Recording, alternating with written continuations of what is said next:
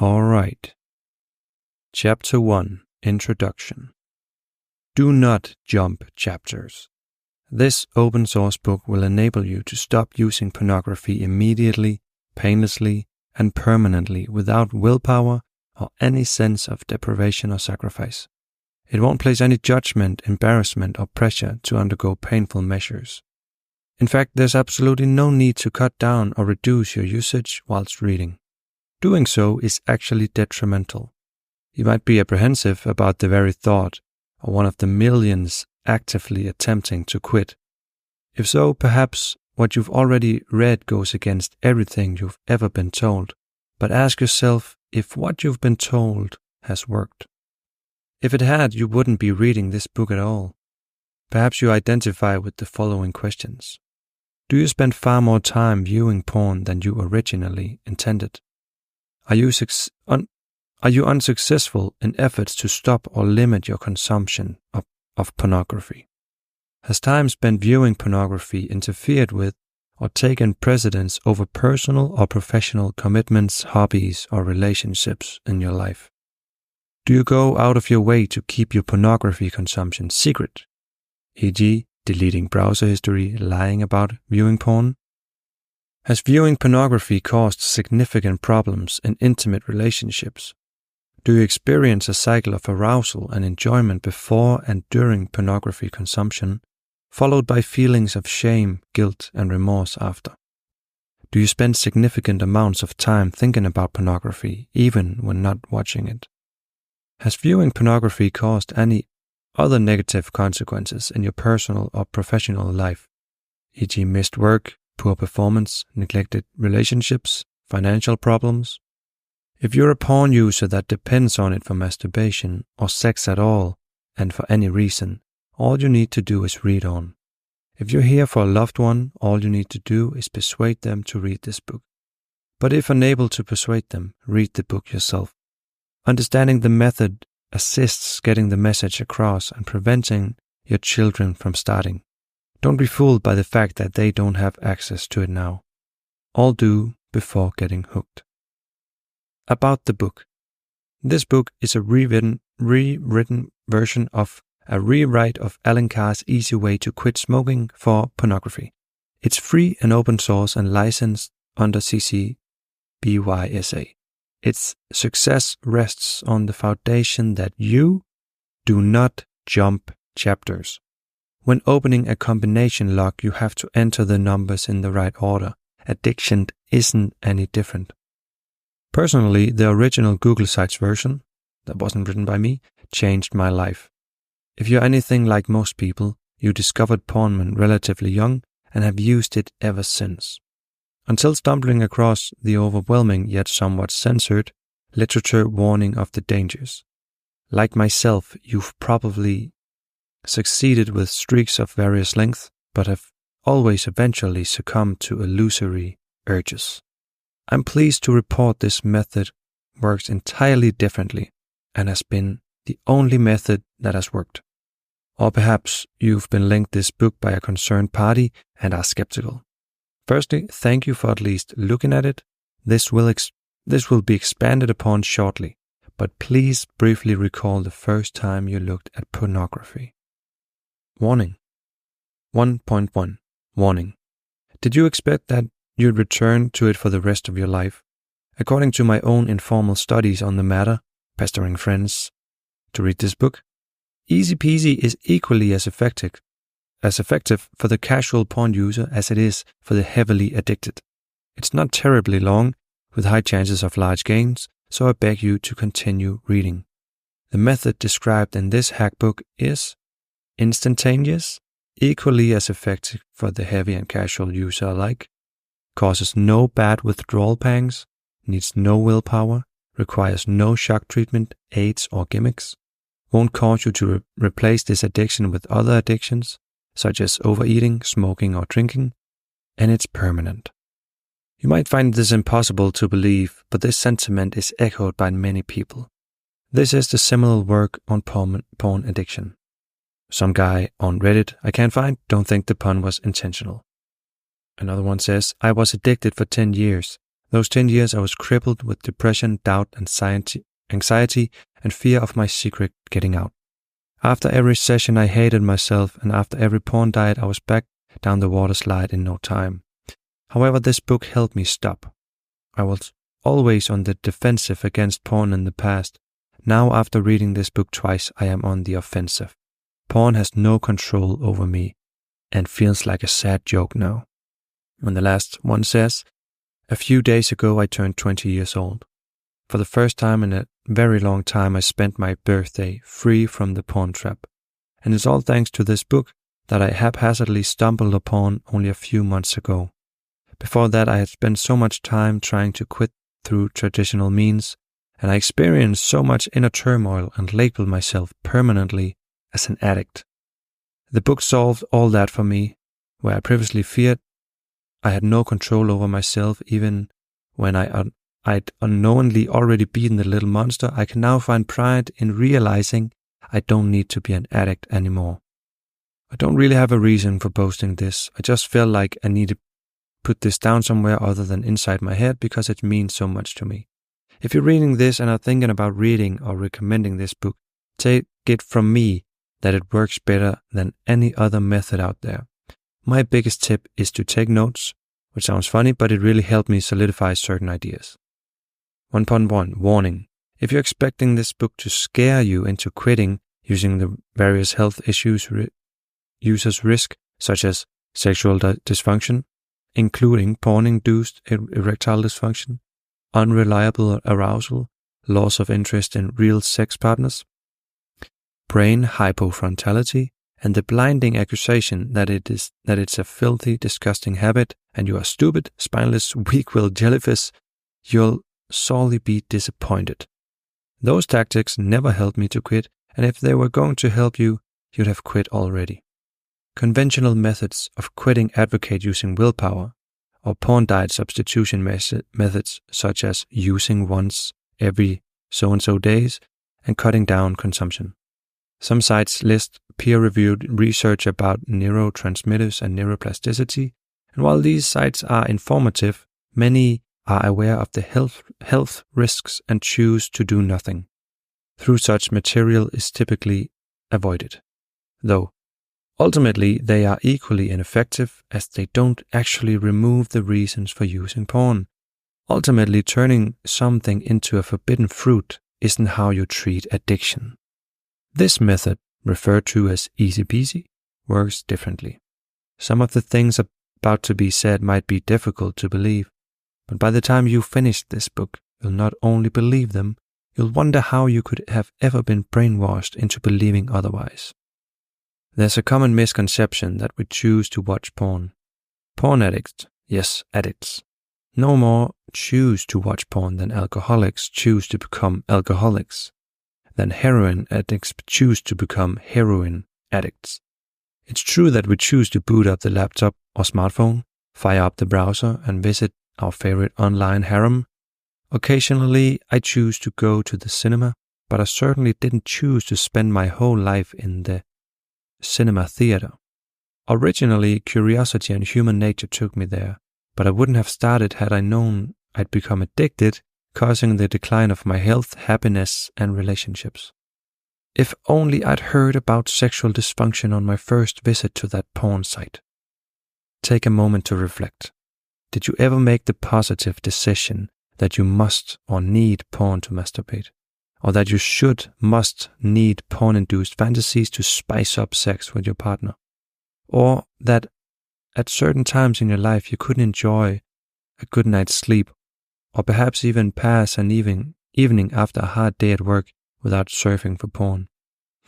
Or that you couldn't concentrate or handle stress without it? At what stage did you decide that you needed porn, that you needed it permanently in your life, feeling insecure, even panic-stricken, without porn, without your online harem? Like every other porn user, you have been lured into the most sinister and subtle trap that man and nature have ever combined to devise. There's not a person alive, whether a user themselves or not, that likes the thought of their children using porn to cope or for pleasure. This means that all addicts wish they had never started. That's unsurprising. No one needs porn to enjoy life or cope with stress before they get hooked. At the same time, all users wish to continue to use. After all, nobody forces us to launch our browser's incognito mode. Whether they understand the reason or not, it's only users that decide to knock on the door of their online harems. If there were a magic button the user could press to wake up the following morning as if they never accessed the first tube site, the only addicts tomorrow would be young people still experimenting. The only thing that prevents us from quitting is fear. Fear caused by the belief that we'll have to survive an indeterminate period of misery, deprivation, and unsatisfied craving in order to be free from porn. These spawn from irrational beliefs, both learned and acquired, such as masturbation or sex leading to orgasm is the only and most important thing in life. Porn is safer than real-life sex because porn can't reject me. Porn is educative and useful. Entitlement to a superior sex experience, or more is always better. These irrational beliefs spawn irrational consequences when acted upon, including worshipping and obsessing when a perfect 10 out of 10 is found, perceiving yourself as a loser if you miss out on sex, as if it's the most important thing in the human experience, holding out for a perfect 10, being excessively judgmental and critical of prospective partners, forcing yourself to have sex whether you want it or not. It's fear that at night all by yourself you will be miserable. It's fear that at night all by yourself will be miserable. Spend fighting uncontrollable impulses. Fear that the night before exams will be a night from hell without porn. Fear that we'll never be able to concentrate, handle stress, or be as confident without our little crutch, and that our personality and character will change. But most of all, fear that once an addict, always an addict, that we'll never be completely free, spending the rest of our lives craving the occasional porn-induced orgasm at odd times. If, as I did, you already tried all the conventional ways to quit and have been through the misery and torture of the willpower method, you'll not only be affected by that fear, you'll be convinced you can never quit. If you're apprehensive, panic-stricken, or feel that the time is not right for you to quit, let me assure you that your apprehension and panic isn't relieved by porn, it's caused by it. You didn't decide to fall into the porn trap, but like all traps, it's designed to ensure that you remain trapped. Ask yourself, when you viewed those first porn pictures and videos, did you decide to come back to view them as long as you live? So when will you quit? Tomorrow? Next year? Stop kidding yourself. The trap is designed to hold you for life. Why else do you think all these other addicts don't quit before it kills their lives? I refer to a magic button. EasyPeasy works just like that magic button. Let me make it quite clear.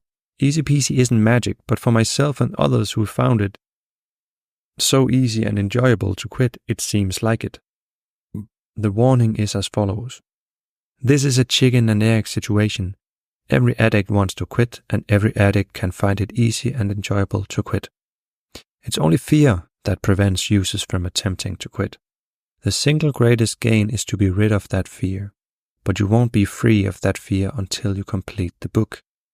On the contrary, your fear may increase as you continue reading, which might prevent you from finishing it. Take this comment from one woman. I've just finished reading EasyPeasy. I know that it's only been 4 days, but I feel so great. I know that I'll never need to use porn again. I first started to read your book 5 months ago, got halfway through, and panicked. I knew that if I went on reading, I would have to stop. Wasn't I silly? You didn't decide to fall into the trap, but be clear in your mind, you won't escape from it unless you make the affirmative decision to do so. You may already be straining at the leash to quit, or you may be apprehensive about the very thought, but either way, please bear in mind, you have nothing to lose. If at the end of the book you decide that you wish to continue to use porn for masturbation or sex, there's nothing to prevent you from doing so. You don't even have to cut down or stop using porn. porn whilst reading the book. And remember, there is no shock treatment. On the contrary, I have only good news for you. Can you imagine how Andy DeFries felt when he finally escaped from Shawshank prison? That's how I felt when I escaped from the porn trap.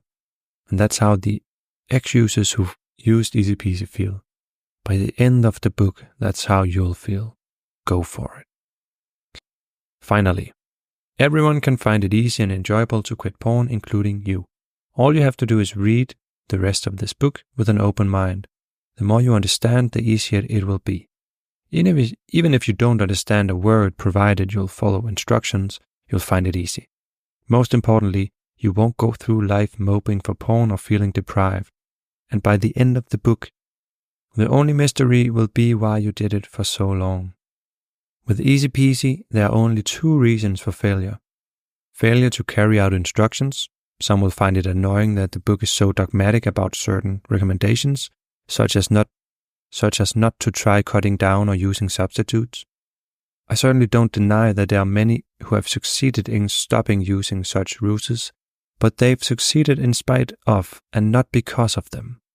Some people can make love standing on a hammock, but it isn't the easiest way.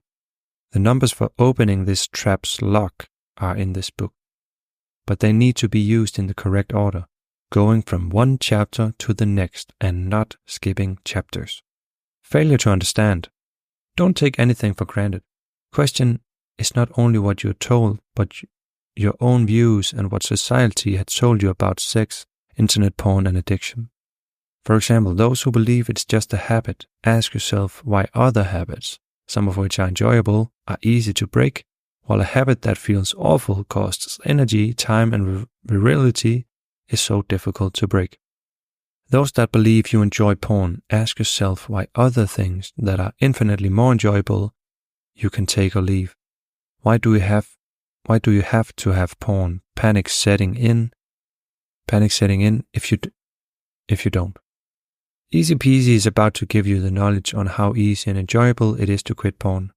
Like many others, one of my greatest triumphs in life has been escaping the porn trap. There's no need to feel depressed. On the contrary, you're about to accomplish something that every user on the planet would love to achieve. Freedom. Remember, do not skip chapters. 1.2 Tips for reading and final minor notes. Don't read this book like a normal book. It's very short and you should be able to finish it within a couple of hours. Most people benefit from highlighting or taking notes, and usually recommend rereading it a few times to fully solidify the lessons. Why the hack book? Because Alan Carr has long since passed away, and for the institutions he's formed, don't list internet pornography as one of the addictions they provide treatment for. I don't gain monetarily or otherwise. Throughout this book, myself, the original hack author, and Alan Carr will appear transparently in order to provide you with a unique and compelling method to easily and painlessly quit. Hack book means a book based and hacked from another book. The original author is fully credited. A number of communities exist for the hack book as well, but would recommend checking them out only after you finish reading the book. Quick reminder, do not jump chapters. I wish you luck, but as you'll soon come to learn, you don't need it. Chapter 2. The Easy Method. This book's objective is directing you into a new frame of mind. In contrast to the usual method of stopping, whereby you start off with the feeling of climbing Mount Everest and spend the next few days craving and feeling deprived, you start right away with a feeling of elation, as if cured of a terrible disease. From then on, the further you go through life, the more you will look at this period of time and wonder how you ever used any porn in the first place. You will look at other porn users with pity as opposed to envy, provided that you're not someone who had never become addicted, reading for your significant other, or had quit, or is in the fasting days of a porn diet. It's essential to keep using until you have finished the book completely. This may appear to be a contradiction, and this instruction is to continue masturbating to porn causes more objection than any other. But as you read further, your desire to use porn will gradually be reduced. Take this instruction seriously. Attempting to quit early will not benefit you. Many don't finish the book because they feel they have to give up something. Some even deliberately only reading one line per day in order to postpone the evil event. Look at it this way. What have you got to lose? If you don't stop at the end of the book, you're no worse off than you are now. It's by definition a Pascal's wager, bet taken where you have nothing to lose and high chances of large gains. Incidentally, if you haven't watched porn for a few days or weeks, but aren't sure whether you're a porn user, ex-user, or a non-user, then don't use porn to masturbate whilst reading. In fact, you're already a non-user, but we have to let your brain catch up with your body. By the end of the book, you'll be a happy non-user. EasyPeasy is the complete opposite of the normal method, where one lists the considerable disadvantages of porn and says, if only I can go long enough without porn, eventually the desire will go and I can enjoy life again, free of slavery. This is the logical way to go about it, with thousands stopping every day using this method. However, it's very difficult to succeed for the following reasons. Stopping PMO isn't the real problem. Every time you finish your session, you've stopped using it. You may have powerful reasons on the first day of your once-in-4 porn diet to say, I don't want to use porn or even masturbate anymore. All users do, and their reasons are more powerful than you can possibly imagine. The real problem is day 2, 10, or 10,000, where in a weak moment you'll have just one peak, want another, and suddenly you're an addict again. Awareness of the health risks generates more fear, making it difficult to stop. Tell a user it's destroying their virility, and the first thing they'll do is reach for something to search their dopamine, a cigarette, alcohol, or even firing up the browser to search for porn. All reasons for stopping actually make it harder. This is due to 2 reasons. First, we're continually being forced to give up our little friend, or some prop, vice, or pleasure, whichever way the user perceives it. Second, they create a blind. We do not masturbate for the reasons we should stop.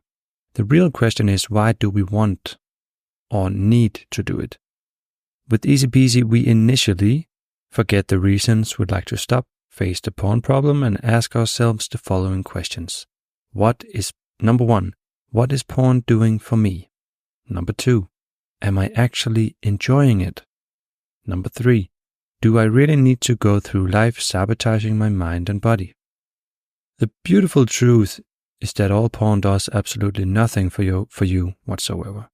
Let me make it quite clear. It's not that the disadvantages of being a user outweigh the advantages. It's that there are 0 advantages to looking at pornography. Most users find it necessary to rationalize why they use porn, but the reasons they come up are all fallacies and illusions. First, we'll remove these fallacies and illusions. In fact, you'll soon realize there is nothing to give up. Not only that, but there are marvelous positive gains from being a non-PMOer. With well-being and happiness, only 2 of these gains. Once illusions that life will never be quite as enjoyable without porn is removed, realizing that not only is life just as enjoyable without it, but infinitely more so. And once feelings of being deprived or missing out are eradicated, we'll go back to reconsider increased well-being and happiness, and the dozens of other reasons for quitting porn. These realizations will become positive additional aids to help you achieve what you really desire, enjoying your life free from the slavery of porn addiction. Chapter 3. Why is it difficult to stop? All users feel something evil has possessed them. In the early days, it's a simple question of, I will stop, just not today. Eventually, we progress to believing we haven't got enough willpower to stop, or that there's something inherent in porn we must have in order to enjoy life. Porn addiction is like clawing our way out of a slippery pit. As we near the top, we see the sunshine, but find ourselves sliding back down as our mood dips. Eventually, we open our browser, and as we masturbate, we feel awful. Ask a user, if you could go back to the time before you became hooked with the knowledge you have now, would you have started using porn? No way, would be the reply. Ask the confirmed user, someone who defends internet porn and doesn't believe it causes injury to the brain or downregulation of dopamine receptors. Do you encourage your children to use porn? No way, is again the reply. Porn is an extraordinary enigma. As said previously, the problem isn't explaining why it's easy to stop. It's explaining why it's difficult to stop. The real problem is explaining why anyone does it after getting insights on neurological damage. Part of the reason we start is because of the other tens of millions already into it. Yet all of these people wish they hadn't started in the first place. Telling us it's like living life in second gear. We don't quite believe they're not enjoying it as we associate it with freedom or being sex educated and work hard to become hooked ourselves. We then spend the rest of our lives telling others not to do it and trying to kick the habit ourselves, often thinking we are unique in this. We also spend a significant portion of our time feeling hopeless and miserable. Educating ourselves with the supernormal makes us prefer and long for these cold images, even when warm, real ones are available. Through the constant surge and fall of dopamine induced by PMO, we sentence ourselves to a lifetime of isolation, irritability, anger, stress, fatigue, and sexual dysfunction. Using porn with its absence of the best parts of sex and connection, we end up feeling miserable and guilty. In fact, reading about internet pornography's addictive and destructive capabilities here and on other sites makes us even more nervous and hopeless. What sort of hobby is it that when you're doing it, you wish you weren't, and when you aren't, you crave it? Users despise themselves every time they read about hypofrontality and desensitization, every time they use behind their trusting partner's back, and every time they can't bring themselves to exercise after a daytime session. An otherwise intelligent and rational human being spends all their days in contempt.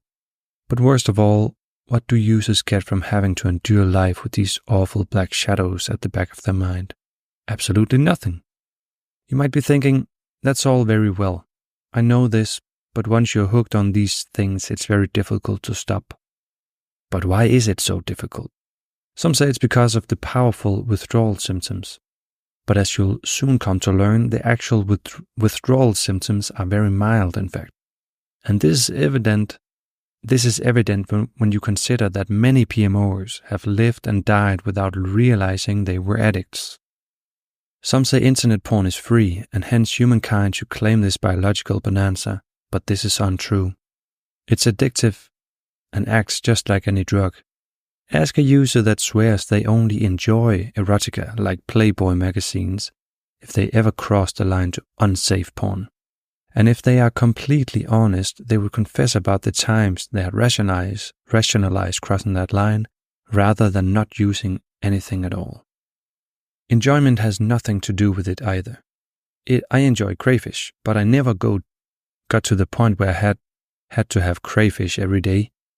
With other things in life, we enjoy them while we're doing them, but we don't sit around feeling deprived when we're not. Some say, it's educational. So how has it made you grow as a person? It's sexual satisfaction. So why does it isolate you and make you feel insatiable cravings? It's a feeling of release. Release from the stresses of real life. Okay for an hour before it all comes crashing back on you.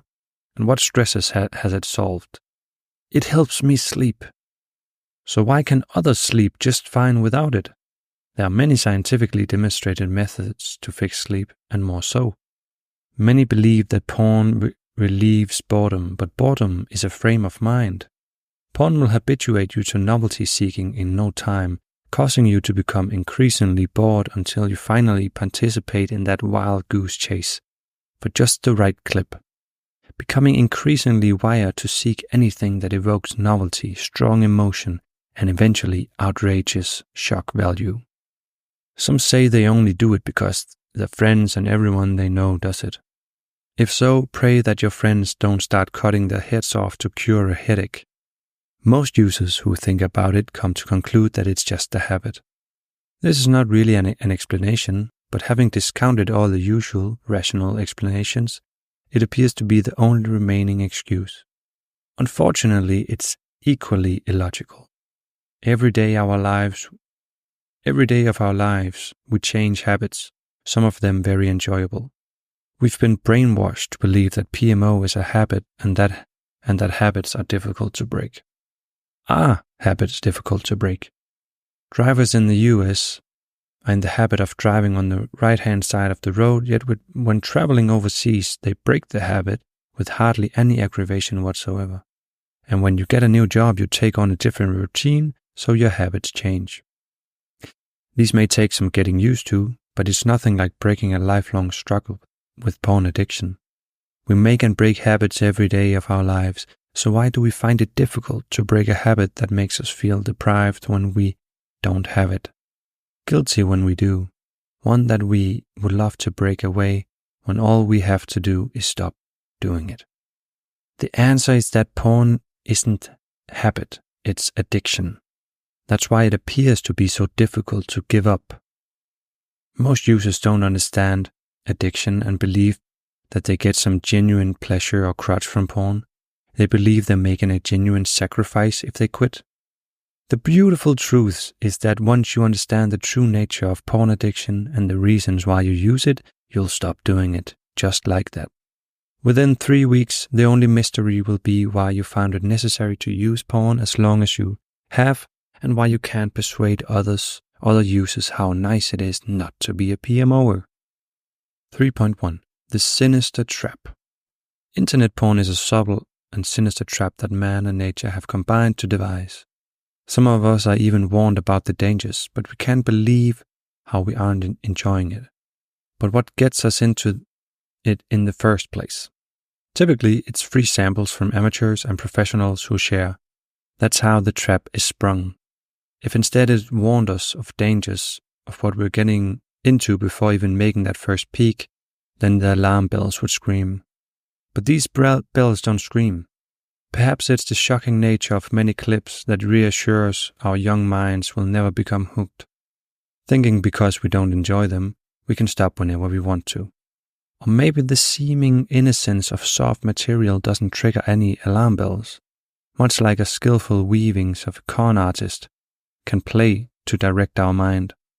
As intelligent human beings, we then understand why half the adult population was systematically addicted to something cutting down our very potential to perform what we're viewing.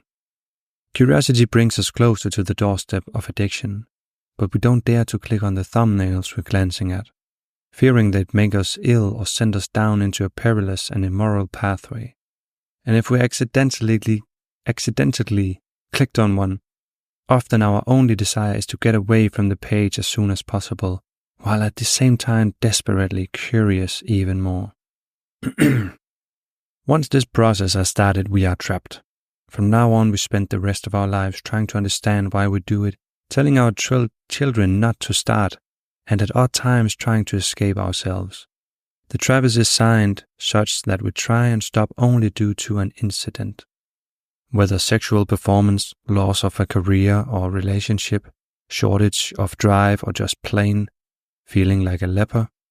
As soon as we stop, we have more stress due to withdrawal pangs, and with the method we relied on to remove that stress is now unavailable. Our resolve for quitting then proves to be shaky.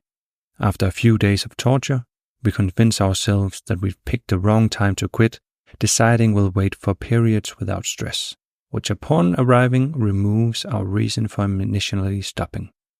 Of course, that period will never arrive fully, and we begin to believe that our lives tend to become more and more stressful. We leave the protection of our parents and the stresses of work, homemaking, mortgages, buying shelter, and raising children begins to crowd our lives. But this is an illusion. The most stressful parts of any creature's life are actually early childhood and adolescence. We tend to confuse responsibility and stress. A user's life, like a drug addict's, automatically becomes more stressful because porn doesn't relax us or relieve us, as some try to make us believe. It's just the reverse, causing us to become more stressed as we continue using. With every guilt-laden laden late-night aftermath piling more straw onto the camel's back. Even users who kick the habit, as most do one or more times throughout their lives, can lead perfectly happy lives, yet suddenly become hooked again. Wandering into the pornographic maze, our minds become hazy and we spend the rest of our lives trying to escape. Many do succeed, only to fall into the sinister trap at a later date. Solving the problem of porn addiction is a riddle. It is complex and difficult, but once you see the answer, it's simple and fun, and you wonder why you didn't think of that. EasyPeasy contains the solution to this puzzle, leading you out of the maze, never wandering again. All you have to do is follow every instruction to the letter. However, if you take a wrong turn by jumping chapters or blazing through the book at lightning speed without carefully making a deliberate effort on your first time reading, then the rest of the instructions are pointless. Anyone can find it easy to stop, but we must first establish the facts. No, not facts designed to scare you. There's already more than enough information out there. If that was going to stop you, you'd already have stopped. But why do we find it difficult to stop? Answering this requires us to know the real reason why we're still using porn, boiling down to two factors. They are nature and internet porn, societal brainwashing. Porn users are intelligent, rational human beings. They know they're taking enormous future risks, so they spend lots of time rationalizing their habit. But porn users in their heart know they're fools, knowing they had no need to use porn before becoming hooked. Most remember that their first peak was a mix of revulsion and novel curiosity. They then specialize in locating, filtering, and bookmarking sites, working hard to become hooked. Most annoyingly, there's the sense that non-addicts, most women, older guys, and people living in countries where high-speed internet porn is unavailable, aren't missing out on anything and find the situation laughable. By dismantling these factors in the next chapters, you too will understand the sinister trap. Check. Chapter 4. Nature.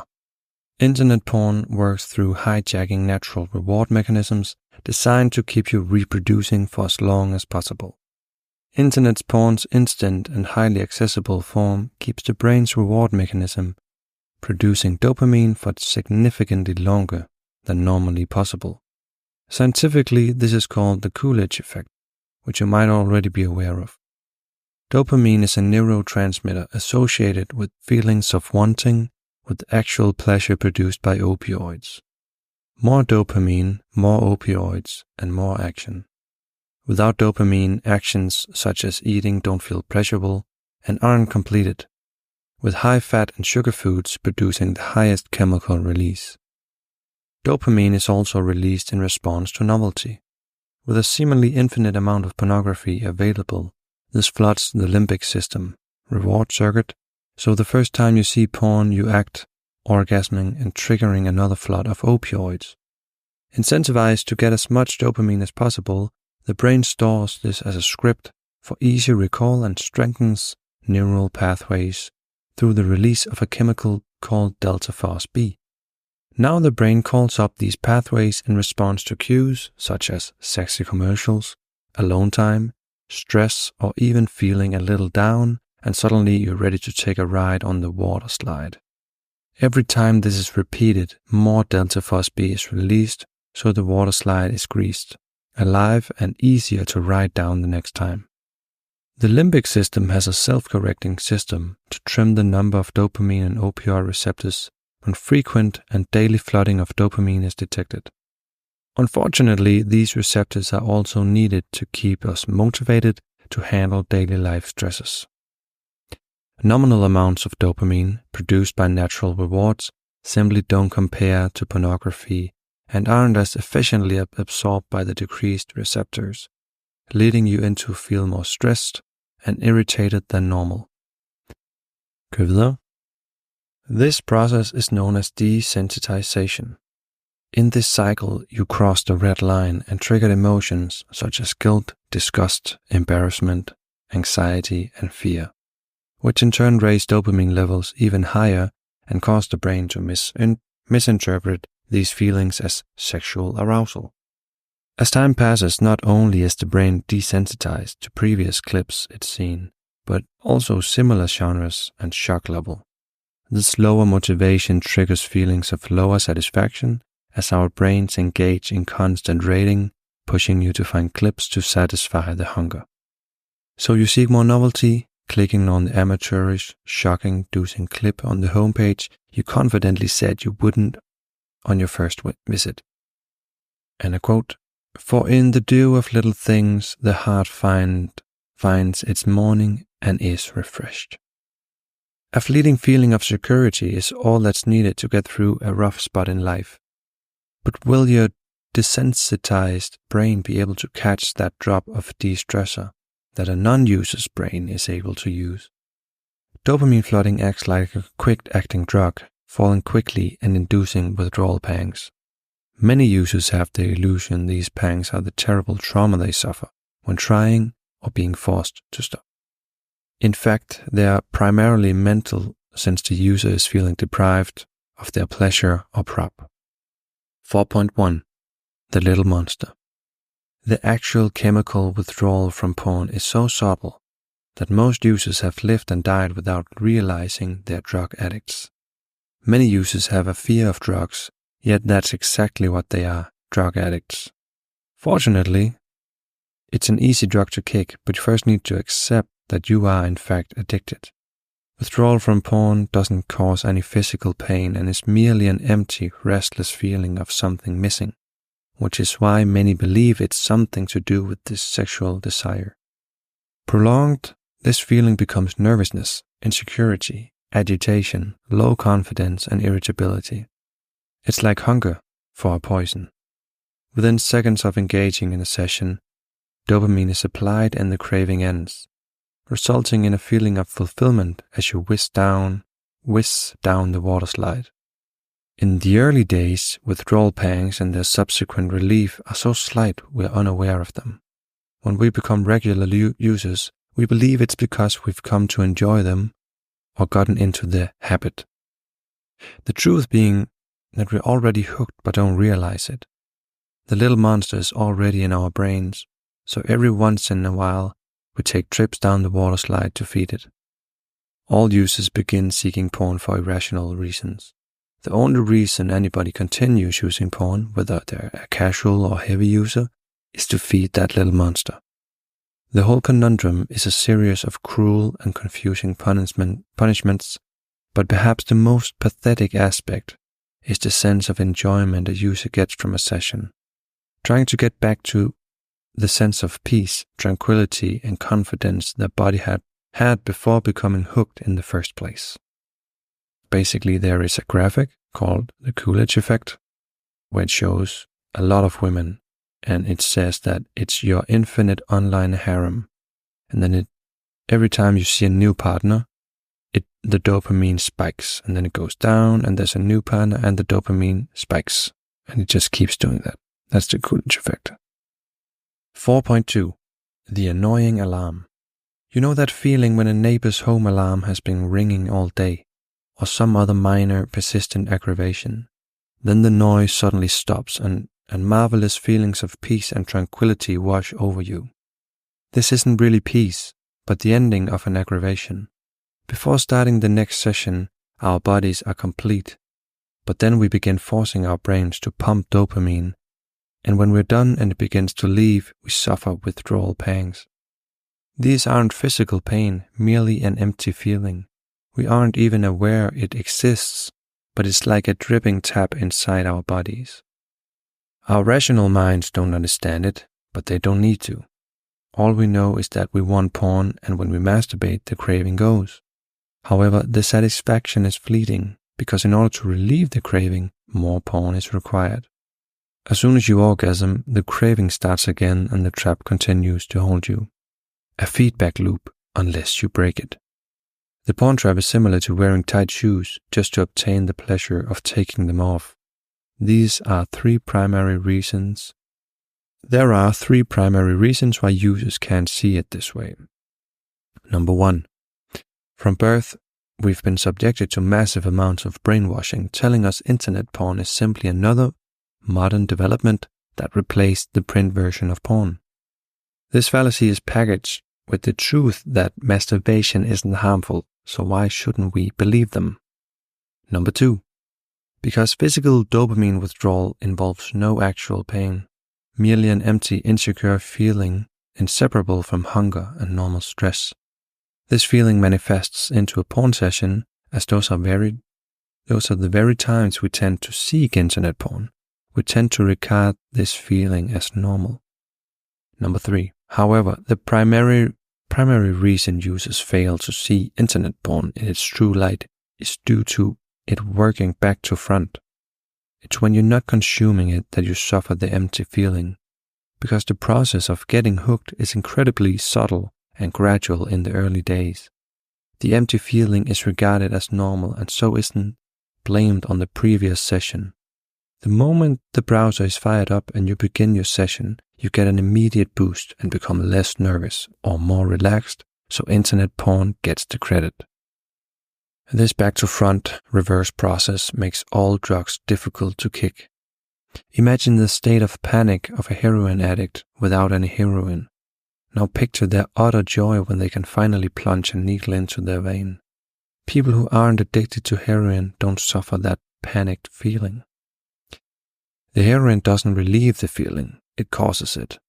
Similarly, non-users don't suffer empty feelings of needing internet porn or panic when they are offline.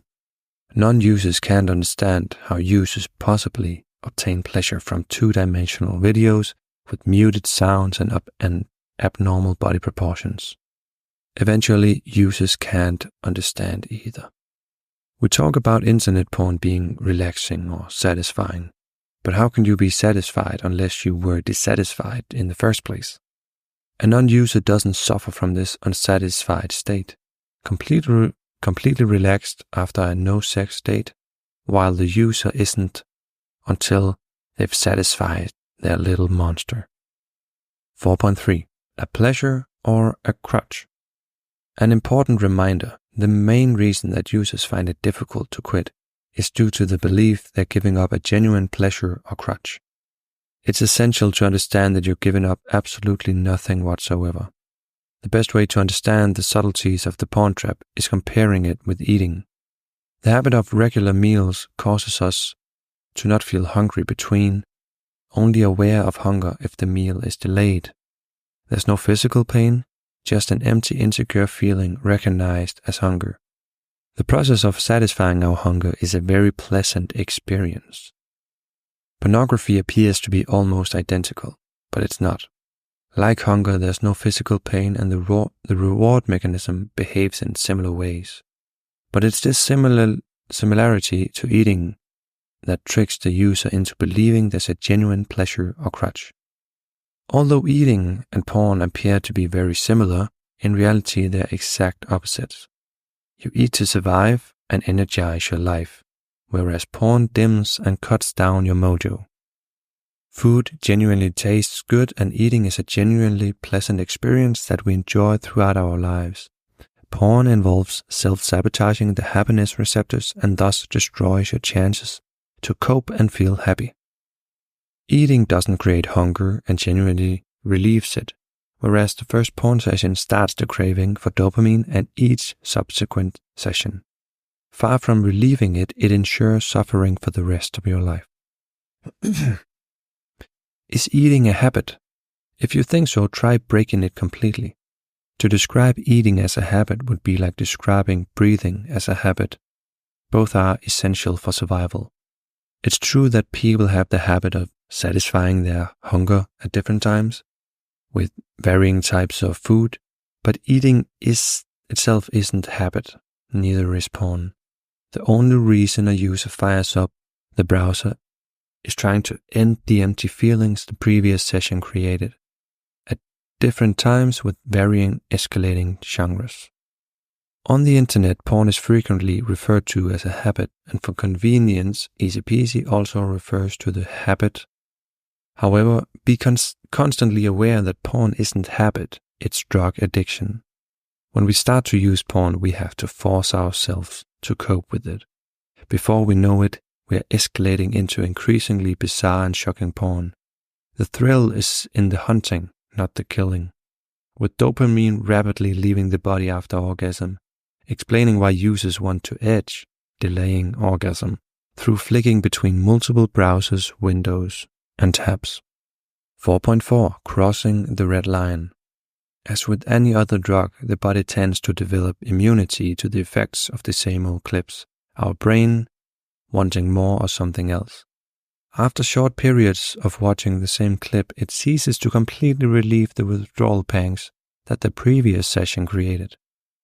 There's a tug of war occurring in the porn paradise. You want to stay on the safe side of your red line, but your brain is asking you to click on the forbidden fruit clip.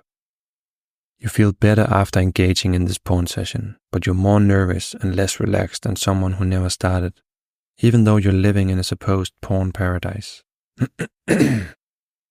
This position is even more ridiculous than wearing tight shoes, because as you go through life, an ever-increasing amount of discomfort remains after taking the shoes off. Because the user knows the little monster has to be fed, they themselves decide the time, which tends to be on 4 types of occasions or a combination of them. Boredom and concentration, 2 complete opposites. Stress, relaxation, 2 complete opposites. What magic drug can suddenly reverse the very effect it had minutes before? The truth is that porn neither relieves boredom and stress, nor promotes concentration and relaxation. If you think about it, what other types of occasions are there in our lives bar sleep? If you have ideas of toning down to other types of realistic or soft genres of porn, please note that the content of this book applies to all porn. Print, webcams, pay-per-view, chat, live shows, etc. The human body is the most sophisticated object on the planet, but no species, even in the lowest amoeba or worm, survives without knowing the difference between food and poison. 4.5. Through natural selection, our minds and bodies have developed techniques for rewarding actions that multiply and sustain humanity. They're not prepared for supernormal stimuli that are bigger, brighter, and edgier than anything found in nature, since even the most muted 2-dimensional image causes us to become aroused. But repeatedly look at the same image and you won't be. In real life, checks and balances ensure you do something else, but internet porn has no such limiter, causing you to spend your life in a virtual harem. It's a fallacy that physically and mentally weak people become users, the lucky ones being those who found their first instant repulsive and are cured for life. Alternatively, they aren't mentally prepared to go through the severe learning process of fighting to get themselves hooked, fears of getting caught, or not being technical enough to learn process of fighting to technical enough to operate browser privacy settings. Perhaps the most tragic part of the whole business relates to teenagers, skilled in finding material and covering their tracks, who start in increasing number. Enjoying internet porn is an illusion, jumping from genre to genre, merely keeping our novelty monkey within the red line of safe porn genres in order to get our dopamine fix. Like heroin addicts, all they're really enjoying is the ritual of relieving those pangs. 4.5. The high from the dance around the red line. Even with the one clip that's lingered on, users constantly teach themselves to filter out the bad and the ugly portions of porn clips.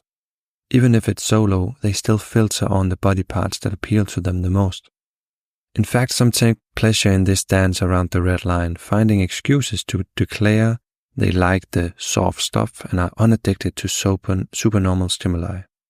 But ask a user who believes they stick to a certain act or genre. If you cannot get your normal brand of porn and can only obtain an unsafe genre, do you stop masturbating? No way. A user will masturbate to anything, escalating genres, differences in sex orientation, look-alike performers, dangerous settings, shocking relationships, anything to satiate the little monster. To begin with, they taste awful, but given enough time, you'll learn to enjoy them. Users will seek to empty fulfillment after having real sex, after a long workday, fever, colds, flu, sore throats, and even during admittance in hospitals. Enjoyment has nothing to do with it. If sex is wanted, it makes no sense to be with your laptop. Some users find it alarming to realize they're drug addicts and believe this will make it even more difficult to stop. In fact, this is good news for two important reasons. Number one, the reason why most continue using is because although we know the disadvantages far outweigh the advantages, we believe there's something in porn that we actually enjoy, or that it acts like some sort of prop. We're under the illusion that after we stop using, there will be a void, certain situations in our lives never being quite the same. In fact, porn only provides nothing, it subtracts. Number two, although internet porn is the most powerful trigger for novelty and sex-based dopamine flooding, because of the speed you become hooked, you are never badly hooked. The actual withdrawal pangs are so mild that most users have lived and died without realizing they've suffered them. Why is it then that many users find it so difficult to stop, going through months of torture and spending the rest of their lives pining for it at odd times? The answer is the second reason, brainwashing. The neurotransmitter addiction is easy to cope with. Most users going for days without online porn on business trips or travel unaffected by withdrawal pangs. Their little monster is safe in the knowledge you'll open your laptop as soon as you return to your hotel room. You can survive your obnoxious client and your megalomaniac manager, knowing the fix is there for your taking. 4.6. The smoker's analogy. A good analogy is that of the cigarette smoker. If they went 10 hours of the day without a cigarette, they'd be tearing their hair out. But many smokers will buy a new car and refrain from smoking in it. Many will visit theaters, supermarkets, churches, and being unable to smoke causes them no problems. Even on trains and airplanes, there have been no riots. Smokers are almost pleased for someone or something to stop them smoking. Users will automatically refrain from using internet porn in their parents' home, during family gatherings and other events with little discomfort. In fact, most users have extended periods during which they abstain without effort. The neurological little monster is easy to cope with, even when you're still addicted. There are millions of users who remain casual users all their lives, and they're just as addicted as the heavy user. There are even heavy users who've kicked their addiction but have an occasional peak, greasing the water slide to be ridden down at the next dip in mood.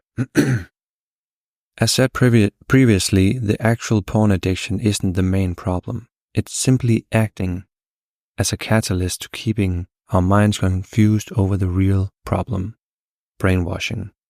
Don't think the bad effects of internet porn are exaggerated. However, if anything, they are sadly understated. Occasionally, rumors circulate that the neural pathways created are there for life, with the right mix of chance and stimulus sending you down the life-ruining waterslide again. But these are untrue. Our brains and bodies are miraculous machines, recovering within a matter of weeks. It's never too late to stop. A quick browse of online communities will show you people of all ages rebooting their and their partners' lives. As with anything, some do take it to the next level, practicing semen retention, caressa, and through differentiation of the sensory and propagative sides of sex, make their partners happier than ever before. It may be of consolation to lifelong and heavy users that it's just as easy for them to stop as casual users. And in a peculiar way, it's easier. The further it drags you down, the greater the relief. When I stopped, I went straight to zero and didn't have one bad pang. In fact, the process was actually enjoyable even during the withdrawal period. But first, we must remove the brainwashing. Chapter 5. Brainwashing. This is the second reason we start using. Understanding this brainwashing fully required us to first examine the powerful effects of supernormal stimulus. Our brains simply aren't prepared for the creation of an online harem, allowing us to flick between more potential mates in 15 minutes than our ancestors had in several lifetimes. There's been much misguided advice in the past, one example being that masturbation leads to blindness. This, along with other scare tactics, clearly overdid it. Misconceptions such as these were right to be overthrown by science, but the baby has been thrown out with the bathwater. From our earliest years, our subconscious minds are bombarded with sexual messages and imagery, magazines and advertisements loaded with innuendo. Some pop videos are extremely suggestive, but don't despair. Make it a game to identify what components they're using. Is it shock value, novelty, color, size, taboo, nostalgia, etc.? Such a game can even be taught to pre-teens as a way to educate them. At its core, the message is, the most precious thing on this earth, my last thought and action will be orgasm. Is this exaggeration? Watch any TV or movie plot and you'll see the mix-up of the sensory, touch, smell, voice, and the propagative, orgasmic parts of sex. The impact of this doesn't register on our conscious, but the subconscious has time to absorb it. 5.1. Scientific reasoning. There's publicity the other way. Sexual dysfunction scares, loss of motivation, preferring virtual porn to real girls, yourbrainonporn.com, and various internet subcultures. But these movements don't actually stop people from using. Logically speaking, they should, but the simple fact is they don't. Even the health risks listed from peer-reviewed studies on yourbrainonporn.com aren't enough to stop an adolescent from starting. Ironically, the most powerful force in this conclusion is the user themselves. It's a fallacy that users are weak-willed or physically weak people. You have to be physically strong in order to cope with an addiction after you know it exists. Perhaps the most painful aspect is that they place themselves as unsuccessful losers and insufferable introverts. It's likely that a friend could be more interesting in person if they hadn't put themselves down for seeking self-pleasure. 5.2. Problems using willpower. Users quitting using the willpower method blame their own lack of willpower and ruin their peace and happiness. It's one thing to fail in self-discipline and another to self-loathe. After all, there's no law that requires you to be hard all the time before sex, properly aroused and able to satisfy your partner. We're working on an addiction, not a habit, and at no point do you argue with yourself to stop a habit like golfing. But to do the same with porn addiction is normalized. Why? Constant exposure to a supernormal stimulus rewires your brain, so building a resistance to this brainwashing is critical. As if buying a car from a second-hand dealer, nodding politely but not believing a word the man is saying. So don't believe that you must have as much sex as you can, all of it being exceptionally good, using porn in its absence. Now there's a picture of the trap. It's a figure 5.1 called the pornography trap. So it starts with the little monster saying, feed me. So you have an urge to PMO, porn, masturbate, orgasm. And then this little monster says, you know how this goes. Just get on with it. You can stop after this last one. That leads to brainwashing. Well, that is brainwashing. The monster grows. It says, go on. You deserve it. Everyone does it.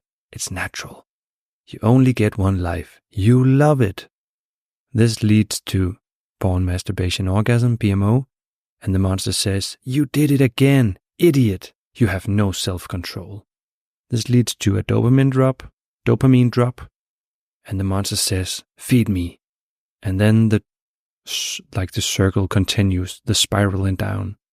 So it's the urge to PMO leads to brainwashing that you wanted, leads to PMO, leads to dopamine drop, which leads to the urge to PMO. So it's just a nasty cycle. Don't play the safe porn game either. Your little monster invented that game to lure you. Is amateur porn certified by some authority? Porn sites gather data from their users and use it to cater to their needs. And if they see an uptick in a certain category, they'll focus on it and get content out as soon as possible. Don't be fooled by educational intent or safe female-marketed clips. Start asking yourself, why am I doing it? Do I really need to? No, of course you don't. Most users swear that they only watch static and soft porn and therefore are fine, when in actuality they're straining at the leash, fighting with their willpower to resist temptations. If done too often and for too long, this depletes their willpower considerably, and they begin failing in other life projects where willpower is of great value, like exercise, dieting, etc. Failure in these areas makes them feel miserable and guilty, cascading into using pornography again. If this isn't done, they'll vent their anger and depression onto loved ones. Once you become addicted to internet porn, the brainwashing is increased. Your subconscious mind knows the little monster has to be fed, blocking everything else. It's fear that keeps people from quitting, fear of that empty, insecure feeling they get when they stop flooding their brains with dopamine. Just because you're unaware of it doesn't mean it's not there. You don't have to understand it any more than a cat needs to understand where the hot water pipes are. The cat just knows that if it sits in a certain spot, it feels warm. 5.3. Passivity. The passivity of our minds and dependence on authority leading to brainwashing is the primary difficulty of giving up porn. Our upbringing in society, reinforced by the brainwashing of our own addiction and combined with the most powerful, our friends, relatives, and colleagues. The phrase "given up" is a classic example of the brainwashing, implying genuine sacrifice. The beautiful truth is there's nothing to give up. On the contrary, you'll be freeing yourself from a terrible disease and achieving marvelous positive gains. We'll begin removing this brainwashing now, starting with no longer referring to giving up, but to stopping, quitting, or perhaps the true position, escaping. The only thing that persuades us to use initially is other people doing it and feeling that we're missing out. We work hard to become hooked, yet we never find what they've been missing. Every time we see another clip, it reassures us there must be something in it. Otherwise, people wouldn't be doing it and the business wouldn't be so big. Even when they kick the habit, the ex-user feels they're being deprived when a discussion on a sexy entertainer, singer, or even a porn star comes up during parties or social functions. They must be good if all my friends talk about them, right? Do they have free pictures online? They feel safe. They just have one peek tonight and before they know it, they're hooked again. The brainwashing is extremely powerful and you need to be aware of its effects. Technology continues to grow and the future will bring exponentially faster sites and access methods. The porn industry is investing millions in virtual reality, so that will become the next best thing. We don't know where we are going, unequipped to deal with present technology or what is to come. We're about to remove this brainwashing. It isn't the non-user who's being deprived, but the user who is forfeiting a lifetime of health, energy, wealth, peace of mind, confidence, courage, self-respect, happiness, freedom. What do they gain from these considerable sacrifices? Absolutely nothing, apart from the illusion of trying to get back to the state of peace, tranquility, and confidence that the non-user always enjoys. 5.4. Withdrawal pangs. As explained earlier, users believe they use porn for enjoyment, relaxation, or some sort of education. The actual reason is relief of the withdrawal pangs. Our subconscious mind begins to learn that internet porn and masturbation at certain times tends to be pleasurable. As we become increasingly hooked on the drug, the greater the need to relieve the withdrawal pangs becomes, and the further the subtle trap drags you down. This process happens so slowly that you aren't even aware of it. Most young users don't realize they're addicted until attempting to stop, and even then, many won't admit it. Take this conversation a therapist had with hundreds of teenagers. Therapist: you realize that internet porn is a drug and the only reason why you're using it is that you cannot stop. Patient: nonsense. I enjoy it. If I didn't, I would stop. Therapist: just stop for a week to prove to me that you can if you want to. Patient: no need. I enjoy it. If I wanted to stop, I would. Therapist: just stop for a week to prove to yourself you aren't hooked. Patient: what's the point? I enjoy it. As already stated, users tend to relieve their withdrawal pangs at times of stress, boredom, concentration, or combinations of these. In the following chapters, we'll target these aspects of the brainwashing. Chapter 6: Brainwashing Aspects. The porn trap's big monster is spread through the culmination of many aspects, including societal forces, media portrayals, peers, and the user's own internal narrative.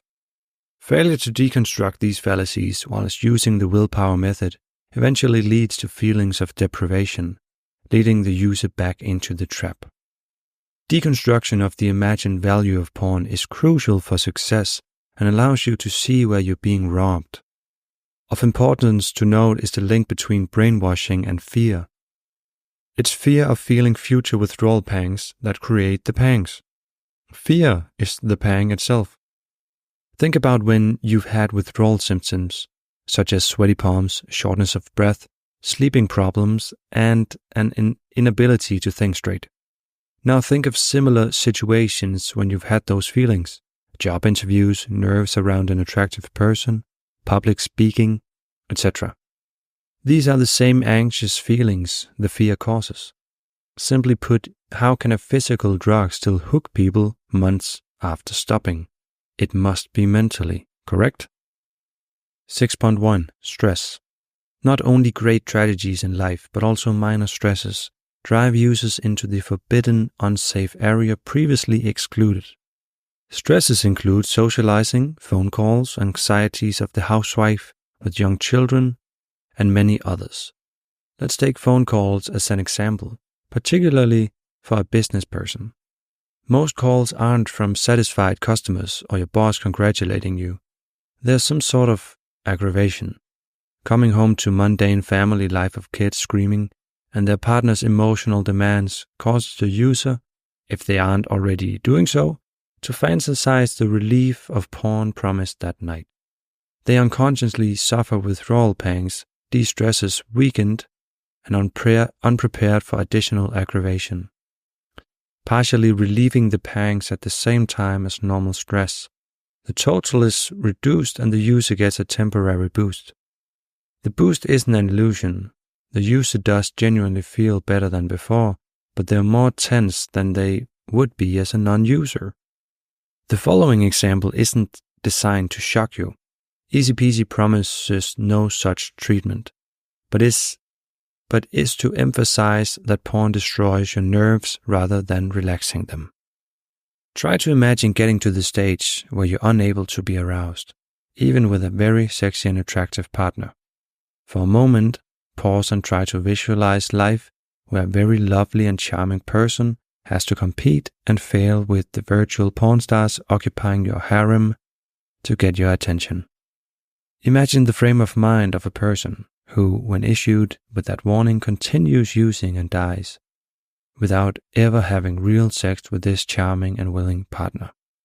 It's easy to dismiss these people as weirdos, but stories like these aren't fakes. This is what the awful novelty of the porn drug does to your brain.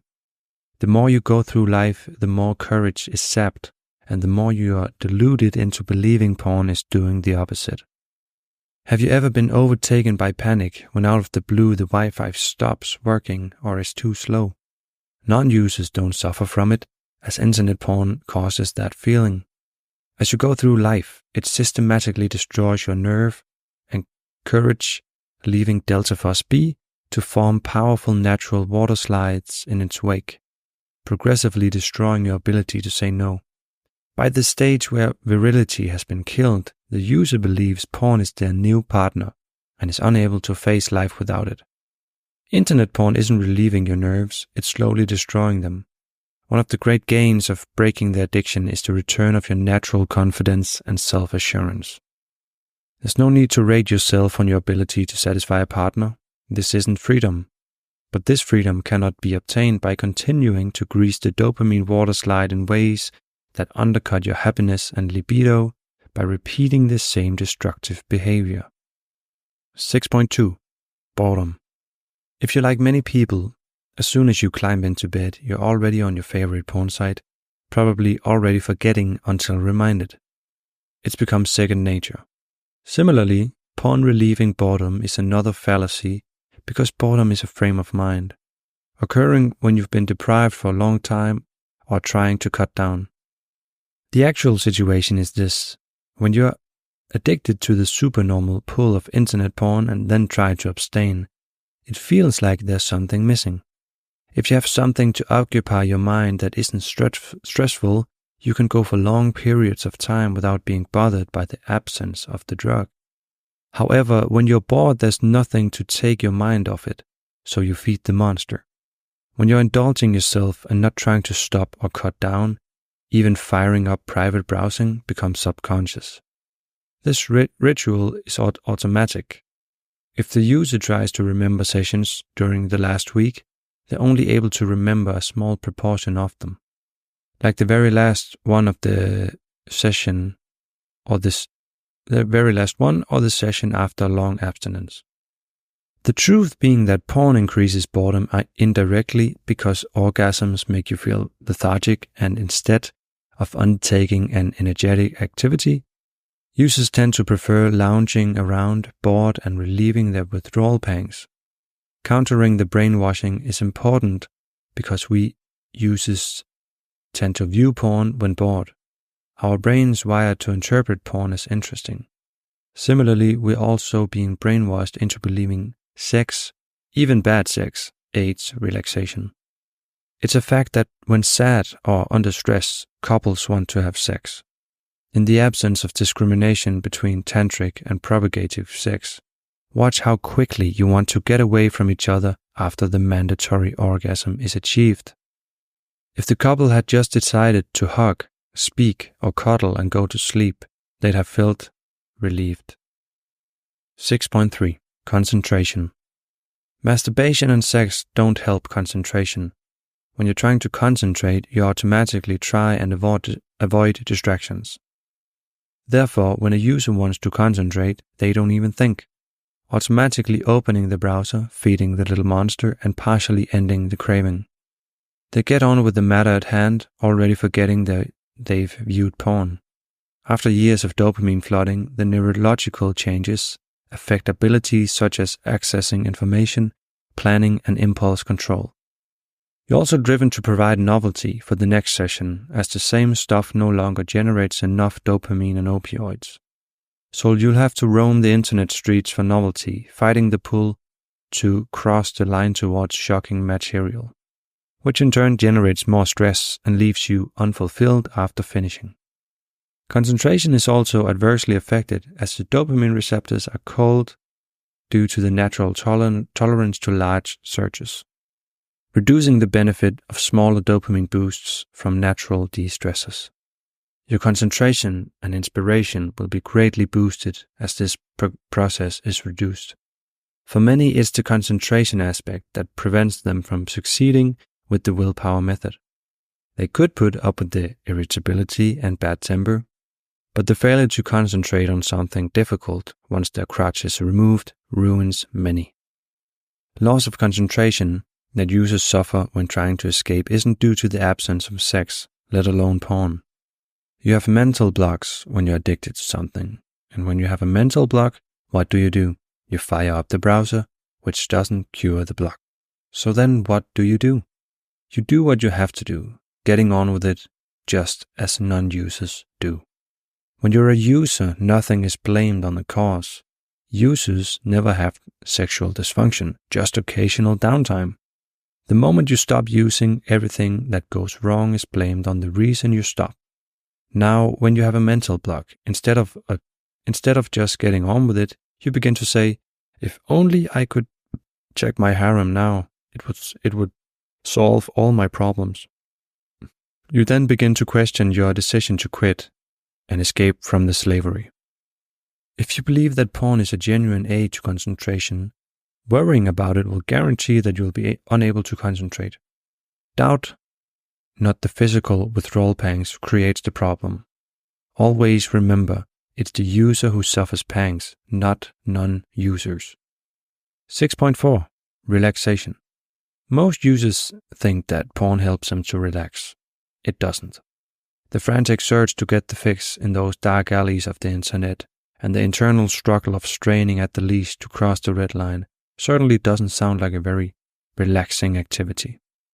As night rolls in after a trip to a new place or long day, we sit down to relax, relieving our hunger, thirst, and are completely satisfied.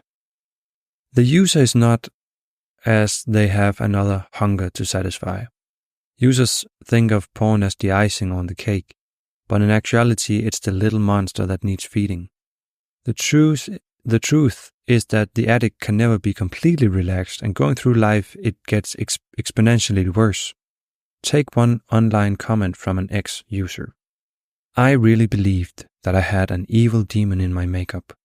I now know that I had. However, it wasn't some inherent flaw in my character, but the little internet porn monster that was creating the problem. During those times, I thought I had all the problems in the world, but when I look back on my life, I wonder where all the great stress was. In everything else in my life, I was in control. Only thing controlling me was porn slavery. The sad thing is that even today I can't convince my children that it was slavery that caused me to be so irritable. Every time I hear porn addicts trying to justify their addiction, the message is, oh, it helps me to relax. Take the online account of a single dad whose 6-year-old son wanted to share his bed in the night after a scary movie, but the dad would refuse so that he could have his session and edge for hours.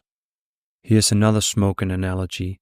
A couple of years ago, adoption authorities threatened to prevent smokers from adopting children. A man rang up, irate. You're completely wrong, he said. I can remember when I was a child. If I had a contentious matter to raise with my mother, I would wait until she lit a cigarette because she was more relaxed then. Why couldn't the man talk to his mother when she wasn't smoking a cigarette? Why are some users so stressed when they're not getting their fix, even after real sex? One story online details a man working in the advertising field having 9s and 10s open for dates at any time, but lost interest in taking them out for dinner, as internet porn was far easier, involved no restaurant spending, and had no possibility of a no from his date at the end of the evening.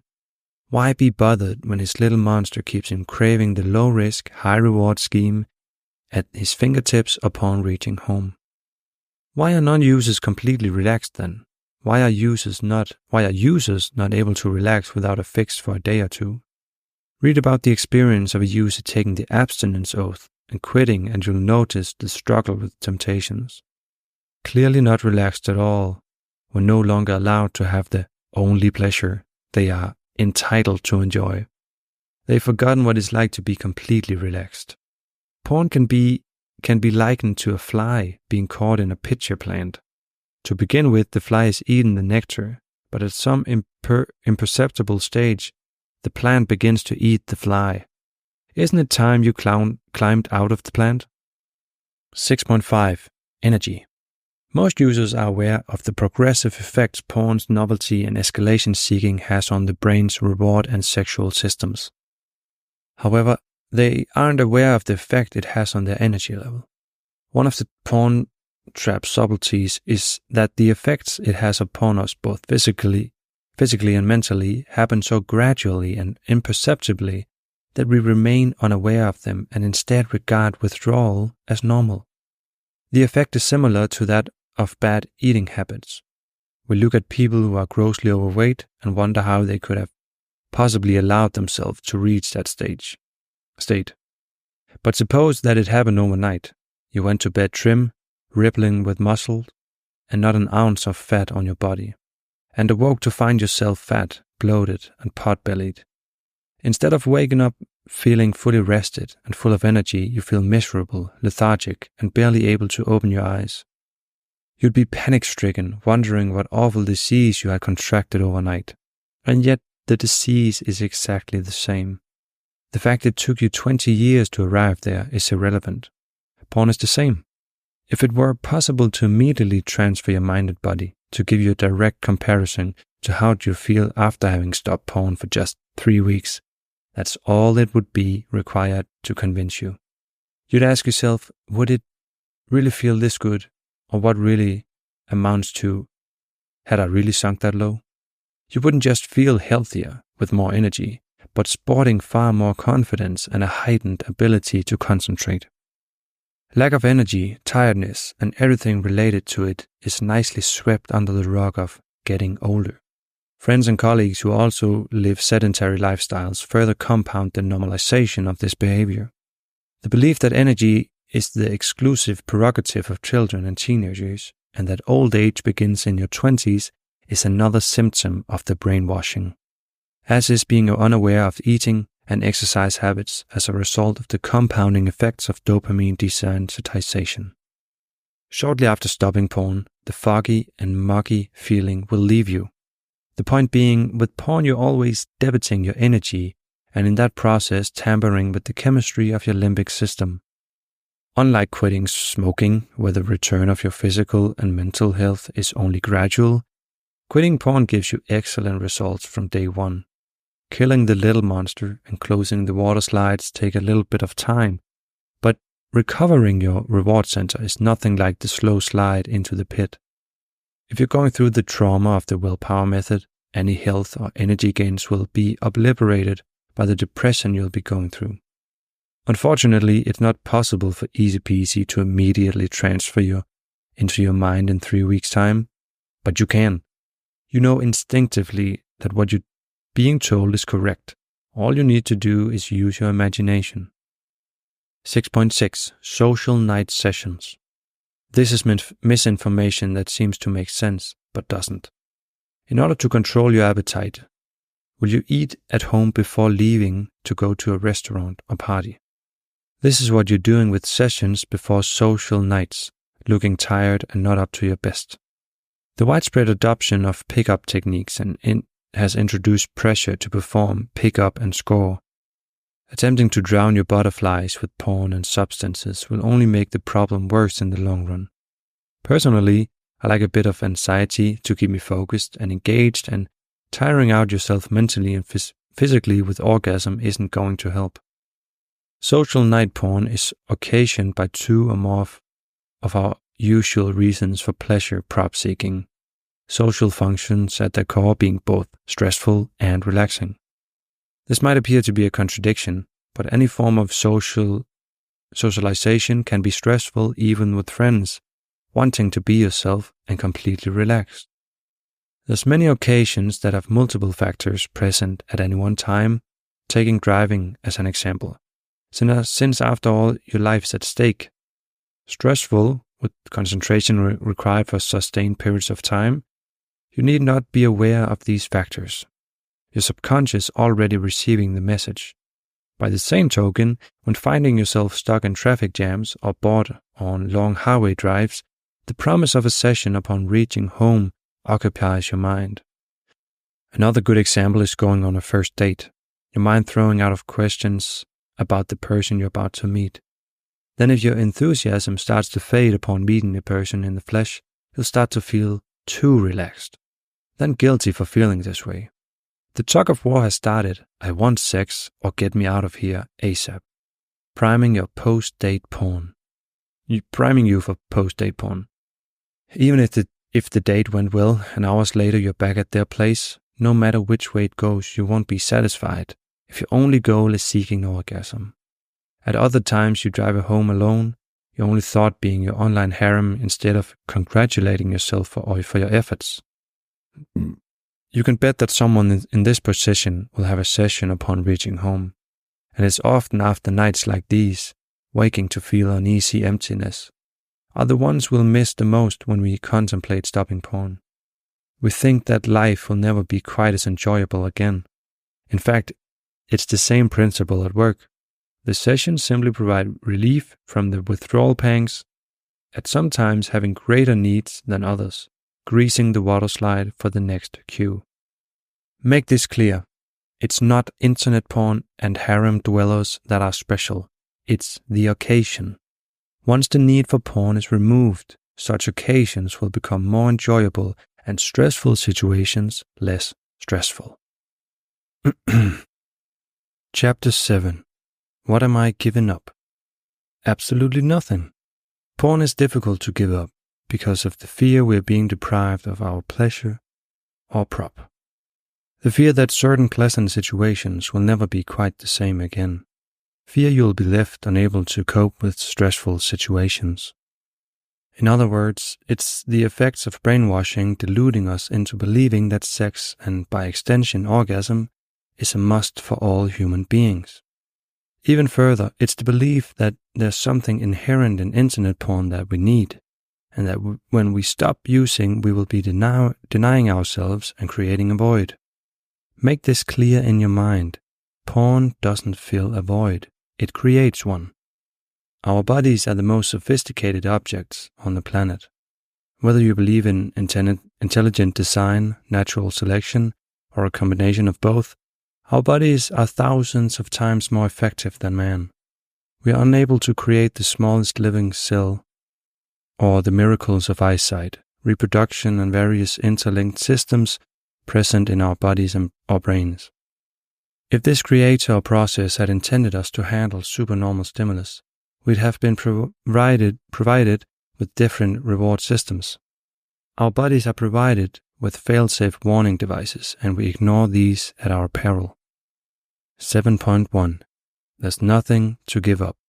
Once you purge the little monster from your body and the brainwashing, the big monster, from your mind, you'll neither want to masturbate often nor use internet porn for it. There are many knowns and unknowns when it comes to porn addiction, with many in the medical community having no concept of questioning or determining someone as a porn addict. A lot of reported symptoms are wrongly tagged under other causes. It's not that users are generally stupid people, it's just that they're miserable without porn.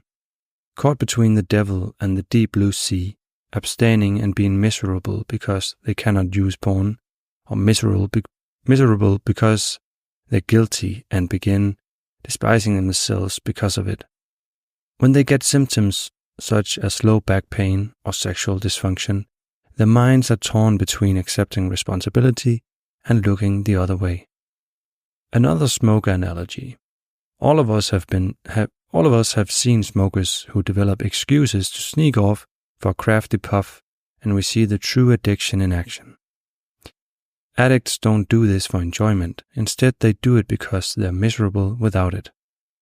For many, their first sexual experience ended in an orgasm, so they acquired the belief they can't enjoy sex without one.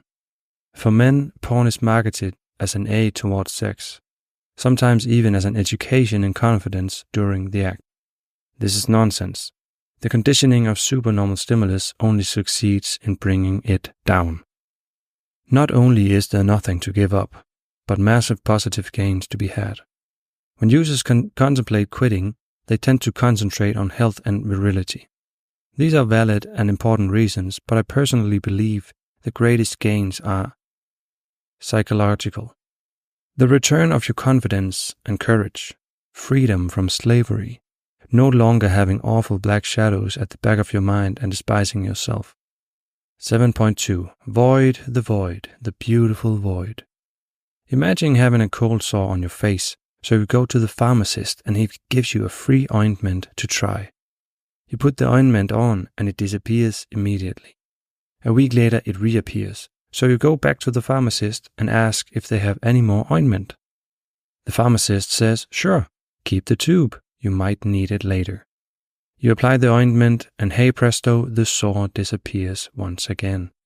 But every time the sore returns, it gets larger and more painful, with the interval getting shorter and shorter. Eventually, the sore covers your whole face and is excruciatingly painful, and is returning every half hour. You know the ointment will remove it temporarily, but you're very worried. Will the sore eventually spread over your whole body? Will the interval disappear completely?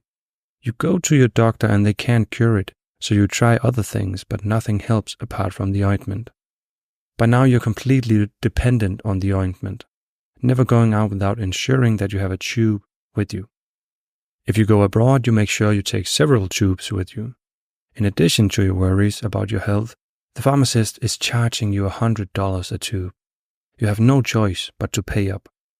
You stumble across an article discussing this and find out it isn't just happening to you. Many people are suffering from the same problem. In fact, the medical community has discovered that the ointment doesn't actually cure the sore, and instead only takes it beneath the surface of the skin. It's the ointment that caused the sore to grow. So all you have to do to get rid of the sore is to stop using the ointment, and it'll disappear in due course. Would you continue to use the ointment? Would it take willpower to not use the ointment? If you didn't believe the article, there might be a few days of apprehension, but once you realized the sore was beginning to get better, the need or desire to use the ointment would go. Would you be miserable? Of course you wouldn't.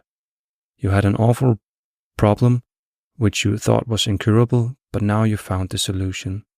Even if it took a year for the sore to go away, each day as it improved, you think about how marvelous you felt.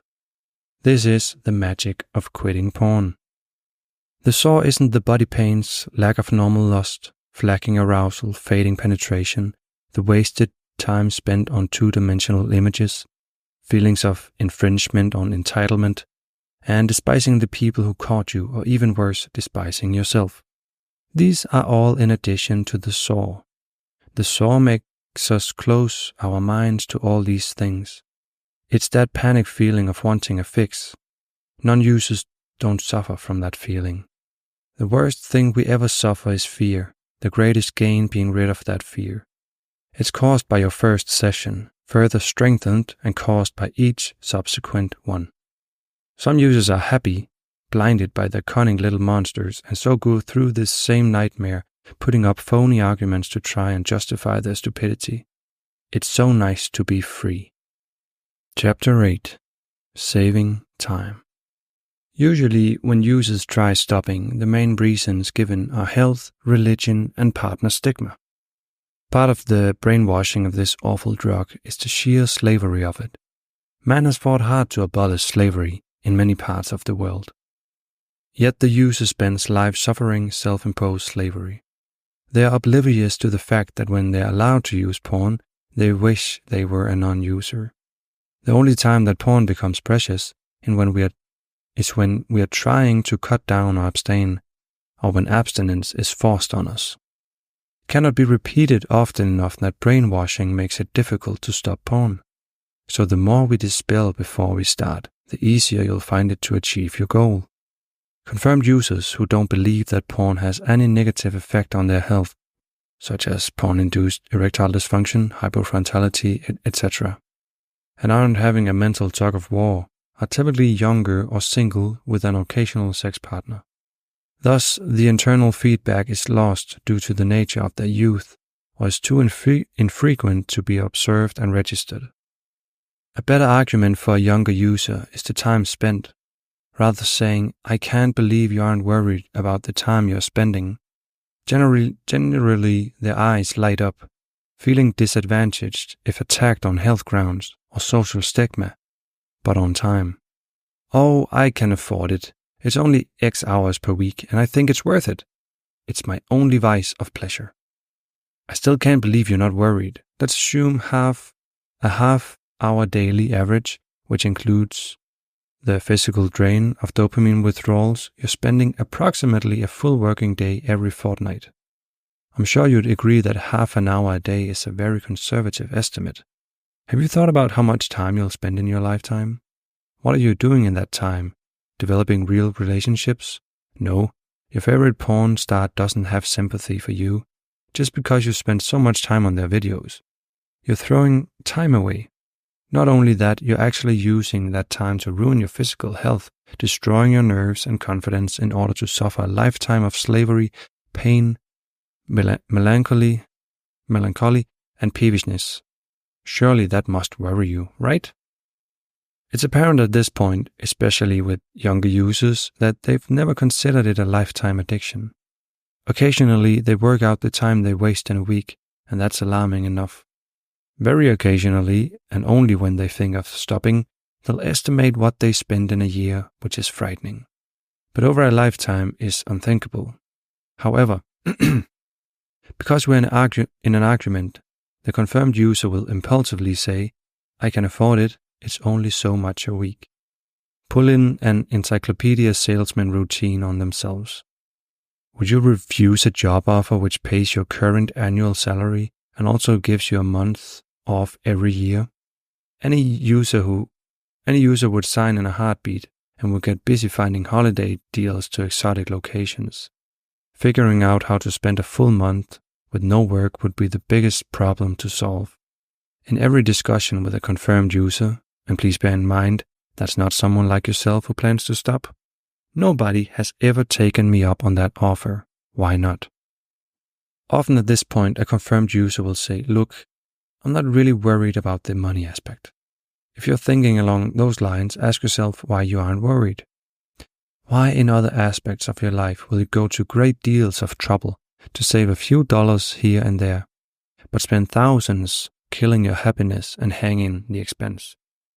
Every other decision you make in your life will be the result of an analytical process of weighing up advantages and disadvantages to arrive at a rational decision.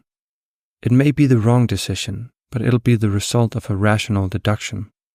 Whenever any user weighs up the pros and cons of using internet porn, the answer is a dozen times over, stop using, you're a mug.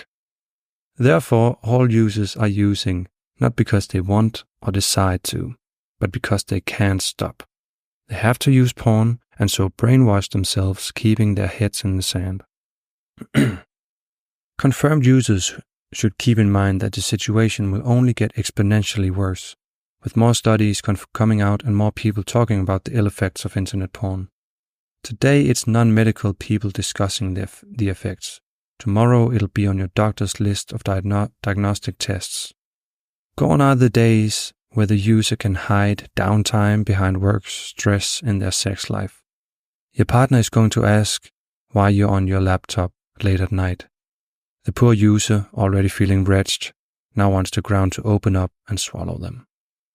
The strange thing is that though many people would pay good money for gym memberships and personal trainers to build muscles and look sculpted, and many of them in their imagery and real desperation to turn to treatments such as boosting testosterone with dubious and dangerous side effects, there are many people in this group who would benefit from stopping a practice systematically destroying their brain's natural relaxation systems.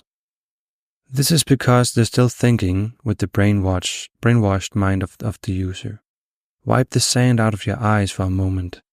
Internet porn is a chain reaction and a chain for life. And if you don't break that chain, you'll remain a user for the rest of your life. Estimate how much time you think you'll spend on porn for the remainder of your existence. Obviously, the amount will vary from person to person, but let's assume it's a year and a half of work hours. Imagine if there were a check from the lottery for a year and a half of your salary lying on your carpet tomorrow. You'd be dancing with delight, so start dancing. You're about to start receiving those benefits. If you think this is a tricky way of seeing it, you're still kidding yourself.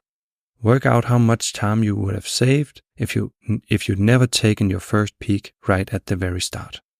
Shortly you'll be making the decision to use your final session, not yet. Please remember the instructions. Remaining a non-user by not falling for the trap again. All you have to do to remain a non-user is not using porn and avoiding just one peak. Remember, if you do, it'll cost you whatever you estimated your salary gain will be. If you're mentoring someone for their porn addiction, tell them they know someone who's refused a job offer that pays their current annual salary, and also gives them a full month's worth of paid time off. When asked who that idiot is, tell them, you. It's rude, but sometimes you need to get the point across in a less than polite way. Chapter 9. Health. This is the area where the brainwashing is the greatest with users, particularly the young and single, who think they're aware of health risks but aren't. Many kids themselves by saying they are prepared to accept the consequences. If your internet router had a function that played an alarm tone with a warning when you hit a porn site saying, "Up until now you've gotten away with it, but if you stay another minute, your head will explode," would you have stayed? If you're in doubt about the answer, try walking up to a cliff, standing on the edge with your eyes closed and imagining having the choice of either quitting porn or walking up blindfolded. There's no doubt what your choice would be, but by burying your head in the sand and hoping that you'll wake up one morning and not want to watch porn anymore, you'll accomplish nothing. Users cannot allow themselves to think of the health risks, because if they do, the addiction's illusory enjoyment goes. This explains why shock treatments are so ineffective in the first stages of quitting. It's only non-users who bring themselves to read about the destructive brain changes. Take this common conversation with users, generally younger ones.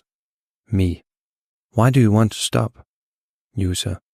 I read in a pickup artist blog that it's good to stop for 4 days to amp myself up. Me. Aren't you worried about the health risks? User. No, I could step under a bus tomorrow. Me. But would you deliberately step under a bus? User. Of course not. Me. Do you not bother to look left and right when you cross the road? User. Of course I do. Exactly. They go through a lot of trouble not to step under a bus, and the odds are thousands to 1 against it happening. Yet the user risks the near certainty of being crippled by the addiction and appears to be completely oblivious. Such is the power of the brainwashing. Internet porn is a wolf in sheep's clothing. Isn't it strange that if we felt there were the slightest fault in an airplane, we wouldn't go up in it, even though the risks are millions to 1? Yet we take more than a 1 in 4 certainty with porn and are apparently oblivious to it. What does the user get out of this? Absolutely nothing. Another common myth is depression or peevishness. Many younger people aren't worried about their health because they don't suffer any of the depression or melancholy. The depression or stress isn't the disease, it's a symptom. Younger people in general don't feel the irritability or depression created due to their body's natural depleted resources due to their body's natural ability to produce more dopamine. As they age or their lives encounter serious setbacks, the already depleted resources are overworked and they'll experience full-blown symptoms. When older users feel stressed, depressed, or irritated, it's because nature's fail-safe mechanisms are protecting the nervous system from excessive dopamine flooding through trimming receptors. The user also develops other neurological changes that keep them in the rut. Think of it this way. If you had a nice car and allowed it to rust without doing anything about it, that would be pretty stupid. It would quickly become an immovable heap of rust incapable of transporting you anywhere. However, it wouldn't be the end of the world, as it's only a question of money. But your body is the vehicle that carries you through life. We all say that our health is our greatest asset. Ask any sick millionaire. Most of us can look back on an illness or accident in our lives where we prayed to get better. By being a porn user, you're not only letting the rust get in and doing nothing about it, you're systematically destroying the one vehicle used to go through your entire life. Wise up. You don't have to do this. Remember, it's doing absolutely nothing for you. Just for a moment, take your head out of the sand and ask yourself, that if you knew with certainty that your next session would start a process that will make you utterly unresponsive to someone you deeply love, would you continue using? Speaking to the people this happens to, they certainly didn't expect it would happen to them either. And the worst thing isn't the disease itself, but the knowledge that they've brought it on themselves. Try to imagine how people who've hit the button feel for them the brainwashing is ended. They spend the remainder of their lives thinking, why did I kid myself for so long that I needed to masturbate to internet porn? If only I had the chance to go back. Stop kidding yourself, you have that chance. It's a chain reaction. If you engage in the next porn session, it'll lead you to the next one and the next. It's already happening to you. EasyPeasy promises no shock treatment, so if you've already decided that you're going to stop, the following won't be shocking for you. If you haven't, skip the remainder of this chapter and come back to it once you've read the rest of the book. Volumes upon volumes of research have already been written about the damage internet porn causes to our sex lives and mental well-being. The trouble is that until deciding to stop, they don't want to know. Forums and mentor groups are a waste of time because porn puts the blinders on. If inadvertently read, the first thing they do is to open their favorite tube site. Porn users tend to think of the happiness, stress, and sex hazards as a hit-and-miss affair, like stepping on a landmine. Get it into your head, it's already happening. Every single time you open your porn site, you're triggering dopamine flooding and opioids getting to work. The neural water slides are greased and the ride takes you smoothly through the next steps. Your brain having already given into the script. The nervous system is now flooded by dopamine, and since it's the umpteenth time, dopamine receptors close up and the little monster uses the slight dip in pleasure compared to the last time to drive you further over the red line to more shocking porn or behavior in order to release more dopamine. More novelty, more dopamine, and the little monster tells you to keep going. So many pictures and videos in a single session triggers a supernormal stimulus, injecting more chemicals into the brain and driving you to continue. The entire time your receptors are receiving information to shut down in response to the flooding. Orgasm only increases this effect and leads to withdrawal.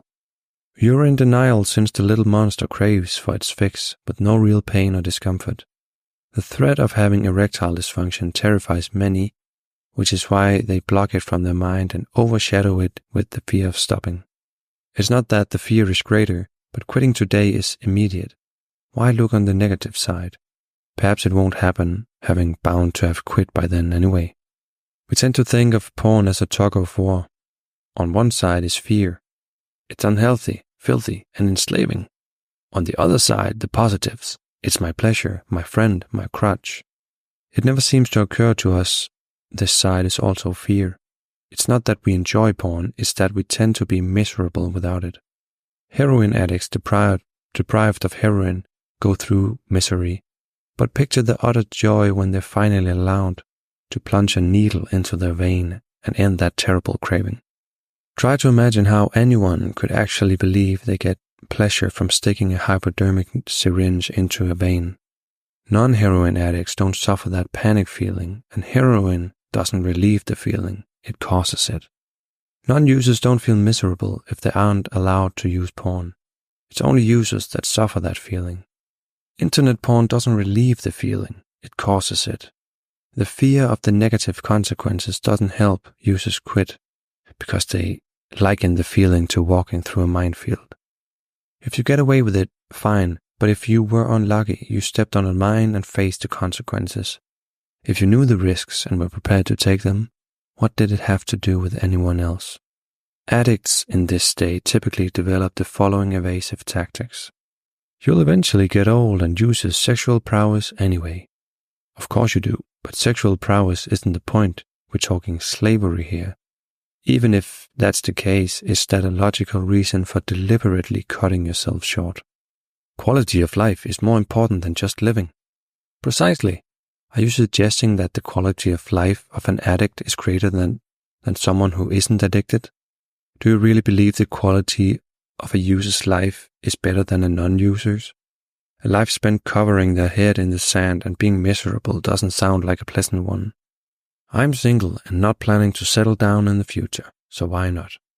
Even if that were true, is that a logical reason for playing with neurological impulse control mechanisms? Can you possibly conceive of anyone being stupid enough to strip naked whenever they're alone, regardless of how sure they aren't expecting anyone? That's what porn users effectively do. Progressive gunging up of our reward circuits with excessive stimulation and making them incapable of handling normal stresses of life doesn't help in enjoying your life with enthusiasm and vigor. Porn and masturbation has replaced the natural sexual appetite, like a chocolate bar replacing real food. Unsurprisingly, many doctors and psychologists are now relating various mental health problems to physiological causes. The mainstream medical community has labored that porn has never been scientifically proven to be the direct cause of the issues reported by self-confessing individuals. But admitting one's sexual inability in public is such a shame-triggering event, so why would anyone do so unless they were really concerned, having found the cause and eliminated it from their own lives? EasyPeasy will help you rid yourself of porn and become a happy ex-user. No porn, porn-aided masturbation, or unnecessary orgasms. The only aid will be the touch, sight, and scent of your partner. Like whole grain bread after a well-developed appetite, you no longer want the high fructose corn syrup of internet porn. Evidence so overwhelming needs no proof. When I bang my thumb with a hammer and it hurts, it need not be proven. The stress of internet porn has flow-on effects onto other aspects of the user's life, predisposing many to turn to the drugs such as cigarettes and alcohol to cope, and in some instances even turning the host to consider suicide. Users also suffer illusions that the ill effects of porn are overstated. The reverse is the case. There's no doubt that internet porn is the major cause of sexual dysfunction and many other problems. How many divorces have been caused by porn? There are no reliable ways to know, but searches of online communities suggest the number is growing exponentially. There's an episode of Friends where the guys who were receiving continuous free porn on TV started to wonder why the pizza delivery girl didn't ask to check out their big bedroom. When you're addicted, you invariably project porn fantasies on real women. Imagine what careless or even accidental porn exposure on the darker sides of the internet might do to someone already at a tipping point in their life. Fighting against these porn-induced thoughts will be a major drain on the mental health. Here's another thought experiment. Let's say someone comes to you and says they don't necessarily want an orgasm, but very much want to make love, even penetratively. They want to do it for as long and as far as you can go without an orgasm. But if it happens, then it's fine. I assure you of a phenomenal new sexual experience far better than any other. If you ever get that offer, try it. Effects of the brainwashing makes us tend to think like the man who, having falling off a 100-story building, is quoted saying as he whizzes past the 50th floor, "So far, so good." We think that as we've gotten away with it so far, one more porn session won't make the difference. See it another way. The habit is a continuous chain for life, with each session creating the need for the next. When you start the habit, you light a fuse. The trouble is, you don't know how long the fuse is. Every time you give into a porn session, you're one step closer to the bomb exploding. How will you know if it's the next one? 9.1. Sinister black shadows. Users find it very difficult to believe that internet porn actually causes those insecure feelings when you're out late at night after a contentious day at home or work. Non-users don't suffer from that feeling. It's porn that causes it. Another of the great joys of quitting porn is the freedom from the sinister black shadows at the back of our minds. All users know they're fools to close their minds from the ill effects of pornography. For most of our lives, it's automatic, but the black shadows are always lurking in our subconscious minds, just below the surface. Several of the marvelous benefits of quitting are conscious, such as the ending of the waste of time and of the sheer stupidity of making love to a two-dimensional image. The last chapters have dealt with considerable advantages of being a non-user, but in the interest of fairness, it's necessary to give a balanced account. Therefore, the next chapter lists the advantages of being a user. Chapter 10. Advantages of being a porn user. Chapter 11. The Willpower Method. It's an accepted fact in society that it's very difficult to stop porn. Books and forums advising you on how to stop usually start off by telling you how difficult it is. The truth is that it's ridiculously easy. It's understandable to question that statement, but first just consider it. If your aim is running a mile in 4 minutes, that's difficult, and you'll have to undergo years of hard training, and even then possibly being physically incapable. However, all you have to do to stop porn is to not watch it, and or masturbate anymore. Nobody forces you to masturbate, apart from yourself, and unlike food or water, it isn't needed for survival. So if you want to stop doing it, why should it be difficult? In fact, it isn't. It's users who make it difficult for themselves through use of willpower or any method that forces the user to feel like they're making some sort of sacrifice. Let's consider these methods.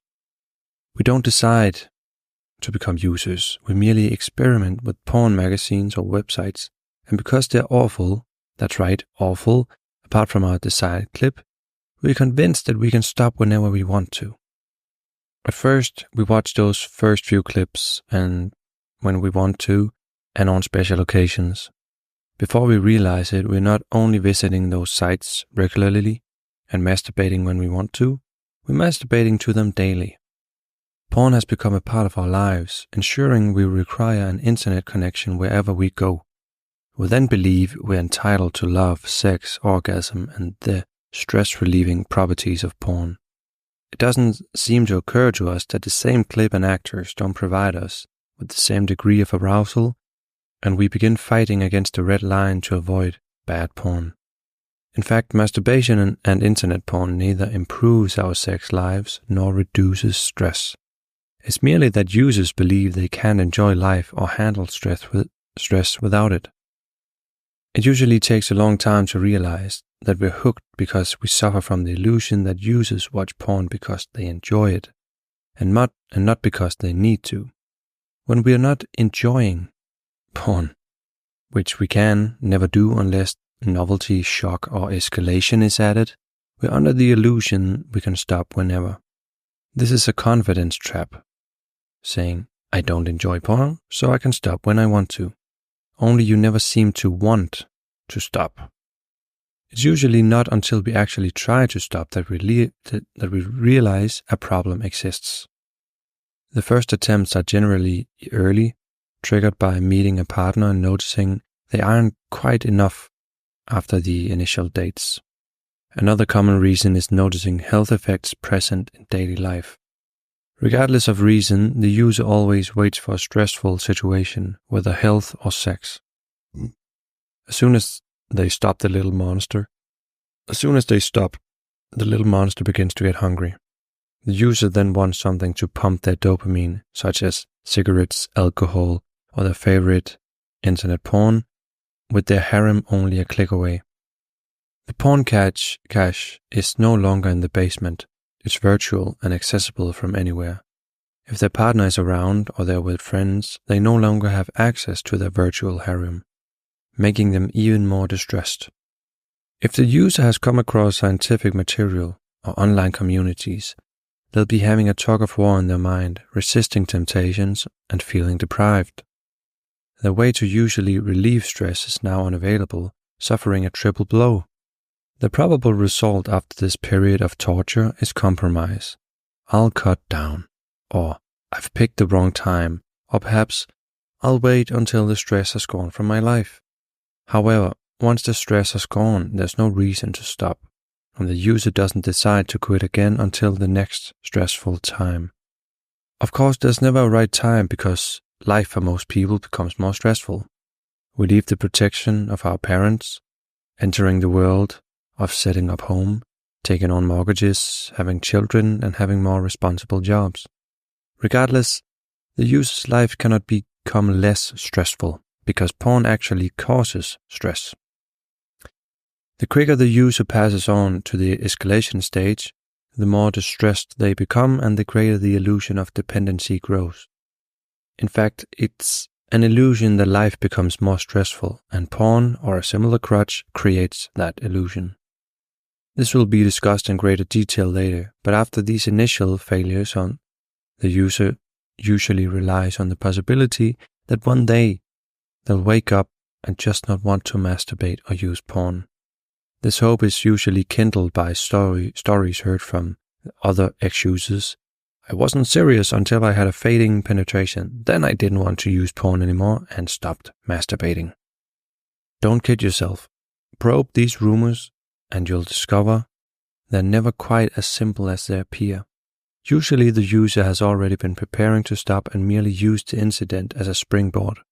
More often in the case of people who stop just like that, they've suffered a shock, perhaps a discovery by their partner, a self-spotting incident, or access in porn not of their normal sexual orientation, or they've had a sexual dysfunction scare themselves. That's just the sort of person I am. Stop kidding yourself. It won't happen unless you make it happen.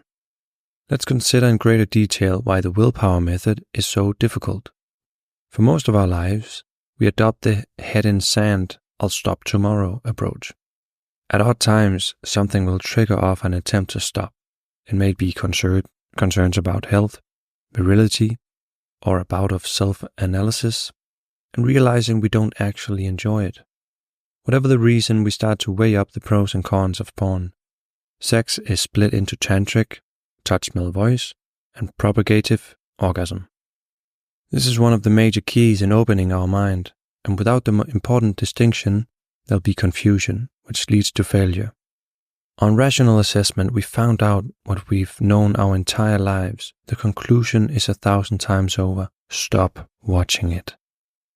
If you were to sit down and give points to the advantages of stopping and compare them to the advantages of porn, the total point count for stopping would far outweigh any disadvantages. If you employ Pascal's wager, by quitting you're losing almost nothing, with high chances of gains and higher chances of not losing. Although the user knows that they'll be better off as a non-user, the belief they're making a sacrifice trips them up. Although an illusion, it's powerful.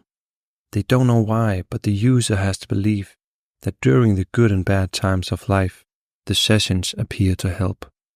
Even before starting the attempt, societal brainwashing, further reinforced by the brainwashing from their own addictions, is then combined with the even more powerful brainwashing of how difficult it is to give up.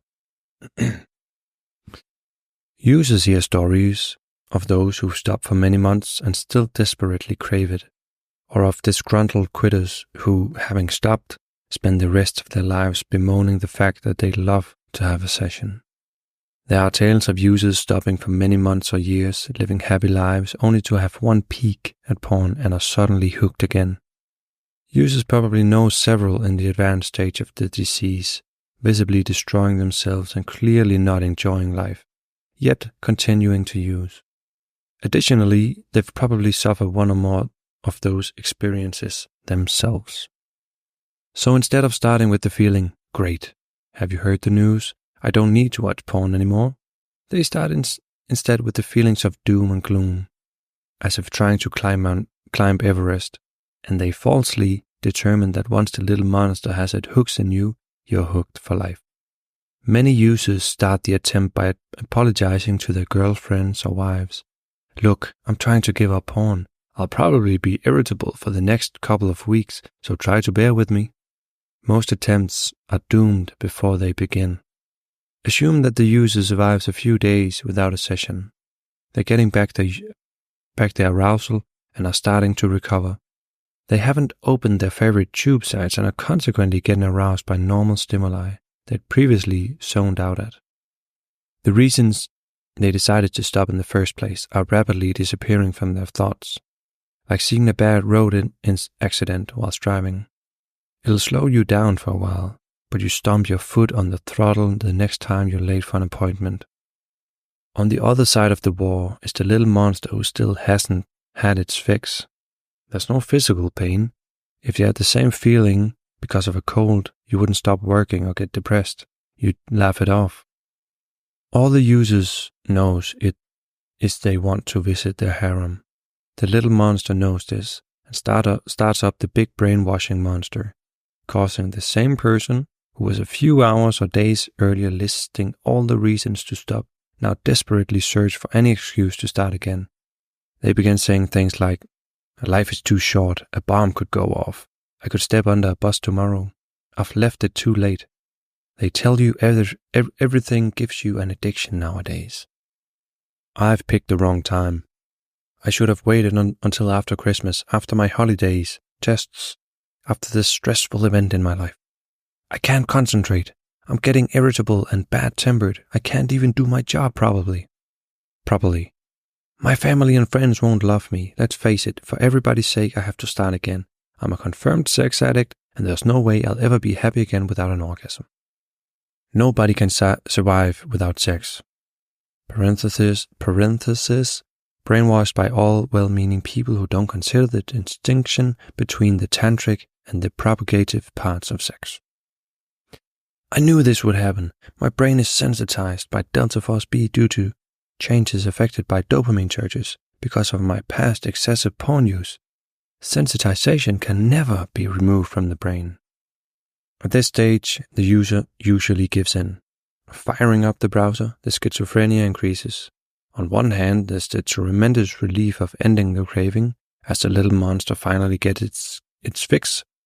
On the other hand, the orgasm is awful and the user cannot understand why they're doing it. This is why the user thinks they lack willpower. It's not, in fact, lack of willpower. All they've done is to change their mind and make a perfectly rational decision in light of the latest information. What's the point of being healthy or rich if you're miserable? Absolutely none. Far better to have a shorter, enjoyable life than a lengthy, miserable one. Fortunately, this is untrue for the non-user, as life is infinitely more enjoyable. The misery the user is suffering isn't due to withdrawal pangs, though it's initially triggered by them. The actual agony is the tug of war in the mind caused by doubt and uncertainty. Because the user starts by feeling they're making a sacrifice, they then begin to feel deprived, which is a form of stress. One of these stressful times is when the brain tells them to have a peak, wanting to backtrack as soon as they stop. But because they stop, they can't, and this makes them even more depressed and sets the trigger off again. Another factor making quitting so difficult is waiting for something to happen. If your objective is passing a driving test, as soon as you pass the test, it's certain whether you achieved your objective. Under the willpower method, the internal narrative is, if I can go long enough without internet porn, the urge to watch it will eventually go away. You can see this in practice in online forums where addicts talk about their streaks or days of abstinence. As said above, the agony the user undergoes is mental and caused by uncertainty. Although there is no physical pain, it still has powerful effects. Now miserable and insecure, the user is far from forgetting, now full of doubts and fears. How long will the craving last? Will I ever be happy again? Will I ever want to get up in the morning? How will I ever cope with this stress in future? The user is waiting for things to improve, but while they're still moping, the harem is becoming ever more precious. In fact, something is happening, but unconsciously. If they can survive weeks without opening the browser, the craving for the little monster disappears. However, as stated previously, the pangs of withdrawal from dopamine and opioids are so mild that the user isn't even aware of them. At this time, many users sense they've kicked it, and so take a peek to prove it, sending them back down the water slide. Having supplied dopamine to the body, there's now a little voice at the back of their mind saying, you want another one. In fact, they'd kicked it but have hooked themselves again. As a child, you watched cartoons, and as per neuroscience, you formed neural pathways, delta phosphor, for them. If you wanted to discourage a child from watching, you'd study if those pathways still existed, and survey adults on why they don't like to watch their favorite childhood cartoons anymore. For one, there's better entertainment available, and secondly, the cartoons just don't hold the magic anymore. With the willpower method, you're just denying the child the cartoon, but with EasyPeasy, you're also making sure they see no value in it. Which is better? The user won't actually get into another session immediately thinking, I don't want to get hooked again, and allows a safe period of hours, days, or even weeks to pass. The ex-user can then say, well, I didn't get hooked, so I can safely have another session. They've fallen back into the same trap as when they first started and are already on the slippery slope. Users who succeed using the willpower method tend to find it long and difficult because the primary problem is the brainwashing. Long after the physical addiction has died, the user is still moping around, miserable. Eventually, after surviving this long-term torture, it begins to dawn on them that they aren't going to give in. Stopping the moping and accepting that life goes on is enjoyable without porn. There are significantly more failures than successes, because some who succeed go through their lives in a vulnerable state, left with a certain amount of brainwashing, telling them that porn does in fact give them a boost. This explains why many users who've stopped for long periods end up starting again later on. Many ex-users will have the occasional session as a special treat or to convince themselves how strong their self-control is. It does exactly that, but as soon as their session ends, the dopamine starts to leave and a little voice at the back of their mind begins driving them towards another one. If they decide to partake, it still seems to be under control, no shocks, escalation, or novelty seeking. So they say, marvelous. While I'm not really enjoying it, I won't get hooked. After Christmas, this holiday, this trauma, I'll stop. Little do they know that the water slides of their brain have been greased even more. Too late, they're already hooked. The trap they managed to claw themselves out of has claimed its victim again. As said previously, enjoyment doesn't come into it. It never did. If we watch because of enjoyment, nobody would stay on the tube sites for longer than it takes to finish the deed. Regardless, a better way to self-pleasure is from memories. We assume we enjoy internet porn only because we can't believe we'd be stupid enough to get addicted if we didn't enjoy it. Most users don't have any idea about supernormal stimulus, novelty, or shock-seeking, and even after reading about it, they don't believe their use is motivated by evolutionary reward circuit wiring. That's why so much of porn is subconscious. If you were aware of the neurological changes and had to justify it costing you money in the future, even the illusion of enjoyment would go away. When we try to block our minds to the bad side, we feel stupid. If we had to face it, that would be intolerable. If you watch a user in action, you'll see they're happy only when unaware they're using. Once aware, they tend to be uncomfortable and apologetic. Porn feeds the little monster, so upon purging it from your body along with the brainwashing, the big monster, you'll have neither need nor desire to watch. Chapter 12. Beware of cutting down. Many users resort to cutting down as a stepping stone towards stopping, or as an attempt to control the little monster.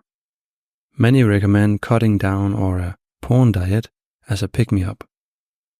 Using cutting down as a stepping stone to stopping is fatal. It's these attempts to cut down that keep us trapped for the remainder of our lives. Generally, cutting down follows failed attempts to stop. After a few hours or days of abstinence, the user says something like, I can't face the thought of going to sleep without visiting my online harem, so from now on I'll just use porn once in 4 days or purge my collection of bad porn. If I can follow this porn diet, I can either hold it there or cut down even further. Certain terrible things now happen. Number 1. They're stuck with the worst of all worlds, still addicted to internet porn and keeping the monster alive, not only in their body, but in their mind. Number 2. Wishing their life away, waiting for the next session. 3. Prior to cutting down, whenever they wanted to visit their harem, they'd fire up their browser and at least partially relieve their withdrawal pangs. Now, in addition to the normal stresses of life, they're causing themselves to suffer the withdrawal pangs for most of their lives, which makes them even more miserable and bad-tempered. 4. Whilst indulging, they neither enjoyed most of the sessions nor realized they were using a supernormal stimulus. It was automatic. The only harem visit that was enjoyed was one after a period of abstinence. Now that they wait an extra hour for each harem visit, they enjoy each one. The longer waited, the more enjoyable each session appears to become, because the enjoyment in a session isn't the session itself. It's the ending of the agitation caused by the craving, whether slight physical craving or mental moping. The longer the suffering, the more enjoyable each session becomes. The primary difficulty in stopping isn't the neurological addiction, which is easy. Users will stop without difficulty on various occasions, the death of a loved one, family or work affairs, etc. They'll go, say, 10 days without access and it doesn't bother them. But if they went the same 10 days when they could have had access to porn, they'd be tearing their hair out. Many users will get chances during their work day and abstain, or they'll pass through Victoria's Secret or swimming pools and so on without undue inconvenience. Many will abstain if they have to sleep on the couch temporarily to make space for a visitor or are themselves visiting. Even in go-go bars or nudist beaches, there have been no riots. Users are almost pleased for someone or something to say they cannot view porn. In fact, users who want to quit get a secret pleasure out of going for long periods without harem visits, giving them hope that perhaps one day they'll never want it. The real problem when stopping is brainwashing, an illusion of entitlement that internet porn is some sort of prop or reward and life will never be the same without it. Far from turning you off internet porn, all that cutting down accomplishes is leaving you feeling insecure and miserable, convincing you that the most precious thing on this earth is the new clip you missed, that there's no way you'll be happy again without seeing it. There's nothing more pathetic than the user who's been trying to cut down, suffering from the delusion that the less porn they watch, the less they want to visit their online harem. The reverse is true. The less they watch porn, the longer they suffer withdrawal pangs and the more they enjoy the relief of relieving them. However, they'll notice their favorite genre isn't hidden the spot, but that won't stop them. If the tube sites were dedicated to only one star or one genre, no user would ever go more than once. Difficult to believe? What's the worst moment of self-control one feels? Waiting for 4 days and then having a climax? Then what's the most precious moment for most users on a 4-day porn diet? That's right, the same climax after waiting for 4 days.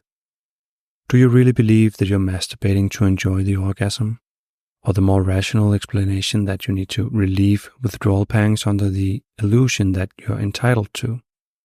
Removal of the brainwashing is essential to remove illusions about porn before you extinguish that final session. Unless you've removed the illusion that you enjoy it before you close that window, there's no way you can prove it afterwards without getting hooked again. When hovering over bookmarks and saved pictures, ask yourself where the glory in this action is. Perhaps you believe that only certain clips are of good taste, like ones on habitual or favorite themes. If so, why bother to watch other videos or themes? Because you got into this habit? Why would anyone habitually mess up their brain and waste themselves? Nothing is different after a month, so why should a porn clip be any different? You can test this yourself. Find that hot clip from last month to prove it's different. Then set a reminder and watch the same clip after a month without porn. It will hit almost the same spots as it did last month. The same clip will be different after a social event, when you're turned down or tested by a potential partner. The reason being that the addict can never be fully happy if the little monster remains unsatisfied. Where does satisfaction come into it? It's just that they're miserable if they can't relieve their withdrawal symptoms.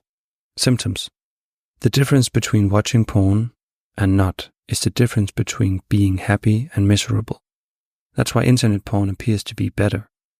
Users who get on their sites first thing in the morning for porn are miserable whether watching it or not. Cutting down not only doesn't work, but is the worst form of torture.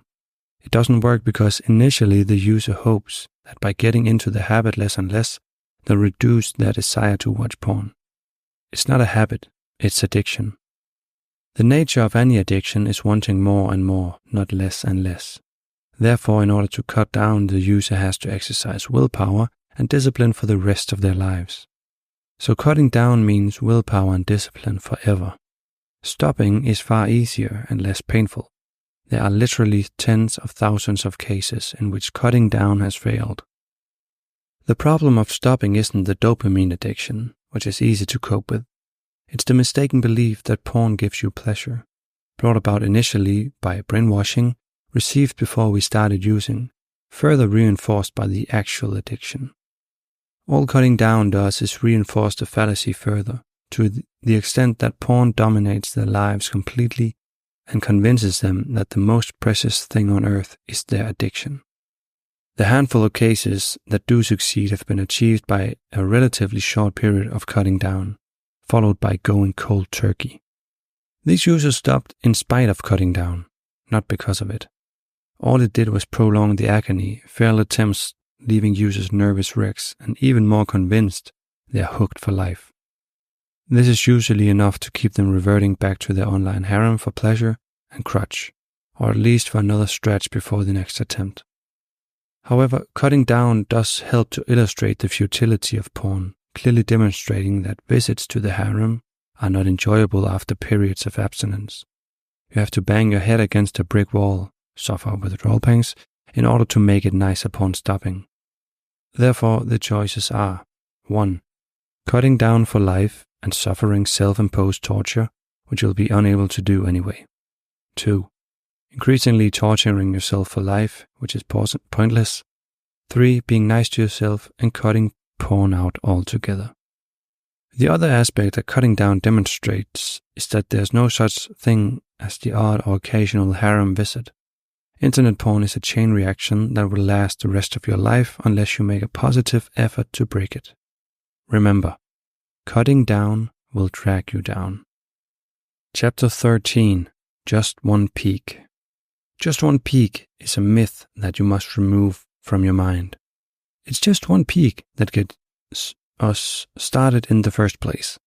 It's just one peak to tide us over a difficult patch or on a special occasion that defeats most of our attempts to stop. It's just one peak that after having succeeded in breaking the addiction sends us back into the trap. Sometimes it's just to confirm they don't need porn anymore, and one harem visit does just that. The after effects of porn will be horrible and convince the user they'll never become hooked again. But they already are. The user feels that something making them so miserable and guilty shouldn't have made them do it, yet it did.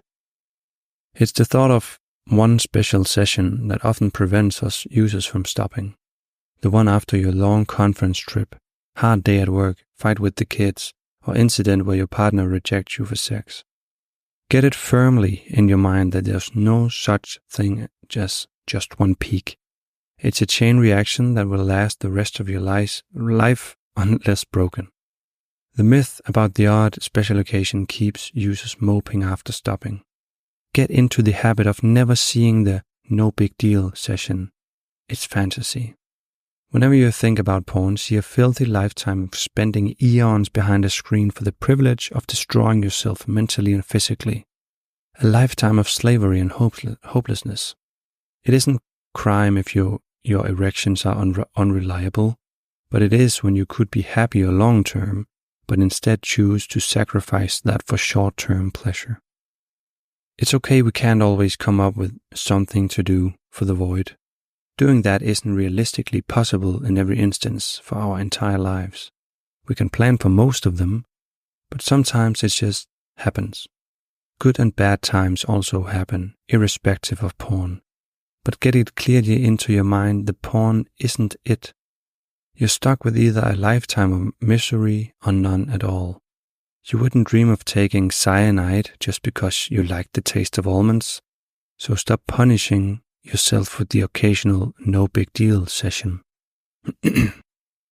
Ask a user with issues, if you had the opportunity to go back to the time before you became hooked, would you have become a user? The answer is inevitably, you've got to be joking. Yet every user has that choice every day of their lives, so why don't they opt for it? The answer is fear. The fear that they can't stop or that life won't be the same without it. Stop kidding yourself. You can do it, anybody can. It's ridiculously easy, but in order to make it so, there are certain fundamentals to get clear in your mind. Number 1. There's nothing to give up, only marvelous positive gains to achieve. 2. Never convince yourself of the odd, no big deal or just one peak session. It doesn't exist. There's only a lifetime of filth and slavery. There's nothing different about you. Any user can find it easy to stop. Many users believe that they're confirmed addicts or have addictive personalities. This usually happens as a result of reading excessive amounts of shocking neuroscience. There's no such thing. Nobody is born with the need to masturbate to video clips before they become hooked. It's the drug that hooks you, not the nature of your character or personality. The nature of addictive supernormal stimulus makes you believe this is the case. However, it's essential to remove this belief, because if you believe you're addicted, you will be, even after the little monster in your body is long dead. It's essential to remove all of this brainwashing. Chapter 14. Casual Users. Heavy users tend to envy the casual porn user. We've all met these characters. Oh, I can go all week without a session, it doesn't really bother me. We wish we were like that. This might be hard to believe, but no user enjoys being a user. Never forget. No user ever decided to become one, casual or otherwise. Therefore, all users feel stupid. Therefore, all users have to lie to themselves and others in a vain attempt to justify their stupidity.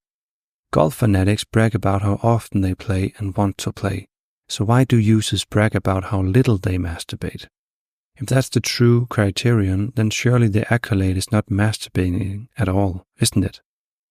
If someone said to you, I can go all week without carrots and it doesn't bother me in the slightest, you'd think you were talking to a nutcase. If I enjoyed carrots, why would I want to go all week without them? If I didn't enjoy them, why would I make such a statement? So when a user makes a comment about surviving a week without a session, they're trying to convince themselves and you that they don't have a problem. But there would be no need to make a statement if they didn't have a problem. Translated, this comment is, I managed to survive a whole week without porn. Like every user hoping that after this, they could survive the rest of their lives. If only able to survive a week, can you imagine how precious the session must have been afterwards, having felt deprived for an entire week? This is why casual users are effectively more hooked than the heavy users. Not only is the illusion of pleasure greater, but they have a less incentive to quit because they spend less time on it and are therefore less vulnerable to health risks. Occasionally, they may experience sexual dysfunction, but are unsure what caused it, and so it's blamed on other factors. Remember, the only pleasure users get is in the search and seek dopamine cycle and relieving the withdrawal pangs, as has already been explained. The pleasure is an illusion. Imagine the little porn monster as a near imperceptible itch that we remain unaware of most of the time. If you have a permanent itch, the natural tendency is scratching it. As reward circuits become increasingly immune to dopamine and opioids, the natural tendency is to edge, escalate, binge, novelty seek, shock seek, etc. There are 4 main factors that prevent users from chain viewing. Time. Most cannot afford to. Health. In order to relieve the itch, we have to consume all free material that's available and then some. Capacity to cope with that kind of binging varies with each individual, and at different times and different situations in their lives. This acts as an automatic restraint. Discipline. Discipline is imposed by society, by the user's work, friends and relatives, or perhaps even by the user themselves, as a result of the natural tug-of-war going on in every user's mind. Imagination. Lack of imagination plays down the shock, novelty, and other values of the clip on a subjective basis.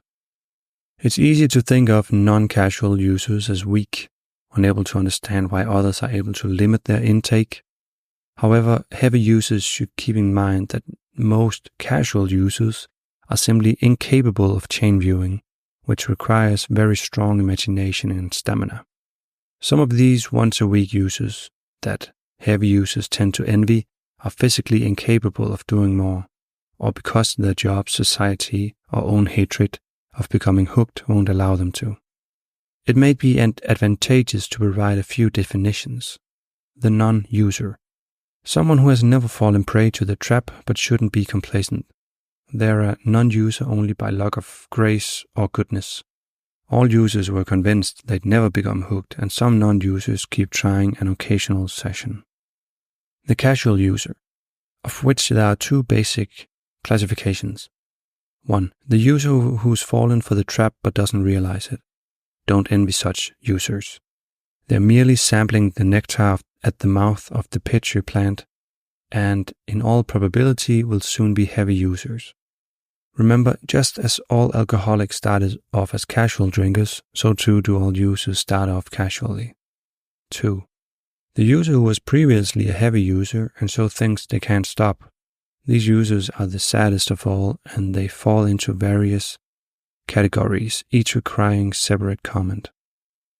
The once-a-day user. If they enjoy their entitlement to orgasm, why use internet porn only once daily? If they can take it or leave it, why bother at all? Remember, the habit is, in actuality, banging your head against a wall to make it relaxing upon stopping. The once-a-day user relieves their withdrawal pangs for less than an hour each day, although unaware the rest of their day is spent banging their head against this wall, doing so for most of their lives. They're using once a day because they cannot risk getting caught or messing with their neurological health. It's easy to convince the heavy user they don't enjoy it, but significantly harder to convince a casual one. Anyone who has gone through an attempt to cut down will know it's the worst torture of all, and almost guaranteed to keep you addicted for the rest of your life. The rejected user. They demand the right to orgasm every day, but their sex partner isn't always happy to fulfill their request. Initially, they're using internet porn to fill this void, but upon taking the exciting water slide, they're trapped in a cycle of novelty, shock, supernormal images, etc. In fact, they're happy with their partner's rejection as it provides something of an excuse. If internet porn gives so much to you, why bother to have a partner at all? Set them free instead.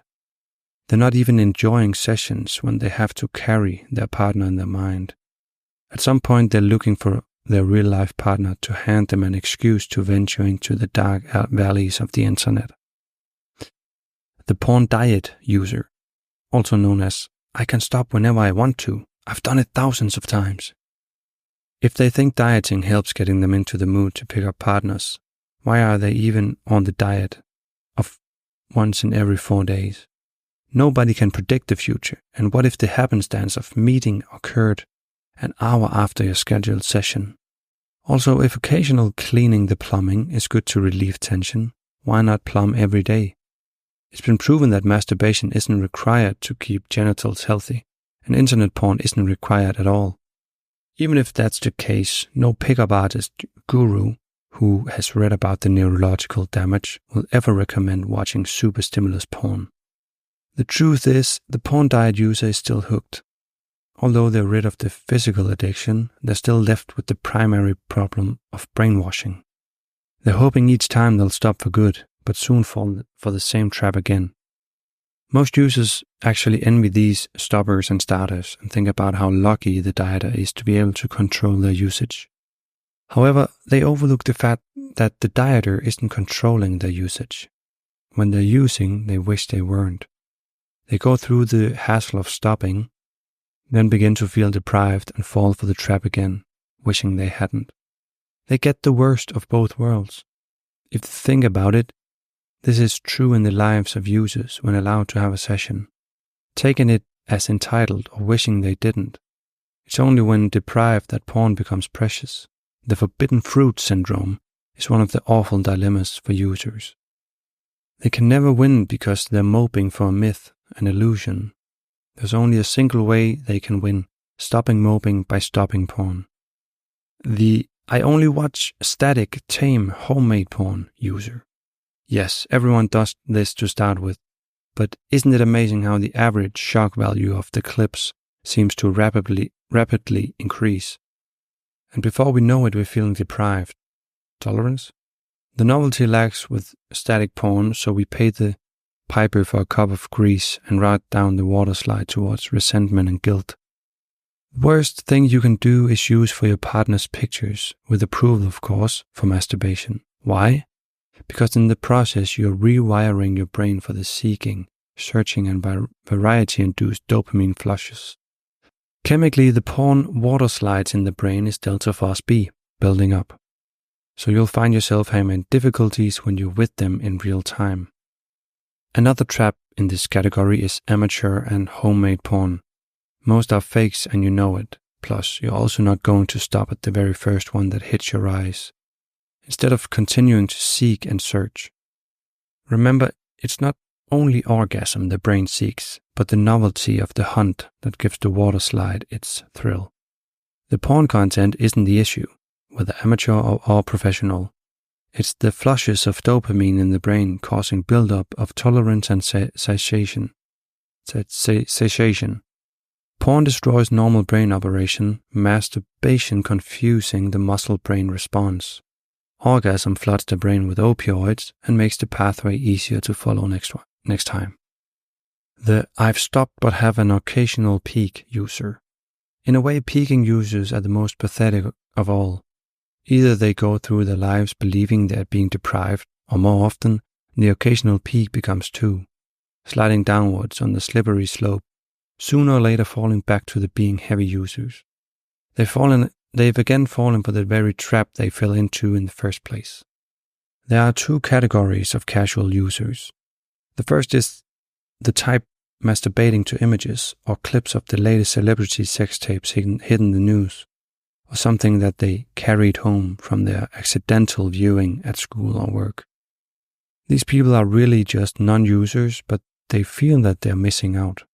They want to be part of the action, with most of us starting off this way. Next time, notice that after a while, the celebrity of your fantasy isn't doing it for you anymore. The more unobtainable the target of your fantasy, the more frustrating the withdrawal of the orgasm is. The second category has been gaining attention recently, best described by outlining a case shared online.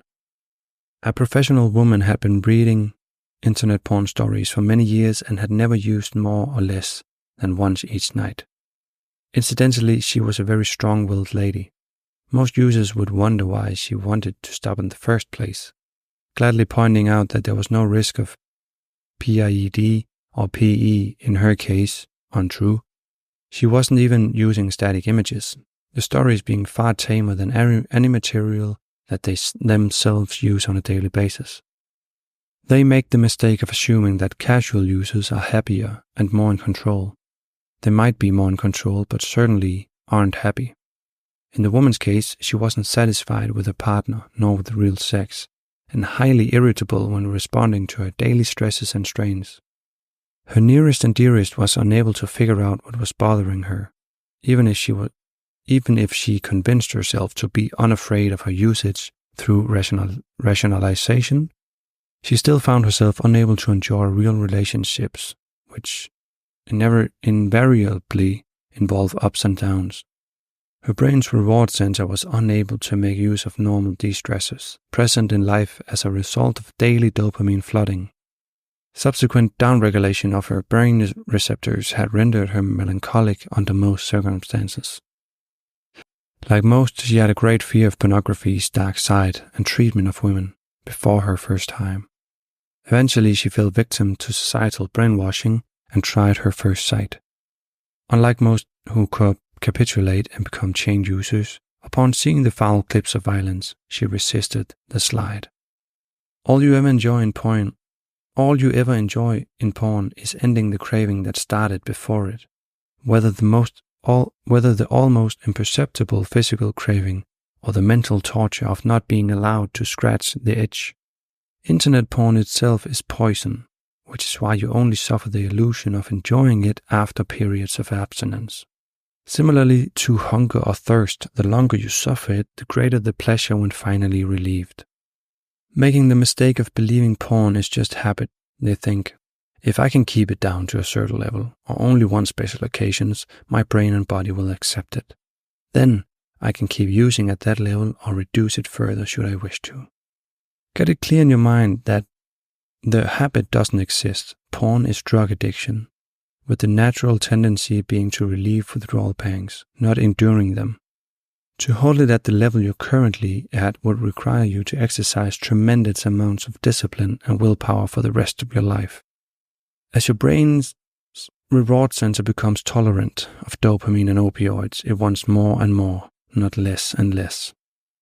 As porn begins to gradually destroy your nervous system, courage, confidence, and impulse controls, you become increasingly unable to resist reducing the interval between each session. This is why in the early days we can take it or leave it. If we get a sign of something amiss mentally or physically, we just stop. Don't envy this woman. When you watch only once every 24 hours, it appears to be the most precious thing on earth, turning porn into a forbidden fruit. For many years this poor woman had been at the center of a tug-of-war. Though unable to stop using, she was frightened to escalate to streaming clips. For 23 hours and 10 minutes of every one of those days, she had to fight the temptation and lack of feeling towards her boyfriend. It took tremendous willpower to do what she did, eventually reducing her to tears. Such cases are rare, but look at it logically. Either there's a genuine crutch or pleasure in porn, or there isn't. If there is, who wants to wait an hour, a day, or even a week? Why should you be deprived of the crutch or pleasure in the meantime? If there's no genuine crutch or pleasure, why bother paying a visit to your online harem? Here is another case of a once in 4 days man describing his life as follows. I'm 40 years old. I've suffered PIED, porn-induced erectile dysfunction, with real women and even when using porn, which is most of the time. It's been a while since I had a full erection. Before going on the once in 4 porn diet, I used to sleep soundly through the night after my session. Now I wake up every hour of the night and it's all I can think about. Even when asleep, I dream about my favorite clips. On days after my scheduled session, I feel pretty down. The diet has taken up all of my energy. My SO would leave me alone because I'm so bad-tempered, and if she can't leave, she won't have me in the house. I go for jogs outside, but my mind is obsessed with it. On the scheduled day, I begin planning earlier in the night, getting very irritated if something happens against my plans. I'd back out of conversations and give in, only to later regret, at work and home. I'm not an argumentative guy, but I don't want the topic or conversation to hold me down. I remember occasions when I'd pick silly fights with my SO. I'd wait for 10 o'clock, and when it arrives, my hands are shaking uncontrollably. I don't start the deed right away, as there are new videos that have been added and shop around. My mind tells me that since I've starved myself for 4 days, I deserve a special clip that has to be worth the time spent searching. Eventually, I settle for 1 or 2, but I want it to last so that I can survive through the next 4 days, so I take more time to finish the deed. In addition to his other troubles, this poor man has no idea that he's treating himself to poison. First, he's suffering forbidden fruit syndrome, and then forcing his brain to flush dopamine. Comparatively, his dopamine receptors aren't as cut down, but he's greasing the porn water slides searching for edging, novelty, variety, shock, and anxiety in order to survive the next 4 days. You probably picture this man as a pathetic imbecile, but this isn't so. As a former athlete and Marine sergeant, he didn't want to become addicted to anything. However, upon returning from the war, he trained as an IT technician in a veterans rehab program. When entering the civil workforce, he was a well-paid IT professional in a bank and was given a laptop to take home. It was the year that famous socialites leaked their porn videos online, and there was much talk about it. He then got hooked, spending the rest of his life paying through the nose and ruining himself physically and mentally. If he were an animal, society would have long since put him out of his misery, yet we still allow mentally and physically healthy young teenagers to become hooked. You may think this case and notes are exaggerated, but this case, while extreme, is far from unique. There are tens of thousands of similar stories. Can you be sure that none of his friends and acquaintances envied him for being a once-in-4 man? If you think this couldn't happen to you, stop kidding yourself. It's already happening. Like other addicts, porn users are notorious liars, even to themselves. They have to be. Most casual users indulge far more times and on far more occasions than they'll admit to. Many conversations with so-called twice-a-week users will admit that they've done it more than 3 or 4 times that week. Read Reddit, NoFap, and rebooting forum stories from casual users, and you'll find they're either counting days or waiting to fail. You don't need to envy casual users. You don't need to use either. Life is infinitely sweeter without it. Take the following log. It started with a simple challenge to not touch my junk for a day and being unable. I don't think about masturbation anymore. It doesn't cross my mind. That is possible, I promise you. The riches that await those who are able. They're incredible. Teenagers are generally more difficult to cure, not because they find it more difficult to stop, but because they don't believe they're hooked or are at the initial stages of the trap, generally suffering from the delusion that they'll automatically have stopped before the second stage. Parents of children who loathe internet porn shouldn't have a false sense of security. All children loathe the dark sides of porn before becoming hooked. At one point you did too. Don't be fooled by scare campaigns either. The trap is the same as it always was. Children know that internet porn is supernormal stimulus, but they also know that one visit or peek won't do it. At some stage, they may be influenced by a partner, classmate, or work colleague. Please do not become complacent in this matter.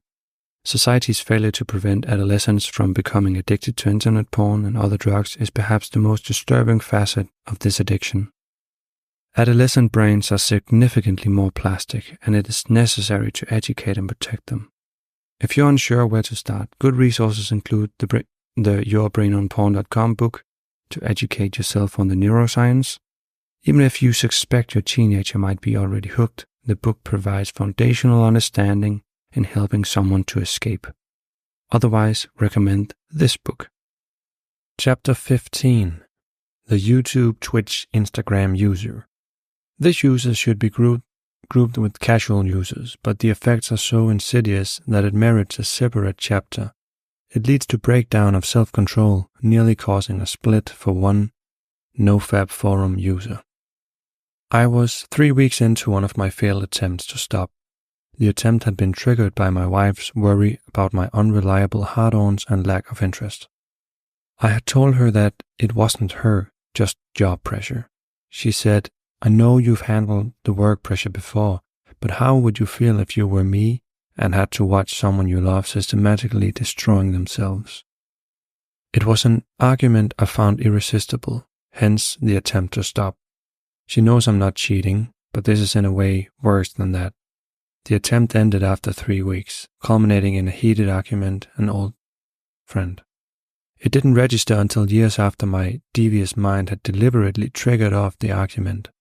I felt justifiably aggravated at the time, but don't believe it was coincidence, as I had never argued with this particular friend before, nor have I since. It was clearly the little monster at work. Regardless, I had my excuse. I desperately needed a release, and it didn't matter how. My wife wasn't in the mood, so I had feelings of entitlement. So I convinced myself it would be okay if I restricted myself by avoiding porn sites and staying this side of the red line by only watching YouTube videos. But my wife ended up coming around as the night unfolded and I wanted to make love. However, I was tired and without my horsepower, so invented a headache.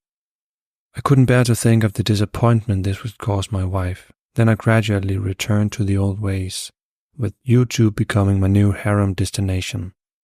I remember being quite pleased at the time, thinking that it was at least cutting my consumption. Eventually, she accused me of continuing to ignore her in bed. I hadn't realized it, but she described the times I'd caused an argument and stormed out of the house. At other times, taking 2 hours to purchase some minor item and faking sprains. I'd made feeble excuses to cop out of wooing her, so when I have a reliable online harem, it's even harder. The worst thing about the YouTube user is that it supports the fallacy in their mind that they're being deprived. Simultaneously, it causes major losses of self-respect. An otherwise honest person may force themselves to deceive their loved one. It probably has happened, or is still happening to you in some form. Problems faced with websites like Twitch, Instagram, TikTok, Twitter, and most social media are primarily driven by supplementation. Driven by novelty-seeking dopamine urges, they trick themselves into believing they're on the safe side. Remember, the thrill is in seeking, not killing, and the little monster doesn't care where its fix comes from. For the user, the soft content received in their various online feeds give them fleeting relief of withdrawal pangs, keeping them hooked and waiting for the next session. The model in the image or video is indeed beautiful, and if you had them on your side right now, they could surely give you pleasure, but that image can't. It simply just isn't real. Your brain is tricked like a bull running into a red cape, and afterwards doesn't understand why it did it. One could think that you could just look at those images, then, without masturbating. But remember that your brain is hooked on the limitless novelty, and the little monster doesn't care where its fix comes from. It's the same trap.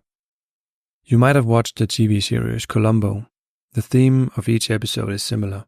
The villain, usually a wealthy and respected businessman, has committed what he's convinced is the perfect murder.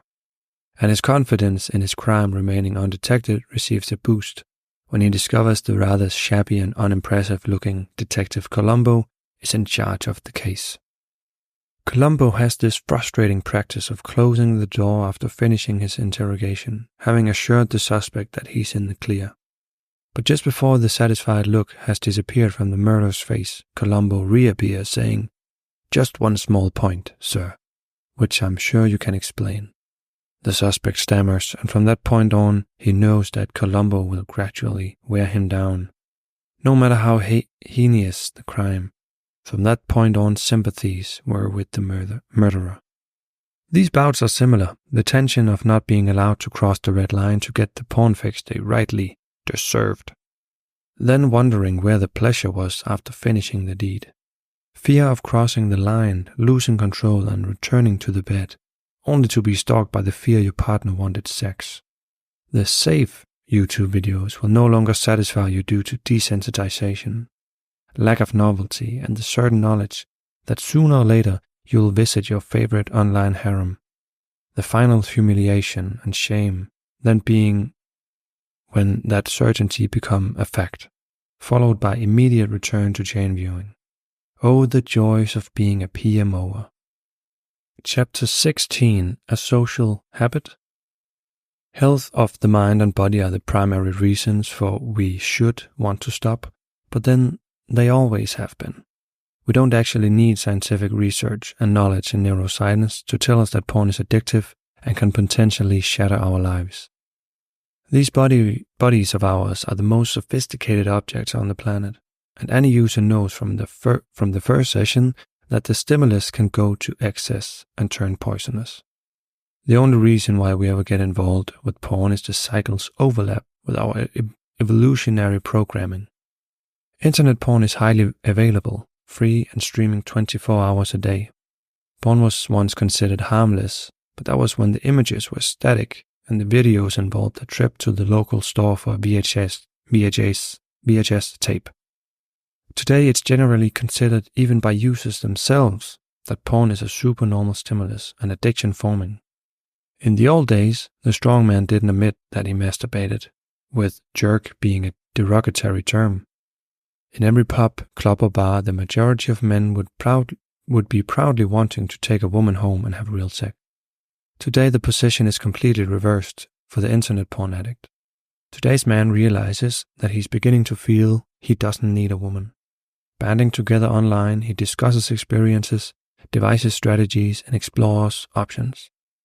Today's strong man doesn't want to depend on drugs.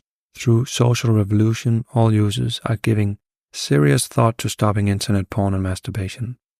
Today's users consider porn a useless and harmful activity. The most significant trend noticed on forums is the increasing emphasis on the antisocial aspects of porn. The days when a man boasted of having sex and orgasms every day is slowly being replaced with realization of slavery to the porn monster. The only reason why people continue after being educated is because they fail to stop or are too frightened to try. There's a wide spectrum of interest in the subject, some abstaining from porn, masturbation and orgasm, with or without partners. Practices that separate the tantric and propagative parts of sex, such as semen retention and caresser, are discussed and adopted in droves. Many aforementioned failures are in reality fall forwards, thus somewhat benefiting people practicing them. Once you start the no PMO route, you'll find the best fit that applies to your life. It's encouraged to devise your own plan on orgasms after understanding and practicing sexual separation. Whatever your route, you'll see value in limiting the number of times you flush your brain with chemicals through orgasm, and never again seeing porn, sex, and orgasm as a pleasure or crutch for your emotional self. Various popular online communities, founded by non-users, are dedicated to quitting not only porn but also masturbation. These sites are ultimately beneficial to those escaping, but most notes point them to try willpower. The consequence of obsession with abstinence streaks and other measures is self-pity and lack of elation. Much of the brainwashing remains alive and well. Eventually someone breaks down and a domino effect takes place. Other users finding out they aren't the only ones. However, their efforts aren't in vain. They're falling forward, albeit with lots of self-torturing as they shut down their browsers, but not the desire and need. EasyPeasy works in reverse, shutting down the need and desire first, before shutting down the browser. Every day more and more users leave the sinking ship, and those left on it become terrified they'll be the last. Don't let it be you. Chapter 17. Timing. Apart from the obvious point that it's doing you no good and that now is the right time to stop, timing is important. Society treats internet porn flippantly as a slightly distasteful habit that doesn't injure your health. This is untrue. It's drug addiction, a disease and destroyer of relationships in society. The worst thing that happens in most users' lives is getting hooked on this awful addiction. If they stay hooked, horrendous things happen. Timing is therefore important to give yourself the right to a proper cure. Firstly, identify the times or occasions when porn appears to be important to you. If you're a business person who uses it for the illusion of stress relief, pick a relatively slack period or a holiday. If you use porn mainly during boring or relaxing periods, the opposite applies. Regardless, take the attempt seriously and make it the most important thing in your life. Look ahead for a period of 3 weeks and try to anticipate any event that might lead to failure. Occasions like conference, trips, your partner being out of town, etc. need not deter you, provided you anticipate them in advance and don't feel that you'll be deprived. Don't attempt to cut down in the meantime, as this will only create the illusion that being denied is enjoyable. In fact, it helps to force yourself to watch and have as many porn sessions as possible. while you're having the last session and your last time. Be mindful of the disappointment due to satiation, unfulfilled expectations, any bodily pain, withdrawal effects, peevishness, and melancholy. Think of how marvelous it'll be when you allow yourself to stop doing it. Whatever you do, don't fall into the trap of just saying, not now, later, and putting it out of your mind. Work out your timetable now and look forward to it. Remember, you aren't giving up anything. On the contrary, you're about to receive marvelous positive gains. For years, the medical profession has viewed porn as harmless without knowing the difference between the tame static porn of yesteryear and the latest virtual reality streaming experience. The problem is that although every user consumes internet porn purely to relieve the dopamine craving caused by it, it's not the addiction to the chemical that hooks the user, but self-brainwashing resulting from addiction. An intelligent person will fall for a confidence trick, but only a fool would continue falling for it upon realizing the trick. Fortunately, most users aren't fools. They only think they are. Each individual user has their own private brainwashing. That's why there appears to be such a diverse range of types of addicts, only serving to further compound the mysteries. While the benefit of the original book was to quit nicotine, one of the quickest and most addictive drugs known to man, it was agreeably surprising to realize that the philosophy propounded in the original book is still sound when adapted. The accumulated knowledge and challenge that Carr and myself undertake is how to communicate that knowledge to each individual user. The fact I know every user can not only find it easy to stop, but can actually enjoy the process is not only pointless, but exceedingly frustrating unless the user can be made to realize it. In his original book, Alan Carr explains his controversial advice. Many people have said to me, you say, continue to smoke until you finish the book. This tends to make many smokers take ages to read the book or just not finish it, period. Therefore, you should change the instruction. This sounds logical, but I know if the instruction were stop immediately, some smokers wouldn't even start reading the book. I had a smoker consult me in the early days. He said, I really resent having to seek your help. I know I'm strong-willed. In every other area of my life, I'm in control. Why is it that all these other smokers quit by using their own willpower, yet I have to come to you? He continued, I think I could do it on my own, if I could smoke while I was doing it. Societal belief dictates that stopping smoking is incredibly difficult. So what does a smoker need when something is difficult? Our little friend, our crutch. Escaping smoking appears to be a double blow. Not only is there a difficult task to perform, which is hard enough, but the crutch we normally rely on for such occasions isn't available. Perhaps the real beauty of this method is that you don't need to give up while going through the process. Instead, we get rid of all the fears and doubts initially, so upon finishing the final session, you're already enjoying freedom. Therefore, this hackbook will keep the same advice intact. No matter how much it's said that it'll be easy and enjoyable, there'll be a vast majority who won't be able to accept it due to personal brainwashing on how difficult quitting is.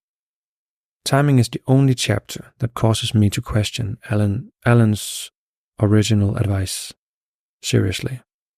Above all, if triggers include office stress, then picking a holiday to make an attempt and vice versa. This isn't the easiest way. Instead, picking what you consider to the most difficult time, whether that's stress, social obligations, concentration, or boredom. Once you've proven you cope with and enjoy life in the worst situations, every other one is enjoyable. But if that were the advice, would you even make the attempt? Here's an analogy. My sister and I intend to swim together. We arrive at the pool at the same time, but rarely end up swimming together. The reason being that she immerses on tow and half an hour later is actually swimming. That's slow torture. I know in advance that at some stage, no matter how cold the water is, I'll have to brave it at some point. So I've learned to do it the easy way, diving straight in. Now imagine if I were in a position to insist that if she didn't dive straight in, she couldn't swim. If that were the case, she wouldn't swim at all. Do you see the problem? From feedback, many users have used the original timing advice to delay what they think will be the evil day. My next thoughts were using a similar technique to the advantages of porn chapter, something like, timing is very important, and in the next chapter you'll be advised on the best time to make the attempt. And on the next page there's a massive now. That is in fact the best advice, but would you take it? Perhaps the most subtle aspect of the trap is that when we have a genuine stress in our lives, it's not the right time to stop. But at times without stress, we have no desire to end the torture. Ask yourself the following questions. Number 1. When you got onto porn for the first time, did you really decide that you'd continue to depend on it for the rest of your life without ever being able to stop? Of course you didn't. Number 2. Are you going to continue the rest of your life without ever being able to stop? Of course you aren't. So when will you stop? Tomorrow? Next year? The year after? Isn't that what you've been asking yourself since you first realized you were hooked? Are you hoping that one morning you'll wake up and just not want to watch anymore? Stop kidding yourself. With any addiction, you get progressively more hooked, not less. Are you going to wait until you've actually started to feel that getting out of bed is harder than just masturbating? That would be a bit pointless.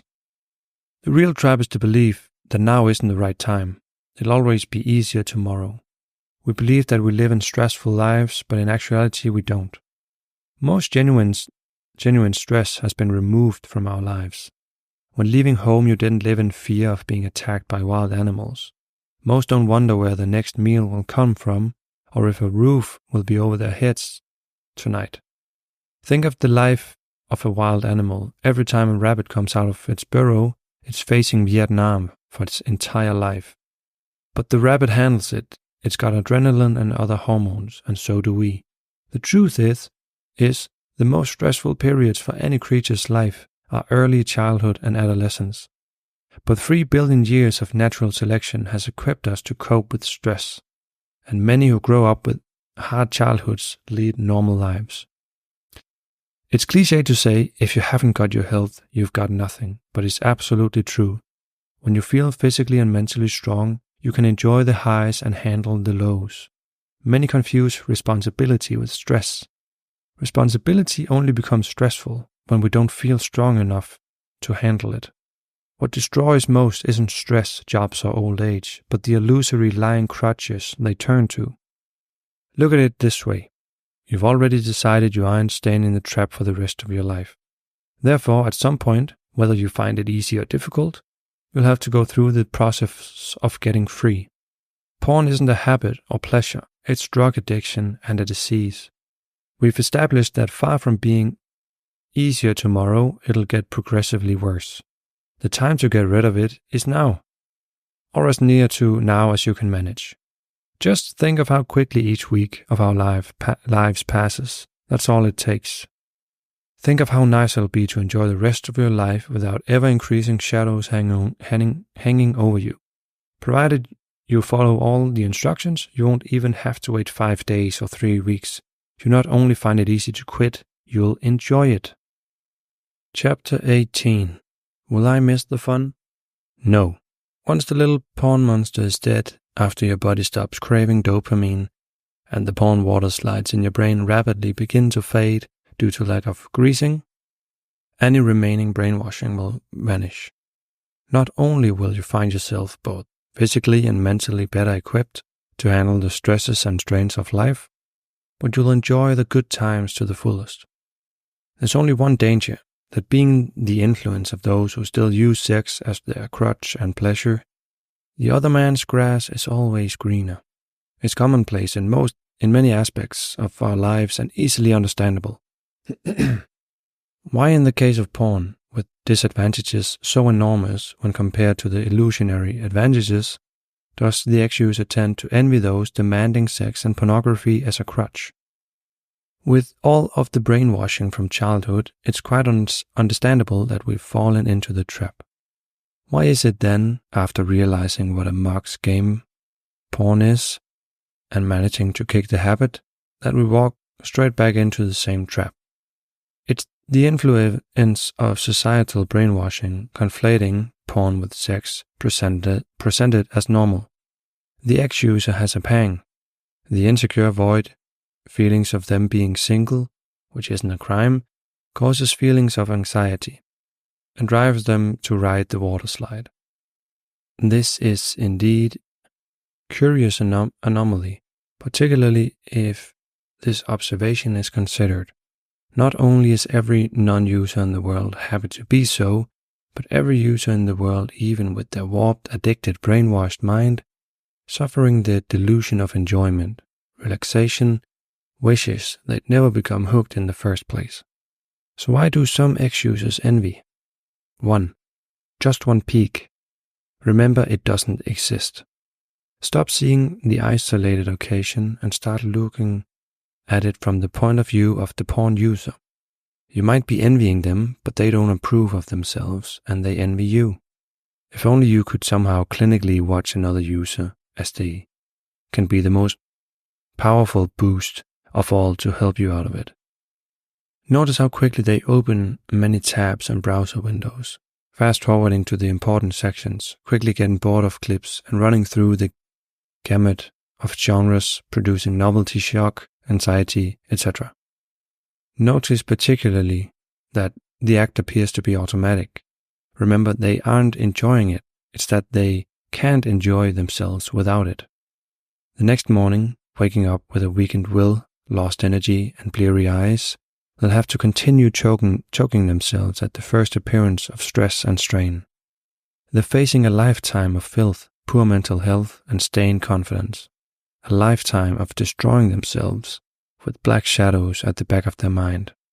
To achieve what purpose? The illusion you're getting what you deserve and damned pleasure. 2. The second reason some ex-users have pangs is because the porn user is doing something, such as self-pleasuring, and the non-user isn't, so they tend to feel deprived. Get it clear in your mind.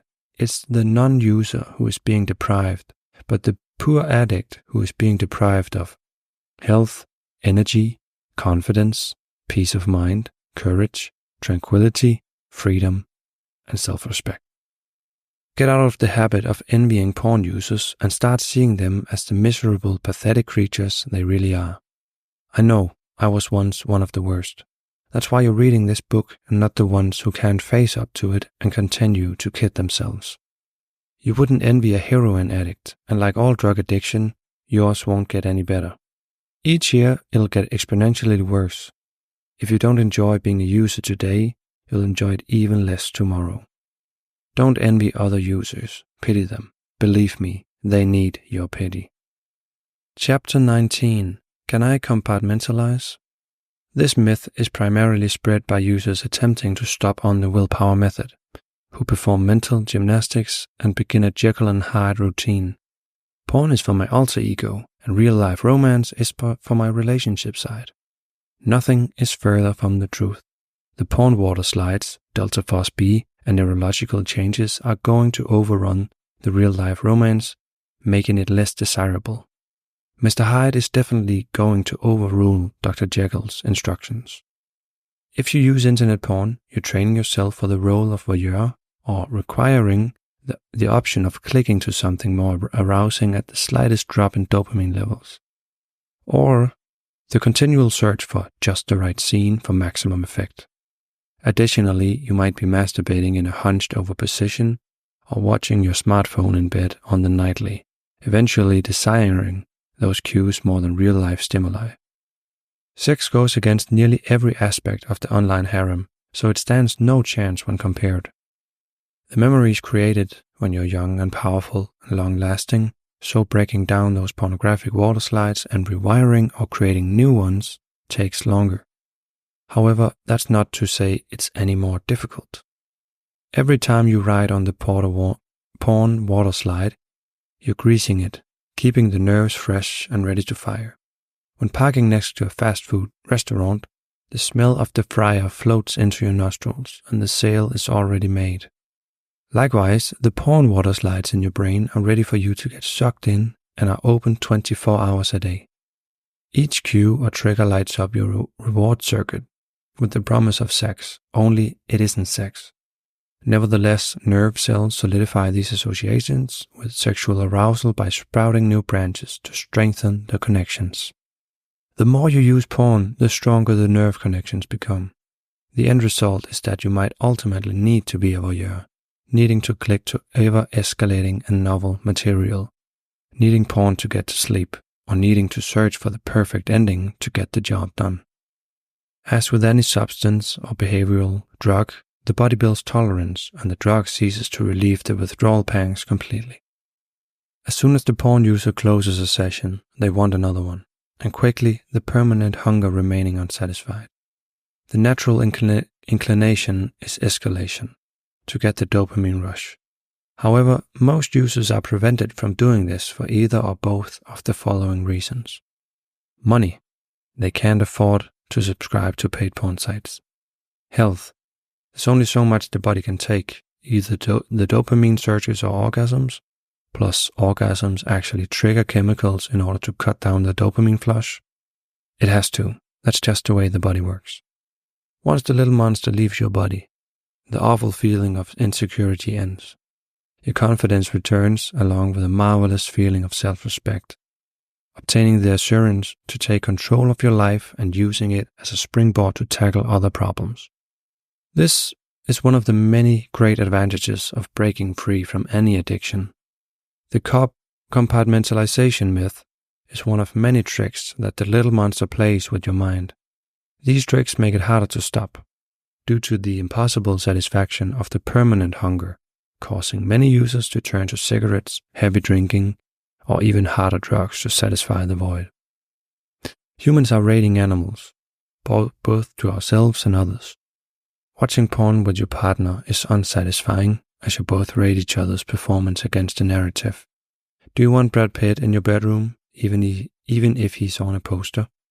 No one person can match a harem where each experience is acted, scripted, directed by professionals and immediately available 24 hours a day. Chapter 20. Avoid false incentives. Many users on the Willpower Method attempt to increase their motivation through construction of false incentives. There are many examples of this, a typical one being to reward themselves with gifts after not watching porn for a month. This appears to be a logical and sensible approach, but it is in fact false, because any self-respecting user would rather continue watching porn every day than reward themselves with a self-given gift. This generates doubt in the user's mind, because not only will they have to abstain for 30 days, they're not sure they'll even enjoy the days without porn. Their only pleasure or crutch has been taken away. All this does is increase the size of the sacrifice the user feels they're making, now ever more precious in their mind. Other examples include, I'll stop so that it'll force me to get a social life and more real sex. I'll stop so that some magical energy will help me to leap above the competitors and get the partner I pursue. I'll stop so that I can commit myself to not wasting my energy and enthusiasm with porn in order to grow hunger in myself. These are true, can be effective, and you might end up getting what you want. But think on it for a second. If you do get what you wanted, once the novelty is gone, you'll feel deprived. If you didn't, you'll feel miserable. Either way, sooner or later you'll fall for the same trap again. Linking quitting to a false incentive only increases doubt. Because if you don't get your incentive, and even if you do, you'll begin thinking doubtful thoughts like, will quitting actually make my life better? If I quit and don't get what I want, did I use the method correctly? Thoughts like these increase feelings of sacrifice, and therefore create pangs. Another typical example is online or forum pacts. These have the advantage of eliminating temptation for certain periods. However, they generally fail for the following reasons. Number 1. The incentive is false. Why would you want to stop just because other people are doing so? All this achieves is generating additional pressure and increases the feeling of sacrifice. It's fine if all users genuinely want to stop at one particular time, but you can't force them to stop, although all secretly want to. Until they're ready to do so, a pact creates additional pressure, which only increases their desire to watch. This turns them into secret viewers, further increasing the feeling of dependency. 2. Dependency on each other using the willpower method breeds feelings of undergoing a period of penance, during which they wait for the urge to disappear. If they give in, there's a sense of failure. When using the willpower method, at least one of the participants is bound to give up, providing the other participants with the excuse they've been waiting for. It's not their fault. They would have held out, but Fred let them down. The truth is that most of them have already been cheating. 3. Sharing the credit is the reverse of dependency. There's a marvelous sense of achievement in stopping porn, and when doing it alone, the acclaim you'll receive from your friends and online buddies can be a tremendous boost over the first few days. However, when everybody is doing it at the same time, the credit has to be shared and the boost is consequently reduced. 4. Another classic example is the guru promise. Stopping will give you happiness because you're no longer engaged in the tug of war, your brain beginning rewiring and regaining impulse control. However, you must keep in mind, this will neither make you a sex god or nor win you the lottery. Nobody except you cares in the slightest if you stop porn. You aren't a weak person if you're using porn 3 times a day and have PIED, or a strong person if you're an addict and don't. Stop kidding yourself. If the job offer of 10 months work for 12 months salary a year, or the risks of cutting down your brain's ability to cope with day-to-day stress and strains, or putting yourself at odds with having a reliable erection, or the lifetime of mental and physical torture and slavery didn't stop them, the above few phony incentives won't make the slightest bit of difference and will only succeed in making the sacrifice appear worse. Instead, concentrate on the other side. What am I getting out of it? Why do I need to watch porn? Keep looking at the other side of the tug of war and ask yourself what porn is doing for you. Absolutely nothing. Why do I need to do it? You don't. You're only punishing yourself. It's Pascal's wager. You have almost nothing to lose: fading arousal, chances of big profits, full and reliable arousal, mental well-being, and happiness, and no chance of losing big. Why not then declare you're quitting to friends and family? Well, it'll make you a proud ex-addict or ex-user, not an elated and happy non-user. It might scare your partner a bit since they may see this as an scheme to have more sex in a sort of new age way. They may also fear you turning into a sex machine. It's hard to explain unless they're open-minded. Any attempt to get others to help you in quitting gives more power to the little monster. Pushing it from your mind and totally ignoring it has the effect of trying not to think of it. Be mindful instead. As soon as you spot the thoughts, cues, home alone, or absent-minded thoughts, just say to yourself, great, I'm no longer a slave to porn, I'm free and happy to note differences in sex. This will cut the oxygen to the thought and stop it from burning towards urges and cravings. In this aspect, practicing mindfulness meditation can be helpful to assist in the depersonalization of thoughts. Chapter 21. The Easy Way to Stop. This chapter contains instructions regarding the easy way to stop. Providing you follow the instructions, you'll find that stopping ranges from relatively easy to enjoyable. Provided you follow the instructions below, it's ridiculously easy to stop porn. All you have to do is 2 things. Number 1, make the decision that you're never going to watch porn again. 2, don't mope about it, rejoice. You're probably asking, why the need for the rest of the book? Why couldn't you have said that in the first place? Well, the answer is that you'd have eventually moped about it and consequently eventually changed your decision. You've probably already done that many times before. As already said, porn is subtle, sinister trap. The main problem of stopping isn't the dopamine addiction, which is certainly a problem, but not the primary one. It's the brainwashing. Therefore, it's necessary to destroy all of the myths and delusions first. Understanding your enemy, know their tactics, and you'll easily defeat them.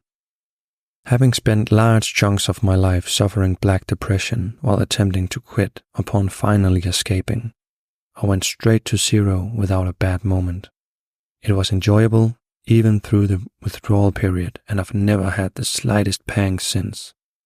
On the contrary, it was one of the most wonderful things that's happened in my life. My final attempt was different. Like all users nowadays, the problem had been given serious thought in my mind. Up to then, after failing, it was routine to console myself with the thought that it would be easier next time. It had never occurred to me that I'd have to go on this way for the rest of my life. That thought filled me with horror, and I began thinking very deeply about the subject.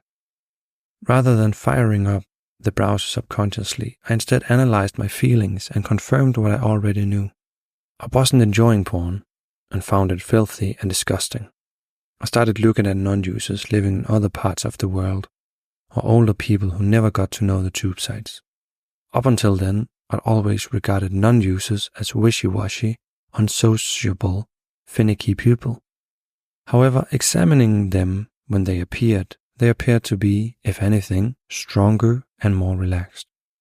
They appeared to be able to cope with the stresses and strains of life and seemed to enjoy social functions more than porn users. They certainly had more sparkle and zest than them. I started talking to ex-users. Up to that point, I'd always regarded them as being forced to give up for health or religious reasons and were always secretly longing for a harem visit. A few did say, "You get the odd pangs, but they're so few and far between they aren't worth bothering about." Most instead said, "Miss it? You must be joking. Life's never felt better." Even failures were fall forwards for them. They didn't condemn themselves and unconditionally accepted instead. Like a coach who'll accept a mistake by a genuinely golden player. Talking to ex-users destroyed another myth I'd always had in my mind, that there was an inherent weakness within me, until it dawned on me that all go through this private nightmare. Basically, I said to myself, scores of people are stopping now and leading perfectly happy lives. I didn't need to do it before I started, and I can remember having to work hard to get used to this filth. So why do I need it now? In any event, I didn't enjoy porn, hating the entire filthy ritual and didn't want to spend the rest of my life in slavery to this disgusting addiction. I then said to myself, whether you like it or not, you've completed your last session. I knew right from that point that I'd never have another session again. I wasn't expecting it to be easy, just the reverse. Fully believed that I'd signed up for months of black depression and spending the rest of my life having the occasional pang. Instead, it's been absolute bliss right from the start. It took me a long time to work out why it had been so easy and why I hadn't suffered those terrifying withdrawal pangs. The reason is that they don't exist. It's the doubt and uncertainty that creates pangs. The beautiful truth is that it's easy to stop porn. It's only indecision and moping that makes it difficult. Even while addicted, users can go for relatively long periods at certain times without it. It's only when you want it but can't have it that you suffer. Therefore, the key to making it easy is to make stopping certain and final, not hoping but knowing you've kicked it, having made the decision. Never doubt or question it, in fact, just the reverse, always rejoicing. If you can be certain from the start, it'll be easy. But how can you be certain from the start? That's why the rest of the book is necessary. There are certain essential points necessary to get clear in your mind before you start. 1. Realize you can achieve it. There's nothing different about you, and the only person who can make your watch is yourself. Not that star, never in their wildest dreams having thought about themselves being used for reducing virility. 2. There's absolutely nothing to give up. On the contrary, there's enormous positive gains to be made. Not only that you'll be healthier and richer, but you'll enjoy the good times more and be less miserable during the bad. 3. There's no such thing as a peak or a single visit. Pornography is drug addiction, and a chain reaction by moaning about the odd visit, You'll only be needlessly punishing yourself. 4. See porn not as a boys will be boys habit that might injure you, but as a drug addiction. Face up to the fact that whether you like it or not, you've got the disease. It won't go away because you bury your head in the sand. Remember that, like all crippling diseases, it not only lasts for life, but gets exponentially worse. The easiest time to cure it is now. 5. Separate the disease, the neurological addiction, from the mindset of being a user or not. All users, if given the opportunity to go back to the time before they became hooked, would jump at the opportunity. You have that opportunity today. Don't even think about it as giving up. Upon making the final decision that you've had your last visit, you'll already be a non-user. A user is one of those poor wretches going through life destroying themselves with porn. A non-user is someone who doesn't. Once you made that final decision, you've already achieved your objective. Rejoice in the fact. Don't sit around moping and waiting for the chemical addiction to go. Get out and enjoy life immediately. Life is marvelous even when you're addicted, and each day will get so much better when you aren't. The key to making it easy to quit is to be certain that you'll succeed in abstaining completely during the withdrawal period, a maximum of 3 weeks. If you're in the correct frame of mind, you'll find this ridiculously easy. By this stage, if you opened your mind as requested at the beginning, you'll have already decided you're going to escape. You should now have feelings of excitement, like a dog straining at the leash, unable to wait to break down the Delta Force B porn water slides. If you have a feeling of doom and gloom, it'll be for one of the following reasons. 1. Something hasn't gelled in your mind. Reread the above five points and ask yourself if you believe them to be true. If you doubt any point, reread the appropriate sections of the book. 2. You fear failure itself. Don't worry, just read on and you'll succeed. The whole business of internet porn is a confidence trick of a gigantic scale. Intelligent people fall for confidence tricks, but only a fool, once having found out about the trick, goes on kidding themselves. 3. You agree with everything but are still miserable. Don't be. Open your eyes, something marvelous is happening. You're about to escape from the prison. It's essential to start with the correct frame of mind. It's marvelous that I'm a non-user. All that needs to be done now is keeping you in that frame of mind during the withdrawal period, and the next few chapters deal with specific points to enable you to do so. After the withdrawal period, you won't have to think that way. You'll think it automatically. The only mystery in your life will be why you didn't see it before. However, 2 important warnings. Delay your plan to make your last visit until you've finished the book. A withdrawal period of up to 3 weeks has been mentioned many times, which can cause misunderstanding. First, you may subconsciously feel you have to suffer for 3 weeks. You don't. Secondly, avoid the trap of thinking, somehow I've got to abstain for 3 weeks and then I'll be fine. Nothing magical will actually happen after 3 weeks. You won't suddenly feel like a non-user, as they don't actually feel any different from users. If you're moping about stopping during the 3 weeks, in all probability, you'll still be moping about it after the 3 weeks. Summarized, if you can start right now by saying, I'm never going to use again, isn't it marvelous? After 3 weeks, all temptation will go. Whereas if you say, I can only survive these 3 weeks without porn, you'll be dying for a harem visit after the 3 weeks are up. Think of it this way. Your brain wants to maintain the status quo. So if you're under the belief that you're losing something good when quitting, you'll obviously feel horrible. It's impossible to force yourself to feel a certain way if your brain doesn't believe it. This is why it's important to go through the trouble of removing the illusion that pornography gives you anything at all. That's how you know you're sacrificing nothing. Sexual dysfunction has a lot to do with your brain and mind frame. Internet porn rewires your brain's reward circuit and gives your mind a doubting mindset. This self-doubt will undoubtedly cause sexual dysfunction.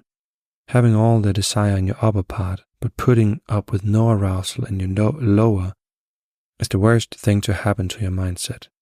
Libido, going hand in hand with romance, is the elixir of youth that you can have until you die.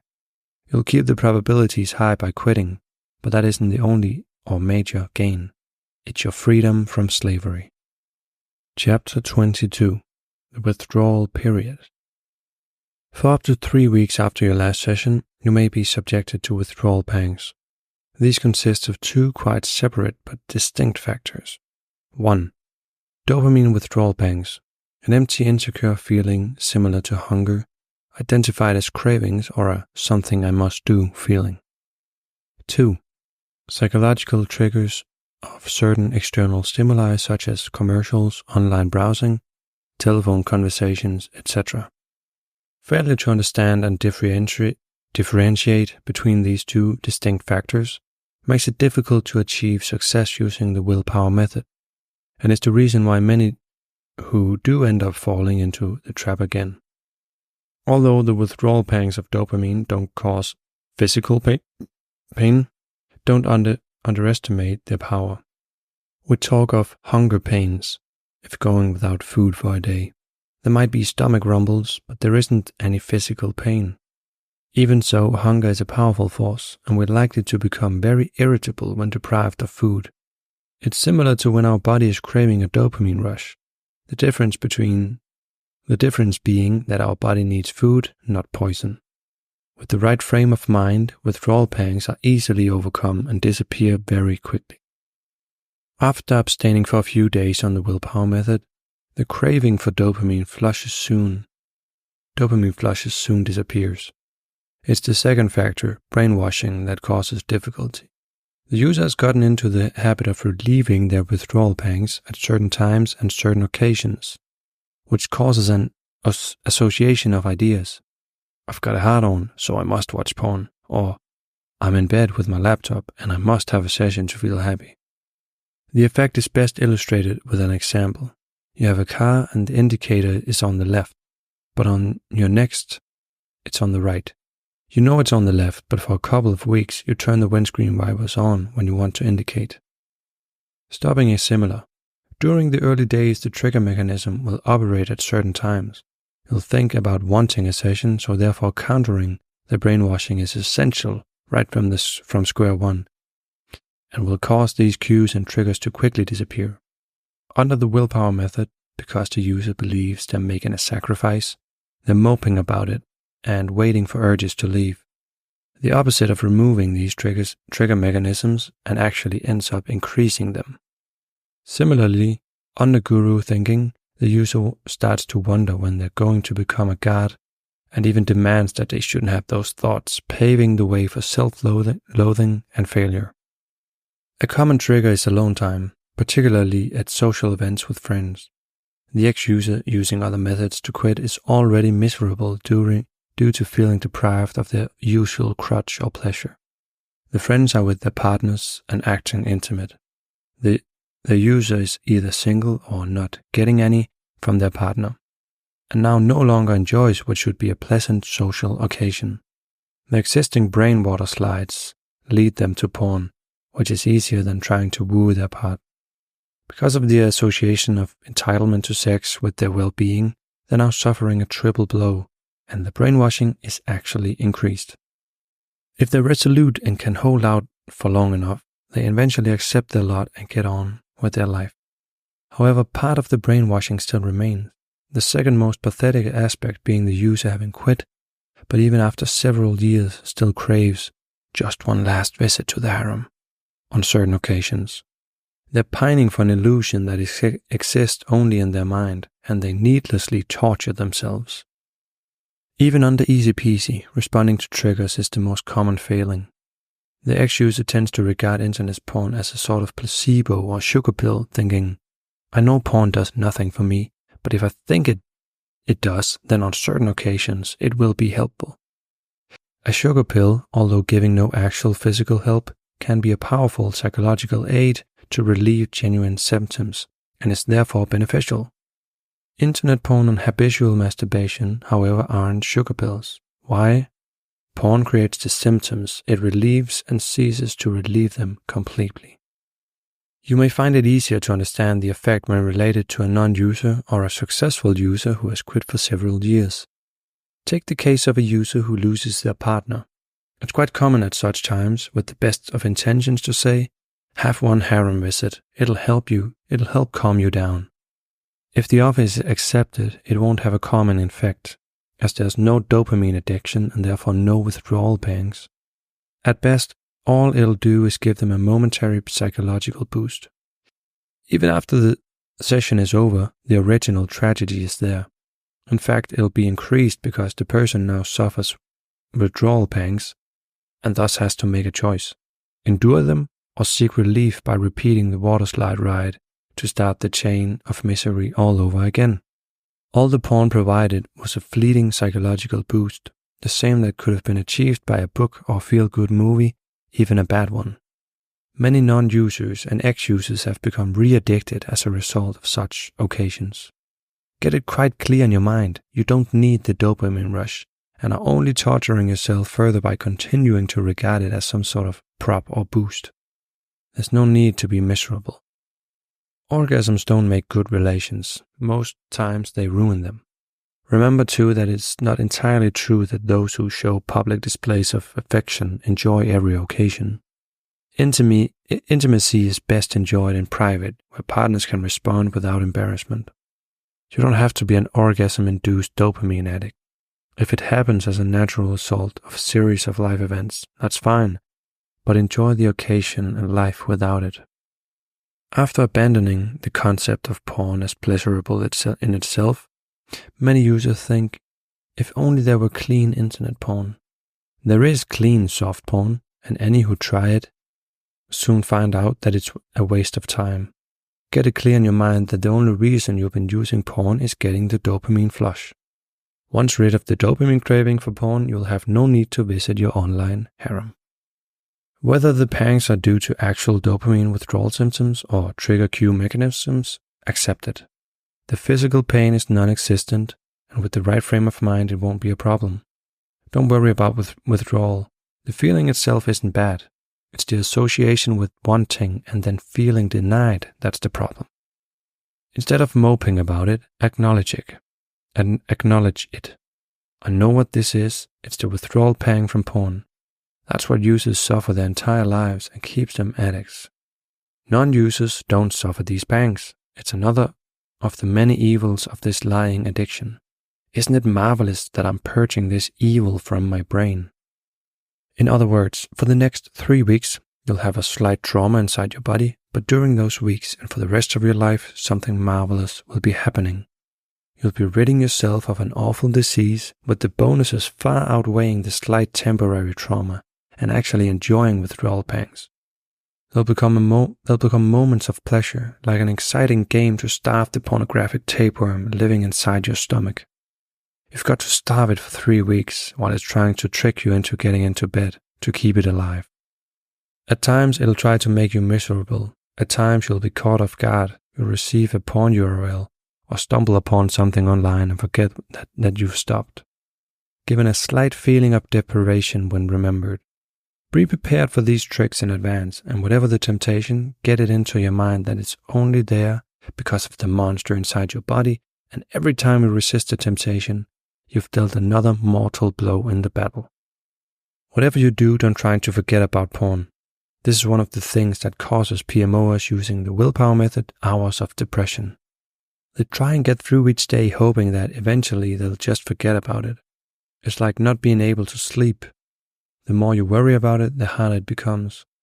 In any event, you won't be able to forget about it. For the first few days, the little monster will keep reminding you, and you won't be able to avoid it. While there are still laptops, smartphones, and magazines around you'll have constant reminders. The point being that you have no need to forget, since nothing bad is happening. In fact, something marvelous and wonderful is happening, and even if you're thinking about it 1,000 times a day, savor each moment. Remind yourself of how marvelous it is to be free again. Remind yourself of the sheer joy of not having to torture yourself anymore. As said previously, you'll find that pangs become moments of pleasure, being surprised how quickly You'll then forget about porn. Whatever you do, don't doubt your decision. Once you start to doubt, you'll start to mope, and it'll get worse. Instead, use that moment of moping and convert it into a boost. If the cause is depression, then remind yourself that the porn was causing it. If you're forwarded a URL by a friend, take pride in saying, "I'm happy to say I don't need that anymore." This will hurt them, but when they see it isn't bothering you, they'll be halfway to joining you. Remember, you have incredibly powerful reasons for stopping in the first place. Remind yourself of the costs and ask yourself if you really want to risk the malfunction of your body-mind and the simple fact you'll be living under a spell for the rest of your life.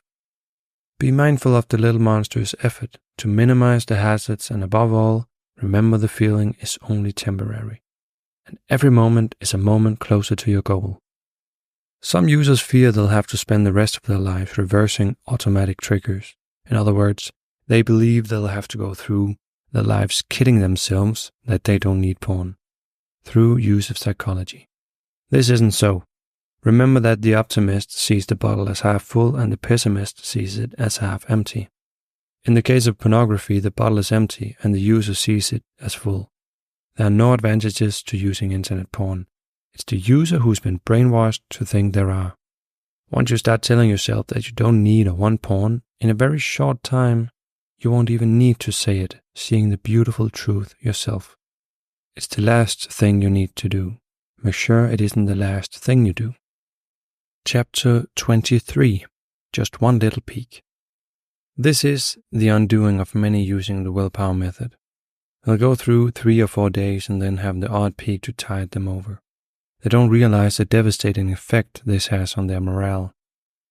For most users, the first peek at the tube side harem was not as good as sex with a real person.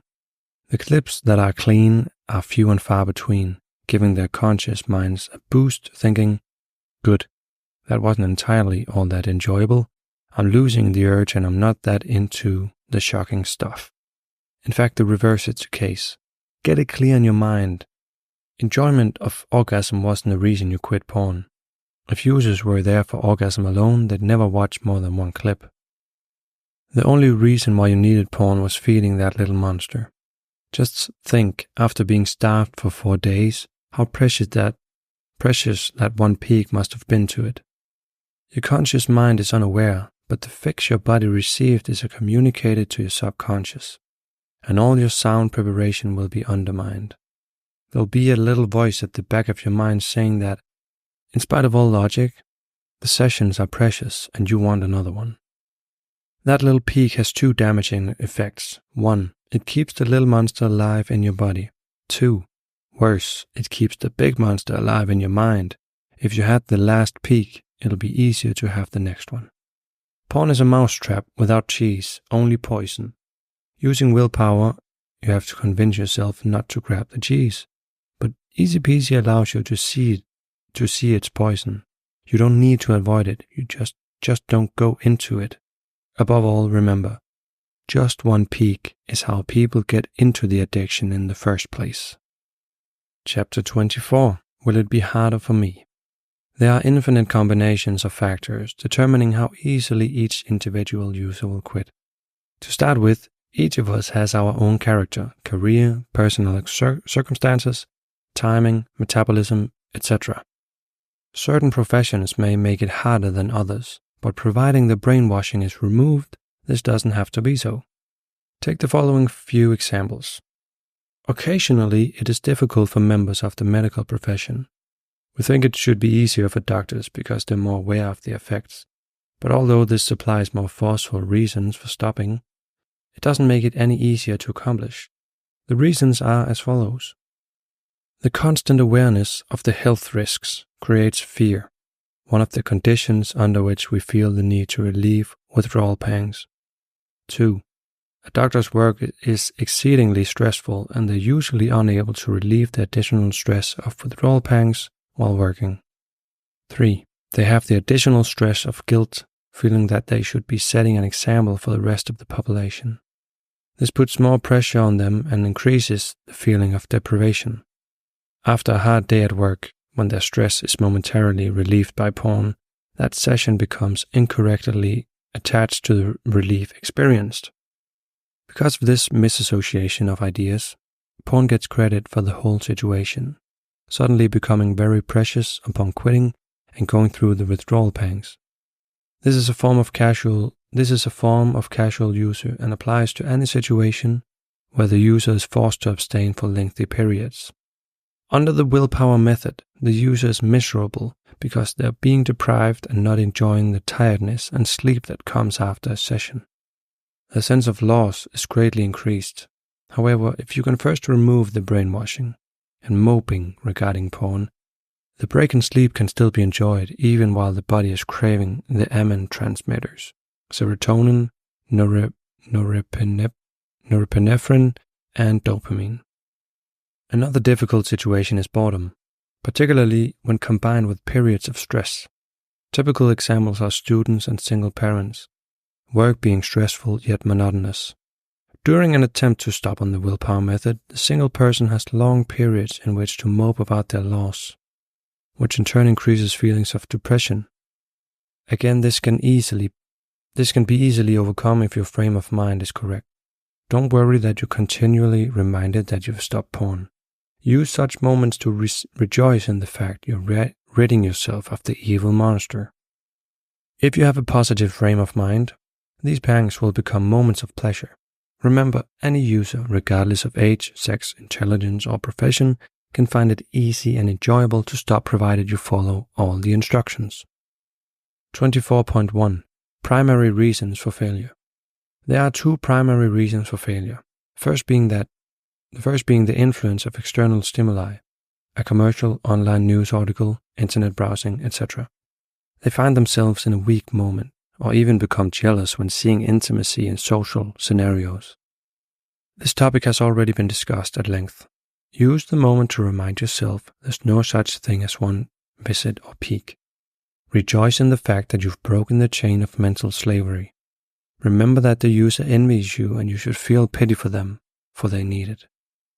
The other reason is having a bad day. Get it clear in your mind before you start that whether you're a user or not, you will have good and bad days. It rains for both the Pope and the murderer. Life is relative and you can't have ups without downs. The issue with the willpower method is that as soon as the user has a bad day, they begin moping for a visit to the harem, which further compounds the issue. The non-user is better equipped to handle stresses and strains, not only physically but mentally. If you have a bad day during the withdrawal period, just take it on the chin. Remind yourself that bad days existed when you were addicted, otherwise you wouldn't have decided to stop. Instead of moping about it, recognize it instead. Okay, so today's not so good, but porn won't cure it. Tomorrow will be better, and at least I've got a marvelous bonus. I've kicked that awful addiction. When you're a porn user, you have to block your mind to porn's negatives. Users never have brain fog, they're just a bit down. When you're having life's inevitable troubles and you experience a thought of wanting porn, are you happy and cheerful? Of course you aren't. Once you stop, the tendency is blaming everything that goes wrong on the fact you've stopped. If work stresses you out, you think, at times like this, I would have had a session. This is true, but the important thing that's forgotten is that porn didn't solve the problem, and you're simply punishing yourself by moping for illusory crutches. You're creating an impossible situation. You're miserable because you can't masturbate to porn, yet you'll be even more miserable if you do. You know that you've made the correct decision by stopping it, so why punish yourself by doubting your decision? Remember, a positive mental approach is essential, always. Chapter 25. Substitutes. Some examples of substitutes include restricting porn to magazines, restricting to porn magazines, static internet images, porn diets, etc. Do not use any of them. They make it harder, not easier. If you do get a pang and use a substitute, it will just prolong the pang, making it harder. What you're really saying is that you need porn to fill the void. It'll be like giving in to a hijacker or a child's tantrum. just keeping the pangs coming and prolonging torture. In any event, the substitutes won't relieve the pangs. Your craving is for certain neurotransmitters in the brain, and all it'll do is keep you thinking about porn. Remember these points. Number 1, there's no substitute for porn. Number 2, you don't need porn. It's not food, it's poison. When the pangs come, remind yourself that it's users who suffer withdrawal pangs, not non-users. See them for what they are, another evil of the drug. See them as the death of a monster. 3. Internet porn creates the void, it doesn't fill it. The quicker you teach your brain that you don't need to watch, the sooner you'll be free. In particular, avoiding anything that reassembles porn, such as men's magazines, movies, romance novels, and commercials. This isn't being close-minded. It's okay to talk romance and sex, but not porn. There's always a way to find when and where to discriminate. It's true that a small proportion of users who attempt to quit using softcore porn or porn diets do succeed, from their own perspectives, and attribute their success to such use. However, they quit in spite of their use and not because of it. It's unfortunate that many still recommend these measures. This is unsurprising because if you don't fully understand the porn trap, a diet or soft substitute sounds very logical. It's based on the belief that when you attempt to quit porn, you have two powerful enemies to defeat: breaking the habit and surviving terrible physical withdrawal pangs. If you have two powerful enemies to defeat, it's sensible to not fight them simultaneously, but one at a time. So the theory goes that when you first stop using porn, you cut down to once a week or use safe porn. Then once the habit is broken, gradually reduce the supply, thus tackling each enemy separately. This sounds logical, but is based on incorrect information. Porn isn't a habit, but dopamine addiction. And the actual physical pain from withdrawal is almost imperceptible. What you're trying to achieve when quitting is killing both the monsters in your body and brain as quickly as possible. All substitution techniques do is prolong the little monster's life, and in turn this prolongs the brainwashing.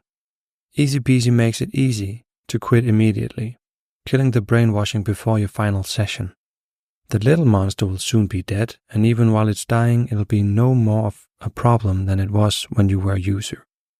Just think, how can you possibly cure addiction to a drug through recommending the same drug? There are many stories online about those who've quit using hardcore internet porn, but are hooked on safe alternatives, having fallen for their little monster's justifications. Don't be fooled by the fact that the safe porn isn't awful. So what the first high-speed clip? All substitutes have exactly the same effect as any porn. Some even begin eating, but although the empty feeling of wanting a session is indistinguishable from hunger for food, one won't satisfy the other. In fact, if there's anything that's designed to make you want porn, it's stuffing yourself with food. As previously explained, porn diets and safe porn will only put you in the middle of the tug of war, with resistance to temptation being so annoying that you'll feel relieved visiting your favorite online harem. The chief evil of substitutes is prolonging the real problem, brainwashing. Do you need a substitute for the flu when it's over? Of course you don't. By saying you need a substitute for porn, what you're really saying that you're making a sacrifice. The depression associated with the willpower method is caused by the fact that the user believes they're making a sacrifice. All you'll be doing is substituting one problem for another. There's no pleasure in stuffing yourself with food, cigarettes, or alcohol. You'll just get fat, miserable, and in no time at all you'll be back on the drug. Casual users find it difficult to dismiss the belief they're being deprived of their little reward, like those who aren't allowed to go online during a period of time during travel, a family event, etc. Some say, I wouldn't know how to unwind if it weren't for porn. That proves the point. Often the break is taken not because the user needs it or even wants it, but because the addict, which is what they are, desperately needs to scratch the itch. Remember, the porn sessions were never genuine rewards. They were equivalent to wearing tight shoes in order to feel the pleasure of taking them off. So if you feel that you must have a little reward, let that be your substitute. While you're working, wear shoes or underwear a size too small, and don't allow yourself to remove them until you have your break. Then experience the wonderful moment of relaxation and satisfaction when they're removed. Perhaps you feel that would be rather stupid. You're absolutely right. It can be difficult to visualize while still in a trap, but that's what users do. It's also hard to visualize that soon you won't need that little reward, and that you'll soon regard friends who are still in the trap with genuine pity and wonder why they cannot see the point. However, if you continue kidding yourself that the online harem visit was a genuine reward, or that you need a substitute, you'll feel deprived and miserable. The chances are that you'll end up falling into the disgusting trap again. If you need a genuine break, as housewives, teachers, doctors, and other workers do, you'll soon be enjoying the break even more because you won't have to addict yourself. Remember that you don't need a substitute. The pangs are a craving for dopamine and will soon be gone. Let that be your prop for the next few days and enjoy ridding your body and mind of slavery and dependence. Chapter 26. Should I avoid temptation situations? The advice has been direct so far and has asked you to treat it as instruction rather than suggestion. There are sound practical reasons for this advice, and those reasons have been backed up by thousands of case studies. On the question of whether or not to try and avoid temptation, this isn't the case. Each user will need to decide for themselves. However, 2 helpful suggestions can be made to assist you through this process. It's fear of future withdrawal pangs that keeps us using porn for the remainder of our lives, and this fear consists of 2 distinct phases. Phase 1. How can I survive without porn? This fear is the panicky feeling the user gets when they're single or have an asexual, uninterested, or unavailable partner. The fear isn't caused by withdrawal pangs, but it's the psychological fear of dependency, of being unable to survive without sex and orgasm. It peaks when on the verge of quitting, when your withdrawal pangs are at their lowest. It's the fear of the unknown, the sort of fear that people have when they're learning to dive. The diving board is 1 foot high, but appears to be 6 feet high. The water is 6 feet deep, but appears to be 1 foot deep. It takes courage to launch yourself, convinced you're going to smash your head. The launching is the hardest part. If you find the courage to do it, the rest is easy. This explains why many strong-willed users have never attempted to stop, or can survive for only a few days when they do. In fact, there are some users on porn diets who, upon deciding to stop, actually binge and escalate to harsher clips more quickly than if they hadn't decided to stop. The decision causes panic, which is stressful and triggers a cue to take a trip to the harem. But now you can't have one, leading to thoughts of deprivation, compounding stress. The trigger activates quickly when the fuse blows and you fire up the browser. Don't worry, the panic is just psychological. It's the fear that you're dependent. The beautiful truth is that you aren't, even when still addicted. Don't panic and launch yourself. Phase 2. Longer-term fear. The second phase is long-term, involving fear that certain situation in the future won't be enjoyable, or you won't be able to cope with trauma without porn. Don't worry. If you can launch yourself, you'll find the opposite to be the case.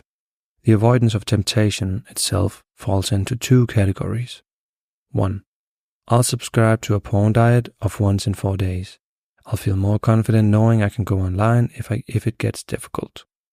If I fail, it's okay. I'll just add additional days to my next cycle. The failure rate with people doing this is far higher than those quitting altogether. This is mainly due to the fact that if you're having a bad moment during the withdrawal period, it's easy to hop on the browser and visit the harem with the above excuses. If you have the indignity of clearly breaking your own rules like a shattered glass window, you're more likely to overcome the temptation. In any event, the pang would probably already have passed if you'd delayed it. However, the main reason for the high failure rate in these cases is that the user didn't feel completely committed to stopping in the first place. Remember, the two essentials to succeed are certainty and isn't it marvelous that I don't need porn anymore, which is elation. In either case, why on earth do you need a session? If you still need to visit your harem, reread the book first. Something hasn't quite gelled. Take the time to kill the big brainwashing monster in your mind stone dead. 2. Should I avoid stressful or social occasions during the withdrawal period? In the case of stressful situations, yes. There's no sense putting undue pressure on yourself. In the case of social events like bars and clubs, the advice is the reverse. Go out and enjoy yourself straight away. You don't need sex or the propagative side of sex, even while you're addicted to porn. Go out and rejoice in the fact that you don't have to have sex or propagative sex. It'll quickly prove to be the beautiful truth that life is so much better without these pressures. Just think of how much better it will be when the little monster has left you, together with those needy thoughts. Chapter 27. The Moment of Revelation. Usually within 3 weeks post-escape, ex-users experience the moment of revelation. The sky appears to become brighter, and it's the moment when the brainwashing ends completely. When instead of telling yourself you don't need to watch porn, you suddenly realize that the last thread is broken, and you can enjoy the rest of your life without ever needing it again. It's also from this point that you'll usually start looking at users as objects of pity. Quitters using the willpower method don't normally experience this moment, because although they're glad to be ex-users, they continue moving through life believing they're making a sacrifice.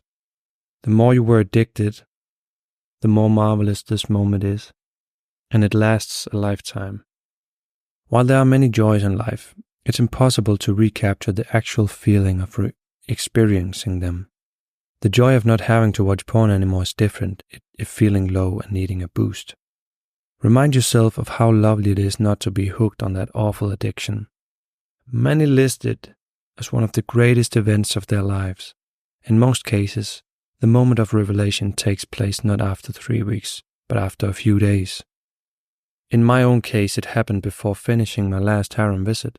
I'm sure many of the readers here before they'd even got to the end of the chapters would say something like, "You needn't say another word. I can see it all so clearly. I know I'll never need porn again."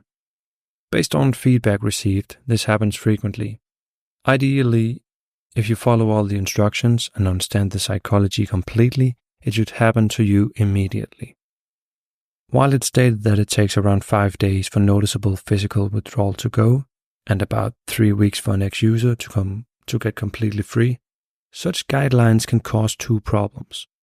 The first being that the suggestion is implanted in people's minds that they'll have to suffer for between 5 days and 3 weeks. The second is that the ex-user tends to think, if I can survive for 5 days or 3 weeks, I can expect a real boost at the end of that period. However, they may have 5 pleasant days or 3 pleasant weeks, then followed by disastrous days that strike everyone, which have nothing to do with addiction but are caused by other factors in our lives. Then our ex-user, who's waiting for the moment of revelation, experiences depression instead. It could destroy their confidence. By the same token, if there were no guidelines, the ex-user could spend the rest of their life waiting for nothing to happen. This is what happens to the vast majority of those who stop using the willpower method. People often ask about the significance of the 5 days and 3 weeks. Are they just periods drawn out of the blue? No. While they aren't definite dates, they reflect an accumulation of feedback from over the years. About 5 days after stopping is when the ex-user ceases to have the addiction as the main occupation of their mind. Most ex-users experience revelation around this period, generally in stressful or social situations that at one point they weren't able to cope with or weren't enjoyable without a harem visit. You suddenly realize that not only are you enjoying or coping with it, but the thought of porn has never even occurred to you. From that point, it's usually plain sailing. That's when you know you're free. It's both mine and the experience of many others attempting to stop using the willpower method that around the 3-week period is when most serious attempts to stop fail. What usually happens is about after 3 weeks you sense you've lost the desire to watch porn. You need to prove this to yourself, so you hop on the browser to visit your harem. It feels weird, proving you've kicked it, but in the process you've greased the Delta Force B water slide thanks to the fresh dopamine rush. What your body has been craving for the last 3 weeks. As soon as you finish the deed, the dopamine starts to leave your body. A little voice reappears. You haven't kicked it, you want another one. You don't scurry back right away because you don't want to get hooked again, allowing a safe period to pass. When you're next tempted, you're able to say to yourself, well, I didn't get hooked again, so there's no harm in having another one. You're already on your way down the slippery slope. The key to the problem isn't waiting for the moment of revelation, but to realize that once you close the browser, it's finished. You've cut off the supply of oxygen to your little monster. No force on earth can prevent you from being free, unless you mope about it or wait for revelation. Go and enjoy life, cope with it right from the start. The moment will soon arrive. Chapter 28. The Final Visit. Having decided on timing, you're now ready to visit your harem one last time. Before you do so, check on the 2 essentials. 1. Do you feel certain of success? 2. Do you have a feeling of doom and gloom, or a sense of excitement that you're about to achieve something marvelous? If you have any doubts, reread the book first. Remember that you never decided to fall into the porn trap, but the trap is designed to enslave you for life. In order to escape, you need to make the positive decision that you're about to stop and to make your final visit. Remember, the only reason you read this book so far is because you dearly love to escape. So make that positive decision now. Make a solemn vow that when you close your private browser window, whether finding it easy or difficult, you'll never visit your harem again. Perhaps you're worried that you made this vow several times in the past and are still failing, or that you'll have to go through awful trauma. Have no fear. The worst thing that can possibly happen is that you fail, so therefore you have absolutely nothing to lose and so much to gain. But stop even thinking about failure. The beautiful truth is that it's not only ridiculously easy to quit, you can actually enjoy the process. This time you're going to use EasyPeasy. All you need to do is follow the simple instructions about to be given. 1. Make the solemn vow now and mean it. 2.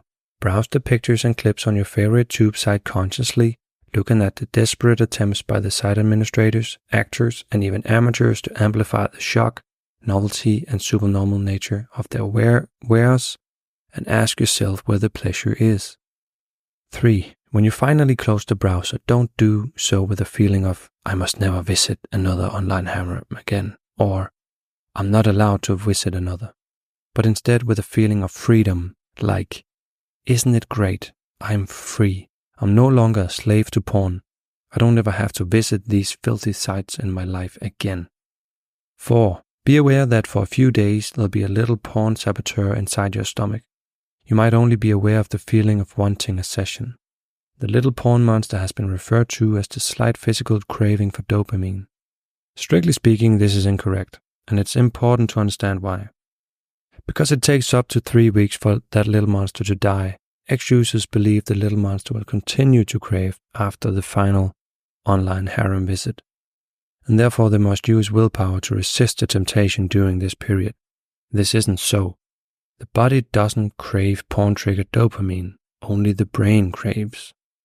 If you do get that feeling of wanting a peak over the next few days, your brain has a simple choice. It can either interpret that feeling for what it actually is, an empty, insecure feeling started by the first visit to an online porn site, and further perpetuated by each subsequent one, and saying to yourself, yippee, I'm a non-user. Or you can start craving for porn and suffer for the remainder of your life. Just think for a moment. Wouldn't that be an incredibly stupid thing to do? To say, I never want to watch porn again, and then spending the rest of your life saying, I'd love a visit. That's what those using the willpower method do, and it's no wonder they feel so miserable. spending the rest of their lives desperately moping for something they desperately hope they'll never have. No wonder that so few succeed, and few that do never feel completely free. Get this mental picture clearly in your mind, for it can be quite helpful in overcoming the power of external stimuli to disturb you.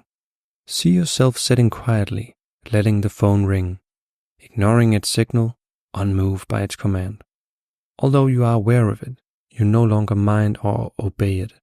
Also get clearly in your mind the fact that the outside signal in itself has no power over you, no power to move you.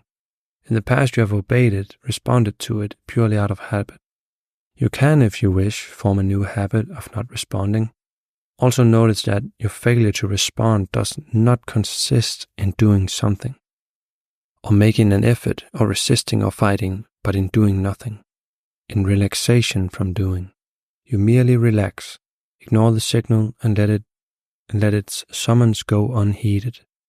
The telephone ringing is a symbolic analogy to any and every other outside stimulus you might habitually give control over to, and now choose to very intentionally alter that habit. It's from the new Psycho-Cybernetics, chapter 12. It's only doubting and waiting that makes it difficult to quit, so never doubt your decision, because you know it's the correct one. If you begin to doubt it, you'll put yourself in a no-win situation, miserable while craving a visit, but unable to have one. No matter what system you are using, what are you trying to achieve when quitting porn? Never to watch again? No. Many ex-users do that, but go through the rest of their lives feeling deprived. What's the difference between users and non-users? Non-users haven't any need, nor desire to watch porn. They're without craving and don't need to exercise willpower in order to watch it, to not watch it. That's what you're trying to achieve, and it's completely within your power to do so. You don't have to wait to stop craving porn or become a non-user. It's completed the moment you close that final browser window, cutting off the supply of dopamine. You are already a happy non-user. You'll remain a happy non-user provided 1. You never doubt your decision. 2. You don't wait to become a non-user. If you do, you'll merely be waiting for nothing to happen and creating a phobia. 3. You don't try not to think about porn or wait for the moment of revelation to come, creating a phobia. 4. You don't use substitutes. 5. You see all the other users as they really are and pity them rather than envying them. Whether they're good or bad days don't change your life just because you've quit. If you do, you'll be making a genuine sacrifice when there's no need to. Remember, you haven't given up living.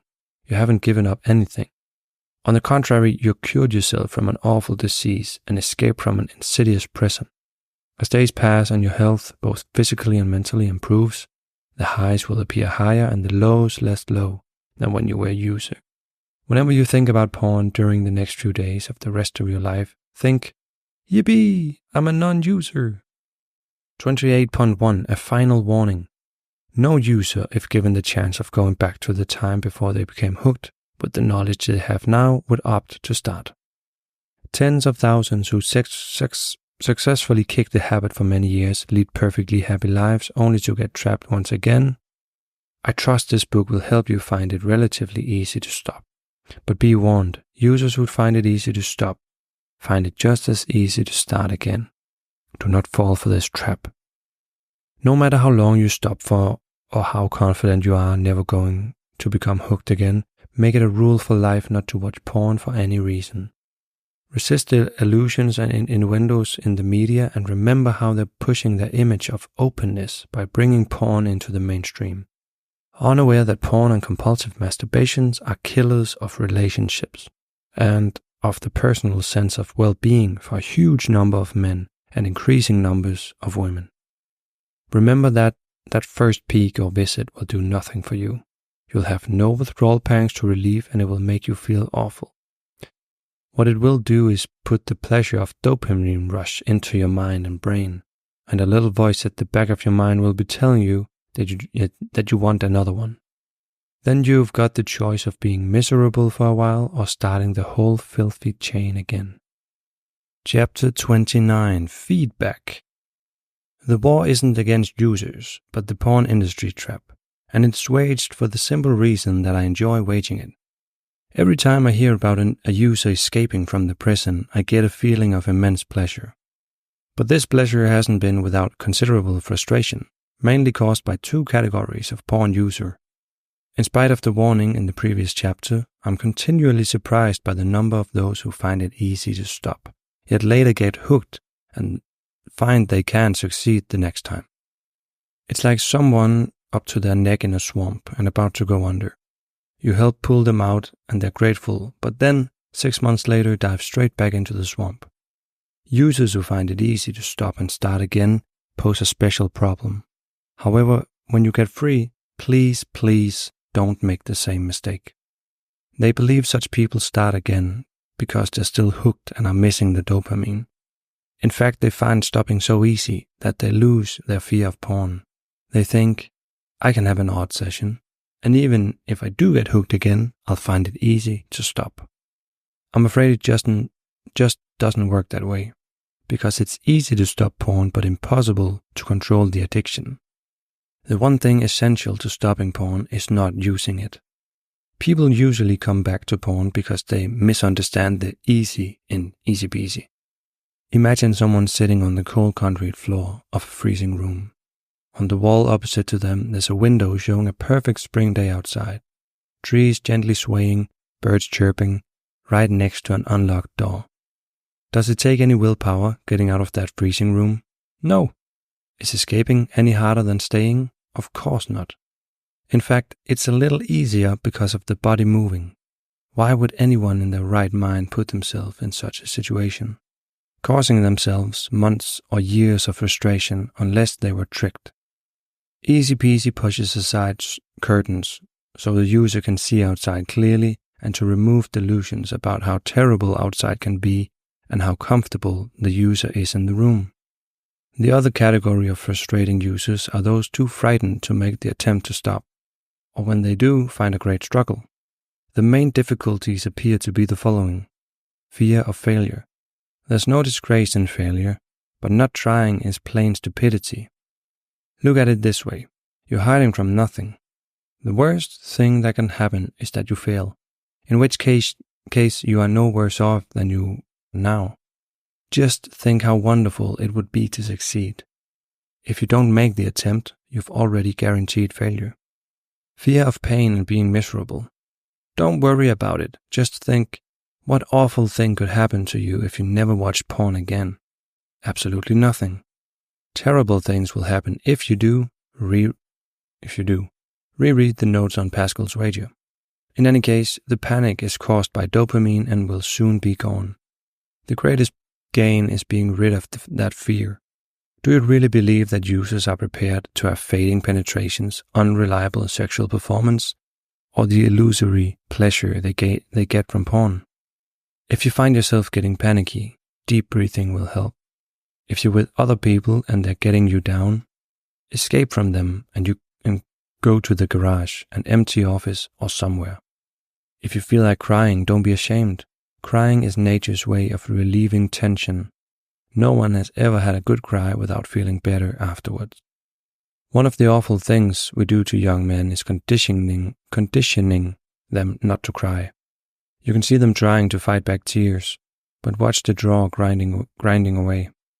We cheat ourselves not to show emotion, but we're not meant to bottle them up inside. Scream, shout, or have a tantrum, kick something. Regard your struggle as a boxing match that you cannot lose. Nobody can stop time. Every moment that passes, that little monster inside you is dying. Enjoy your inevitable victory. Not following the instructions. Incredibly, some users say that the method didn't work for them. They then describe how they ignored not only one instruction, but practically all of them. For clarity, these are summarized as a checklist at the end of this chapter. Misunderstanding instructions. The chief problems appear to be these. I can't stop thinking about porn. Of course you can't, and if you try, you'll create a phobia, becoming miserable. It's like trying to get to sleep at night. The more you try, the harder it becomes. It doesn't matter if you think about porn for 90% of your life. It's what you're thinking that's important. If you're thinking, oh, I love to look at porn, or when will I be free? you'll be miserable. If you instead thinking, yippee, I'm free, you'll be happy. When will the little porn monster die? The dopamine flush leaves your body very rapidly, but it's impossible to tell when your body will cease suffering from the slight physical sensation of dopamine withdrawal. That empty, insecure feeling is identical to normal hunger, depression, or stress. All porn does is increase the level of it. This is why users who stop using the willpower method are never quite sure if they kicked it, even after their body has ceased suffering dopamine withdrawal. If suffering normal hunger or stress, their brain is still telling them this is a valid reason to claim their entitled session. The point being that you don't have to wait for the craving to go, since it's so slight that we don't even know it's there, only knowing it as a feeling of wanting. When you leave the dentist, do you wait for your jaw to stop aching?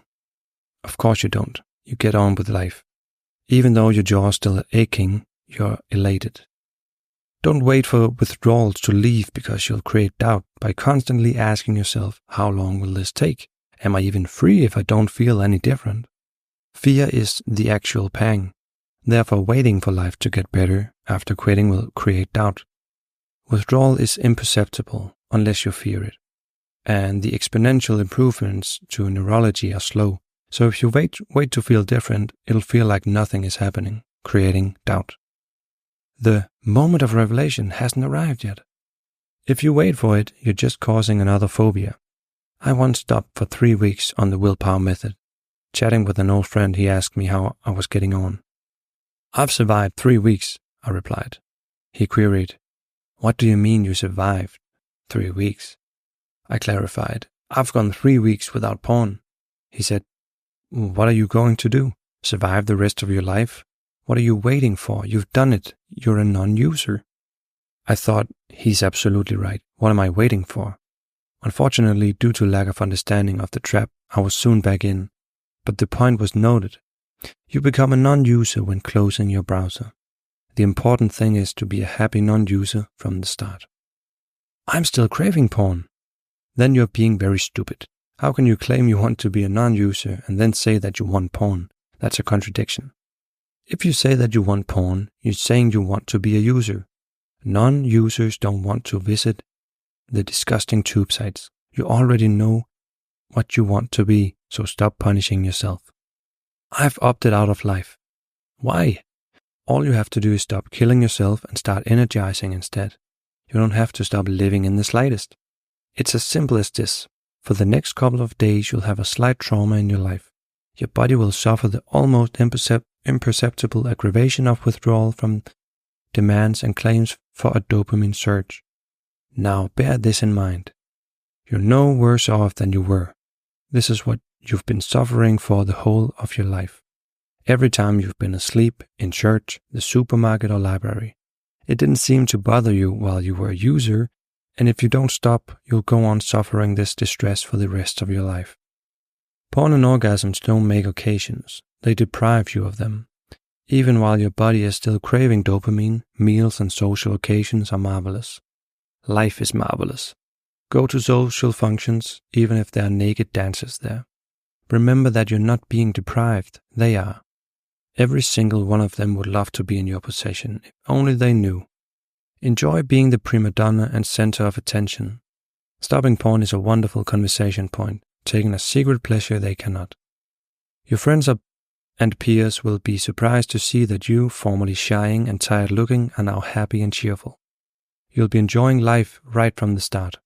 There's no need to envy pickup artists at parties. They'll be envying you, if only they knew. I'm miserable and irritable. This is a failure to follow instructions. Find out which one it is. Some people understand and believe everything written, but still start off with a feeling of doom and gloom, as if something terrible were happening. You're not only doing what you'd like to do, but what every user on the planet would like as well. With any method of stopping, the ex-user is trying to achieve a certain frame of mind, so every porn-related thought is punctuated by, yippee, I'm free. If that's your objective, why wait? Start off in that frame of mind and never lose it. There's no alternative. I had a good week, month, 6 months, but I'm back in the trap. Remember, fear is the pang itself. Giving into a pang generates more fear, feeding the weakened little monster, and succeeding in spooking the non-user into thinking they're hooked for life. In reality, their conceptualization of the brainwashing hasn't changed, but they've given dopamine to the thought process. This is by definition falling forward, but is a failure to follow instructions. Understand which one below and rejoice. 29.1. The checklist. If you follow these instructions, you cannot fail. 1. Make a solemn vow that you'll never ever go online to visit your harem or settle for static pictures or make peace with erotic graphics or anything that contains supernormal stimuli, and stick to your vow. 2. Get this clear in your mind. There's absolutely nothing to give up. By that, it isn't meant that you will be better off as a non-PMOer. You've known this all along. Nor that although there's no rational reason why you PMO, you get some pleasure or crutch from it, since otherwise you wouldn't do it. What's meant is there's no genuine pleasure or crutch in PMOing. It's just an illusion, like banging your head against a wall to get pleasure when you stop. 3. There's no such thing as a confirmed PMOer. You're just one of the hundreds of millions who've fallen for the subtle trap. Like the millions of other ex-PMOers who once thought they couldn't escape, you've escaped. 4. If at any time in your life you were to weigh up the pros and cons of PMOing, the overwhelming conclusion would always be, stop doing it, you're a fool. Nothing will ever change that. It's always been that way and always will be. Having made what you know to be the correct decision, don't ever torture yourself by doubting. Pascal's wager perfectly applies to PMO with no chance of loss, high chances of gains, and high chances of avoiding losses. 5. Don't try to not think about porn or worry that you're thinking about it constantly. Whenever you do think about it, whether today, tomorrow, or the rest of your life, think, yippee, I'm a non-PMOer. 6. Do not use any form of substitute. Do not challenge yourself by keeping your laptop next to you while you sleep. Do not avoid plays, movies, or magazines. Do not change your lifestyle in any way purely because you've stopped. If you follow the above instructions, you'll soon experience the moment of revelation. But 7. Don't wait for the moment of revelation to come. Just get on with your life, enjoying the highs and coping with the lows. You'll find in no time at all, the moment will arrive. Chapter 30. Help those on the sinking ship. Porn users are panicking nowadays, sensing changes in the way internet porn is perceived by men and women. Internet porn's addictive nature is being studied increasingly often, now rightly regarded as being different from traditional pornography. Effortlessness and availability raises alarm even in the hearts of porn supporters. They also sense that their crusade for free speech and thought is being hijacked by various elements. The Wild West of the unpoliced internet makes it near impossible to enforce age restrictions to supernormal stimuli. It's unfortunate that this won't come to an end anytime soon, but hundreds of thousands of users are stopping, with most addicts aware of studies showing similarities between porn and substance addiction. Each time a user leaves the sinking ship, the ones left on it feel ever more miserable. Every user instinctively knows that it's ridiculous to self-sabotage and spend time in front of two-dimensional pixels, super-searching their brain and in the process developing neural pathways that guarantee poor sexual performance. If you still don't think it's silly, try talking to a porn magazine standing at the center of your city and ask yourself what the difference is. Just one. You can't get the pleasure of warmth and intimacy that way. If you can stop buying alcohol and cigarettes every time you go grocery shopping, you can definitely stop visiting your online harem. Users can find rational reasons for watching porn, but they don't feel quite so silly if other people do it too. Users blatantly lie about their habit, not just to researchers and those around them, but to themselves. They have to. The brainwashing is essential if they're to retain some self-respect. They feel the need to justify their habit, not only to themselves but to non-users. They're forever advertising the illusory advantages of porn by subtler means. If a user stops by using the willpower method, they still feel deprived. tending to become a moaner. All this does is to confirm to other users how right they are to continue using. If the ex-user succeeds in kicking the habit, they are then grateful they no longer have to go through life, self-sabotaging or wasting energy, and have no need to justify themselves. Remember, it's fear that keeps the user's head in the sand, only questioning their behavior when stopping. Help the user by removing those fears. Tell them how marvelous it is not having to go through life like living in a prison. How lovely is it to wake up in the morning feeling fit and healthy instead of lacking in energy and self-loathing. How wonderful it is to be free of slavery, to be able to enjoy the whole of your life and to be rid of those black shadows. Or better still, get them to read this book. It's essential not to belittle a married user by indicating that they're deliberately ruining their relationship or it's in some other way cheating or unclean. There's a common misconception that the ex-user is worst in this aspect. This conception has some substance, but is generally due to the willpower method of stopping. Because the ex-user, although having kicked the habit, still retains part of the brainwashing and still believes they made a sacrifice. They feel vulnerable and their natural defense mechanism is to attack the porn user. This might boost the ex-user's ego, but it does nothing to help the user. All it does is put their back up against the wall, making them feel even more wretched and consequently, the need for porn even greater. Although the change in the medical establishment's attitude to internet porn is the main reason why many users are quitting, it doesn't make it any easier to do so. In fact, it makes it a great deal harder. Most users nowadays believe they're stopping primarily for health reasons. This isn't strictly true. Although the enormous health risks is obviously the chief reason for quitting, users have been sabotaging their virility for years and it hasn't made the slightest bit of difference. The main reason why users are stopping is because society is beginning to see porn unmasked for what it is, drug addiction. Society's attitudes are slowly changing. Many partners would now ask questions if you're on your laptop in the middle of the night. Complete bans on porn in some countries or the unavailability of internet are classic examples of the traveling user's dilemma.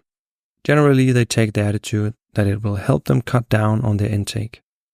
The result being that instead of 1 or 2 a day, neither of which they would have enjoyed, they abstain for an entire week. During this enforced period of abstinence, however, not only will they be mentally deprived waiting for their reward, their body is craving too. Oh, how precious that online harem visit is when they're eventually allowed. Enforced abstinences don't actually cut down the intake because the user just indulges themselves even more when finally allowed to be alone. All it does is to ingrain in the user's mind how precious internet porn is and how dependent they are upon it. The most insidious aspect of this enforced abstinence is its effect on adolescence. We allow the hijackers of freedom of expression, the porn producers, to target unfortunate teenagers to get them hooked in the first place. Then at what is probably the most stressful period in their lives, when in their deluded minds they need porn most of all, we blackmail them into giving up because of the harm they're causing to themselves. Many are unable to do so and are forced, through no fault of their own, to suffer a guilt complex for the rest of their lives. Many succeed and are pleased to do so, thinking, fine, I'll do this for now and after it's over I'll be cured anyway. Then comes the pain and fear of finding work and other adult struggles, followed by the biggest high of their lives, finding a job. The pain and fear are over. Now feeling secure, the old trigger mechanism comes back into operation. Part of the brainwashing still being there, and before the smell of the new work laptop is gone, the user is at the threshold of their favorite online harem. The elation of the occasion blocks the foul feelings from their mind. They have no intention of becoming hooked again, but just one peek couldn't hurt. Too late. They're already hooked again. The old craving from the little monster will begin again, and even if they don't become hooked again straight away, post-high depression will probably catch them out. It's strange that although heroin addicts are criminals in law, society's response is helping these individuals. Let's adopt the same attitude to the poor porn user. They're not doing it because they want to, but because they think they have to. Unlike the heroin addict, they usually suffer years upon years of mental and physical torture. We always say a quick death is better than a slow one, so don't envy the poor porn user. They deserve your pity. Chapter 31. Advice to non-users. 31.1. Help get your porn-using friends to read this book. First, study the contents of this book and try to put yourself in the place of the user. Don't force them to read this book by telling them they're ruining their health or playing with fire. They know this better than you do. Users don't continue viewing porn because they enjoy it or because they want to. They only tell themselves and other people this in order to retain self-respect. They do it because they're dependent on porn, because they think it relaxes them, gives them courage or confidence, pleasure or crutch, and because they feel that life will never be enjoyable without sex. Sex, at least their version of it. If you try and force a user to stop, they'll feel like a trapped animal and want their harem even more. This may turn them into a secret user and porn will become even more precious in their mind. Instead, concentrate on the other side of the coin. Get them into the company of ex-users, blogs, forums, Your Brain on Porn, NoFap, etc. Though beware of advocacy for the Willpower Method. Get them to tell the user how they too thought they were hooked for life and how much better life is as a non-user. Once you have got them into believing they can stop, their mind will start to open up. Then they start explaining the delusion created by withdrawal pangs. Not only are the dopamine rushes not giving them a boost, they're destroying their confidence and making themselves irritable and tired. They should now be ready to read this book themselves, expecting to read pages upon pages of stories about unreliable arousal, fading penetration, PIED, PE, etc. Explain that this approach is completely different and references to illness are tiny fractions of material. In short, don't let this die in darkness. Tell your friends, but don't be weird about it. If you try to win the conversation or have a debate, you'll only succeed in alienating them and further increasing their fear. 31.2. Should I tell my significant other? Should I tell my wife, girlfriend, or partner about my habit? The intention is being to assist you in quitting. There's multiple factors at play here. If you've already been failing to quit using the Willpower Method and have already told your partner, tell them about your new approach and allow them to educate themselves by reading the book. They'll be able to assist and motivate you during the withdrawal period and are a stronghold when the little monster attempts to trip you up. If you only just become aware of the existence of the porn trap and haven't attempted quitting in the past, first use EasyPeasy yourself. As explained previously, this should be an enjoyable experience. However, if you're finding it difficult, request their assistance. Be open and vulnerable with your partner and it'll strengthen your relationship. Provided you're enjoying escaping and aren't finding it difficult through indecision, there isn't much reason to let your partner know. If it wasn't an issue in the past, let it die. However, be prepared that your partner might wonder why you're looking, feeling, and performing better. 31.3. My partner is quitting porn. Pornography is a perverse destroyer of relationships, and while quitting can be done instantly, healing takes time. Many users, due to irrational beliefs spawned from their addiction, take out their anger on partners and loved ones. These behaviors manifest in gaslighting, lying, and manipulative behaviors. This isn't all users, but it's increasingly common in later stages of the disease. While these behaviors may have manifested from the underlying porn addiction, it's important to educate yourself about these behaviors, and if recognized, consider seeing a therapist specializing in sexual addictions. If your partner is within the withdrawal period, assume they're suffering whether they are or not.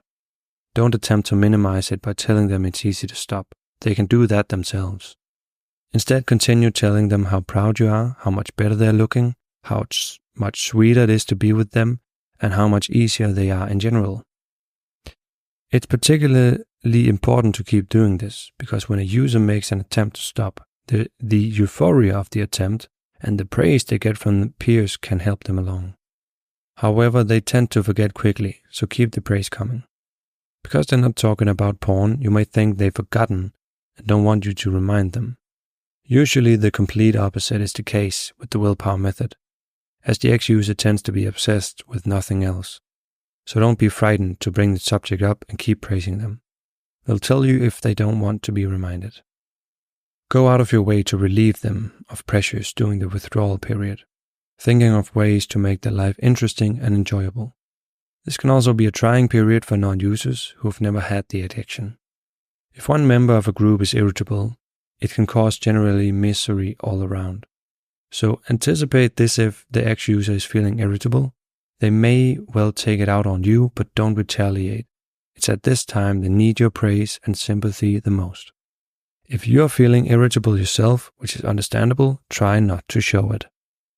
One of the tricks an addict will play when trying to give up with the aid of the willpower method is getting in tantrums, hoping that their partner or friends would say, "I can't bear to see you suffering like this. For goodness sake, just take your poison."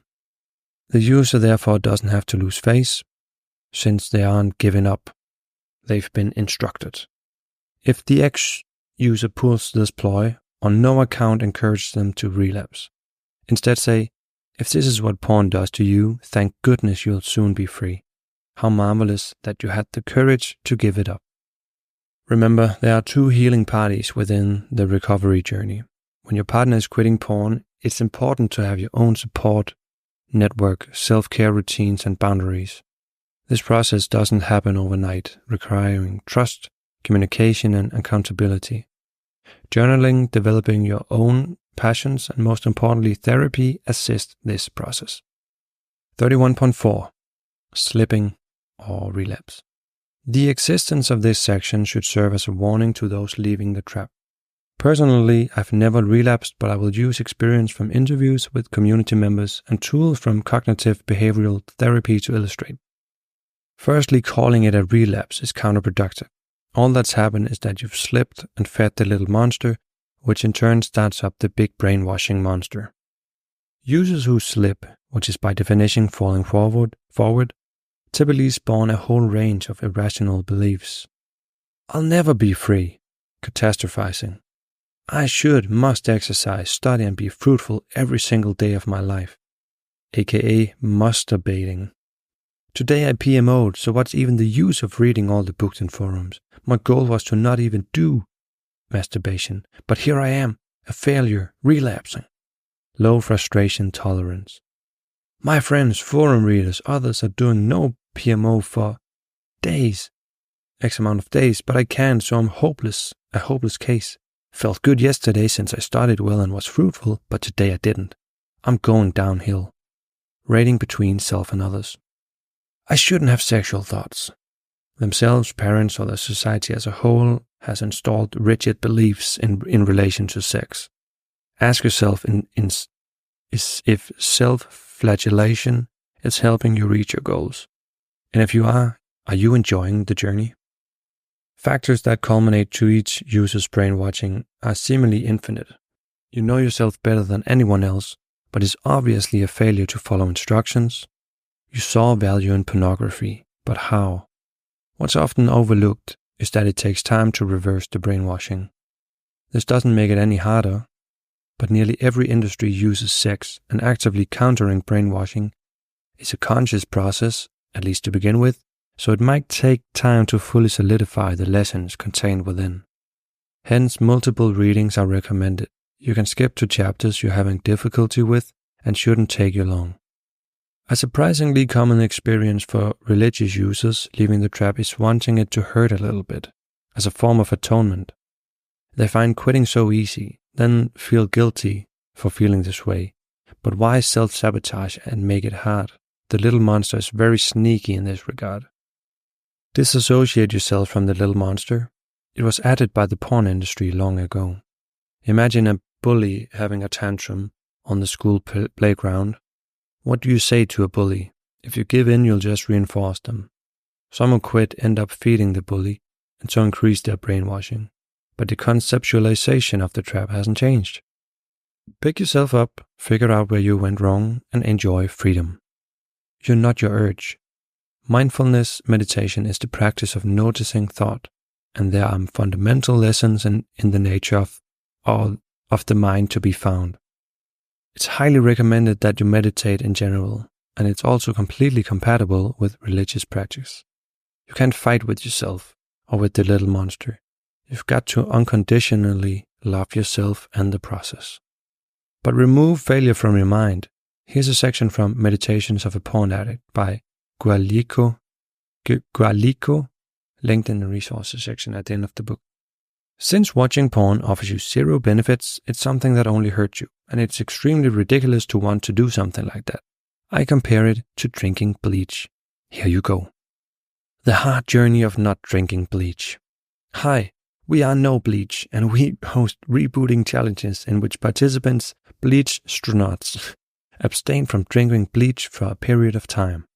Whether your goal is casual participation in a monthly challenge as a test of self-control, or whether excessive bleach drinking has become a problem in your life, and you want to quit for a longer period of time, you'll find a supportive community and plenty of resources here.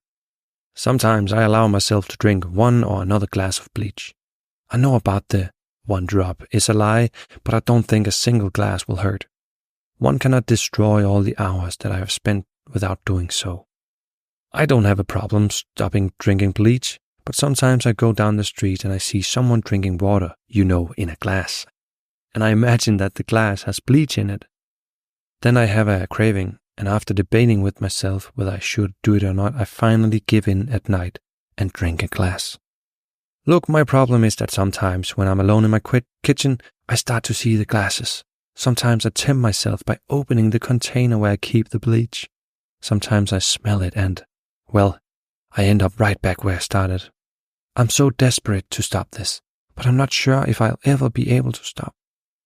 Stopping drinking bleach is impossible. I mean, I always have a mouth, How am I supposed to stop if I always have a throat, which reminds me that I can swallow bleach? Oh man, it was going so well. 19 whole days without doing it. The important thing is to learn from failure. Now I know what to avoid doing. Looking at cleaning products in the supermarket. I will try to make it to a month. I'll reset my counter. Wish me luck. If you have an urge, calm down, dude. Remember what the hackbook says. Bleach is difficult to give up because of fear. We're being deprived of our pleasure or prop. The fear that certain pleasant situations will never be quite the same again. The fear of being unable to cope with stressful situations. In other words, it's the effects of brainwashing deluding us into believing that buying bleach, and by extension drinking it, is a must for all human beings.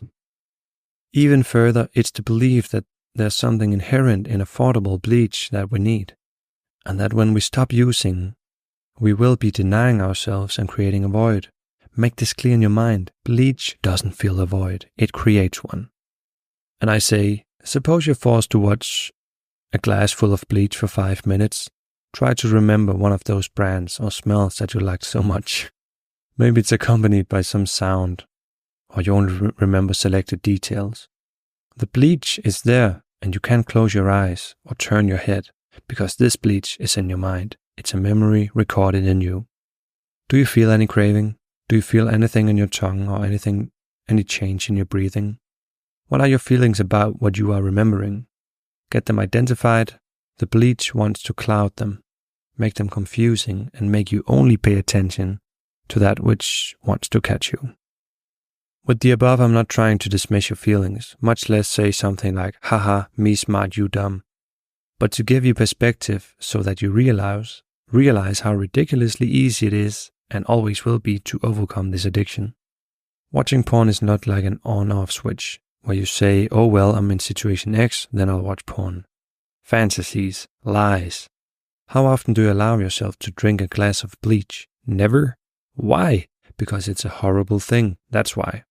How are you supposed to escape your addiction if you don't realize that PMO is a horrible thing to do to yourself? 31.5. What about MO, masturbation orgasm? People have been wanking for eons without issue. To be clear, porn is the problem.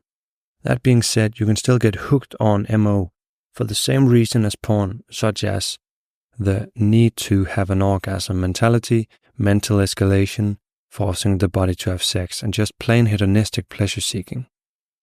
It's exceedingly likely that porn and masturbation have become deeply intertwined in your mind. Many users find they end up relapsing as a result of masturbating to porn-induced fantasies. As your brain rewires, you'll find this brainwashing eventually fades, but it's best to take a break from MO for a while. You should also seek out real sex in order to speed this process along. This isn't an instruction, but evaluate it. Reported benefits from semen retentions are numerous. Increased focus and energy, removal of brain fog, and increased confidence, along with a slew of other benefits. From personal experience, there's a clear difference, and it's all down to how you sublimate this increased energy. Speculating and without strict scientific knowledge, the benefits might come down to a couple of different factors. After orgasm, the brain releases prolactin, which inhibits dopamine release. Depriving your brain of dopamine flushes allows more uptake from simply living life. Semen is reabsorbed by the bloodstream after 78 days and is one of the best nutrients your body can get. Sublimating sexual energy into productive habits brings with it an extra layer of productivity. You may wish to have sex without orgasm as well, which as mentioned earlier is a wonderful sexual experience, often referred to as carezza. You can strengthen your ability to do this by practicing Kegel exercises. From personal experience, the easiest and most effective way to target this muscle is stopping and starting your urine midstream, though be careful not to overdo it, which can cause problems of its own. Separation of the tantric and propagative parts of sex is one of the many bonuses of escaping the PMO trap, and my partners has loved it too. 31.6. Deviations from standard advice. This section is new and is written somewhat apprehensively. Even still, it must be mentioned.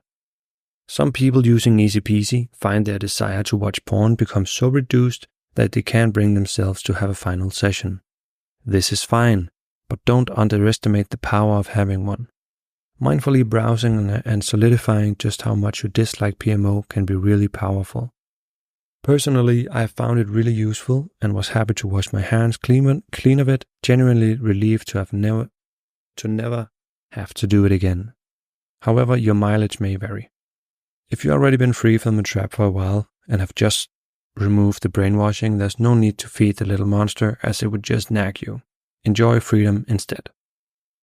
31.7. Help end this scandal. Internet porn is one of the dangers in a free society, piggybacking on the good-willed efforts of advocates for personal freedom. Surely the very basis of civilization, the reason why the human species has advanced so far, is because we're capable of communicating our knowledge and experiences, not only to each other, but to future generations. Even animals find it necessary to guard their offspring from life's pitfalls. Porn producers aren't doing this in good faith, genuinely believing they help mankind, especially now as addiction to internet porn is widely studied. Perhaps in its initial stages, people genuinely believed that porn educated people on intimacy, but authorities know that's a fallacy. No tube site makes genuine claims about education. The only claims made are about the shock, novelty, and escalating qualities of their wares. The sheer hypocrisy is incredible. As a society, we otherwise get uptight about school bullying and objectification of the human body. Compared with internet porn, these problems are mere pimples. Numbers of those addicted climb to new heights each year, spending quality time with imaginary and illusory pixel people at the expense of their health, virility, energy, and time. It's by far the biggest killer in relationships, and hundreds of thousands of lives are ruined every year because they get hooked. Internet porn producers don't advertise in mainstream publications. They don't need to. Our biological urges lead us to the thresholds of their well-stocked harems, giving out free samples like the local drug dealer.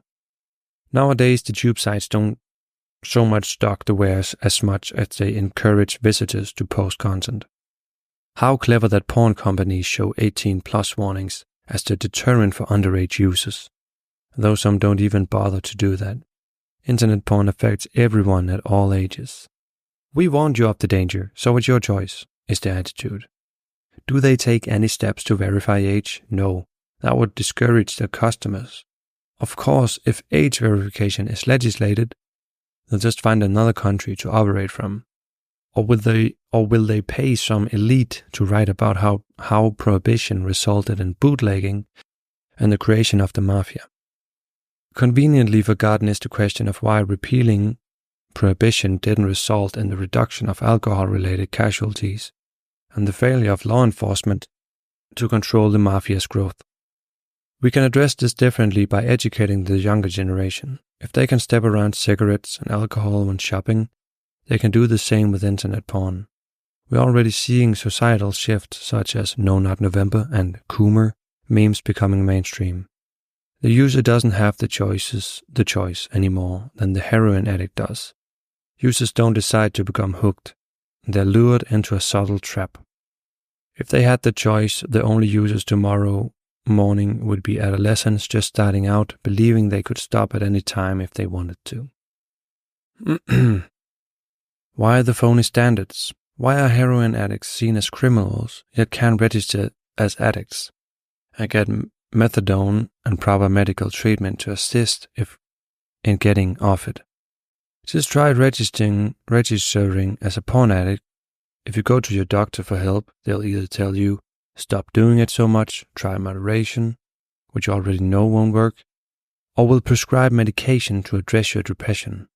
Worse is the advice to go and find real partners. Seriously, have they never heard of users who find porn better and do it behind their partner's back? Some people just don't understand. Scare campaigns don't help users to stop. They make it harder. All they do is frighten users, which makes them want to watch even more. They also do not prevent teenagers from becoming hooked. Teenagers know that porn kills their libido, but they also know that one peak won't do it. Because the addiction is so prevalent, sooner or later the teenager, either through social pressures or curiosity, will try just one visit. Because free porn has awful clips, it's likely they'll become hooked. Why do we allow the scandal to go on? Why don't governments come out with proper campaigns? Why aren't we told that the internet porn is a drug and killer poison? That it doesn't relax you or give you confidence, but destroys your nerves, taking just one peek to become hooked? Why can't they enforce age verification by requesting registered credit cards, perhaps with a third party? MindGeek, owner of many of the major porn sites, is attempting to swindle governments into using their own proprietary age verification solution. Don't let them do it. H.G. Wells' The Time Machine describes an incident in the distant future where a man falls into a river.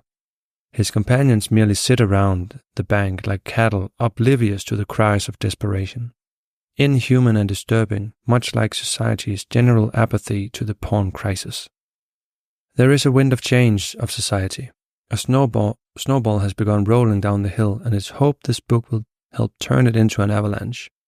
You too can help by spreading the message.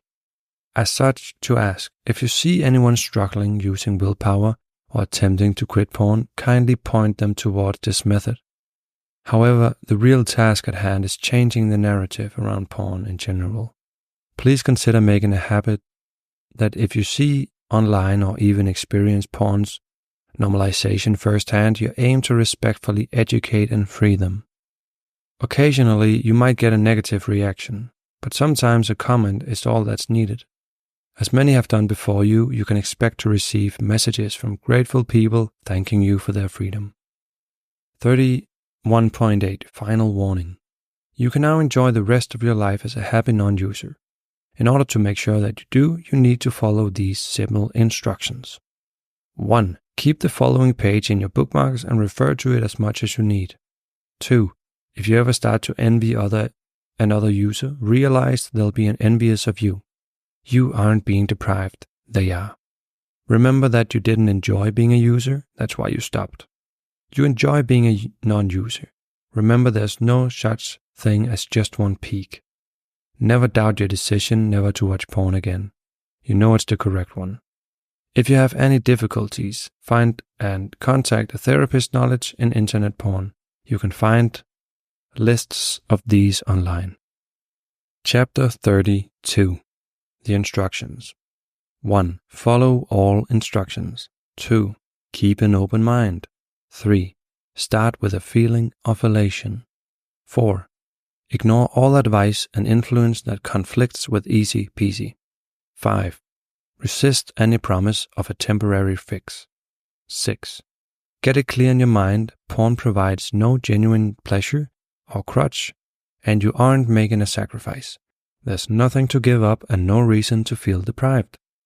7. Don't wait to quit. Do it now. 8. Make a decision to never watch again and never question it. 9. Remember there's no such thing as just one peak. 10. Never watch porn again. 32.1. Affirmations. I am free from the slavery of porn. It's easy to ignore my thoughts about porn. Bye-bye thoughts, bye-bye urges. Oh, there go my cravings. I focus my subconscious mind to overcome porn addiction. Porn steals my time, energy, and vitality. Beating porn gets exponentially easier day by day and in every aspect.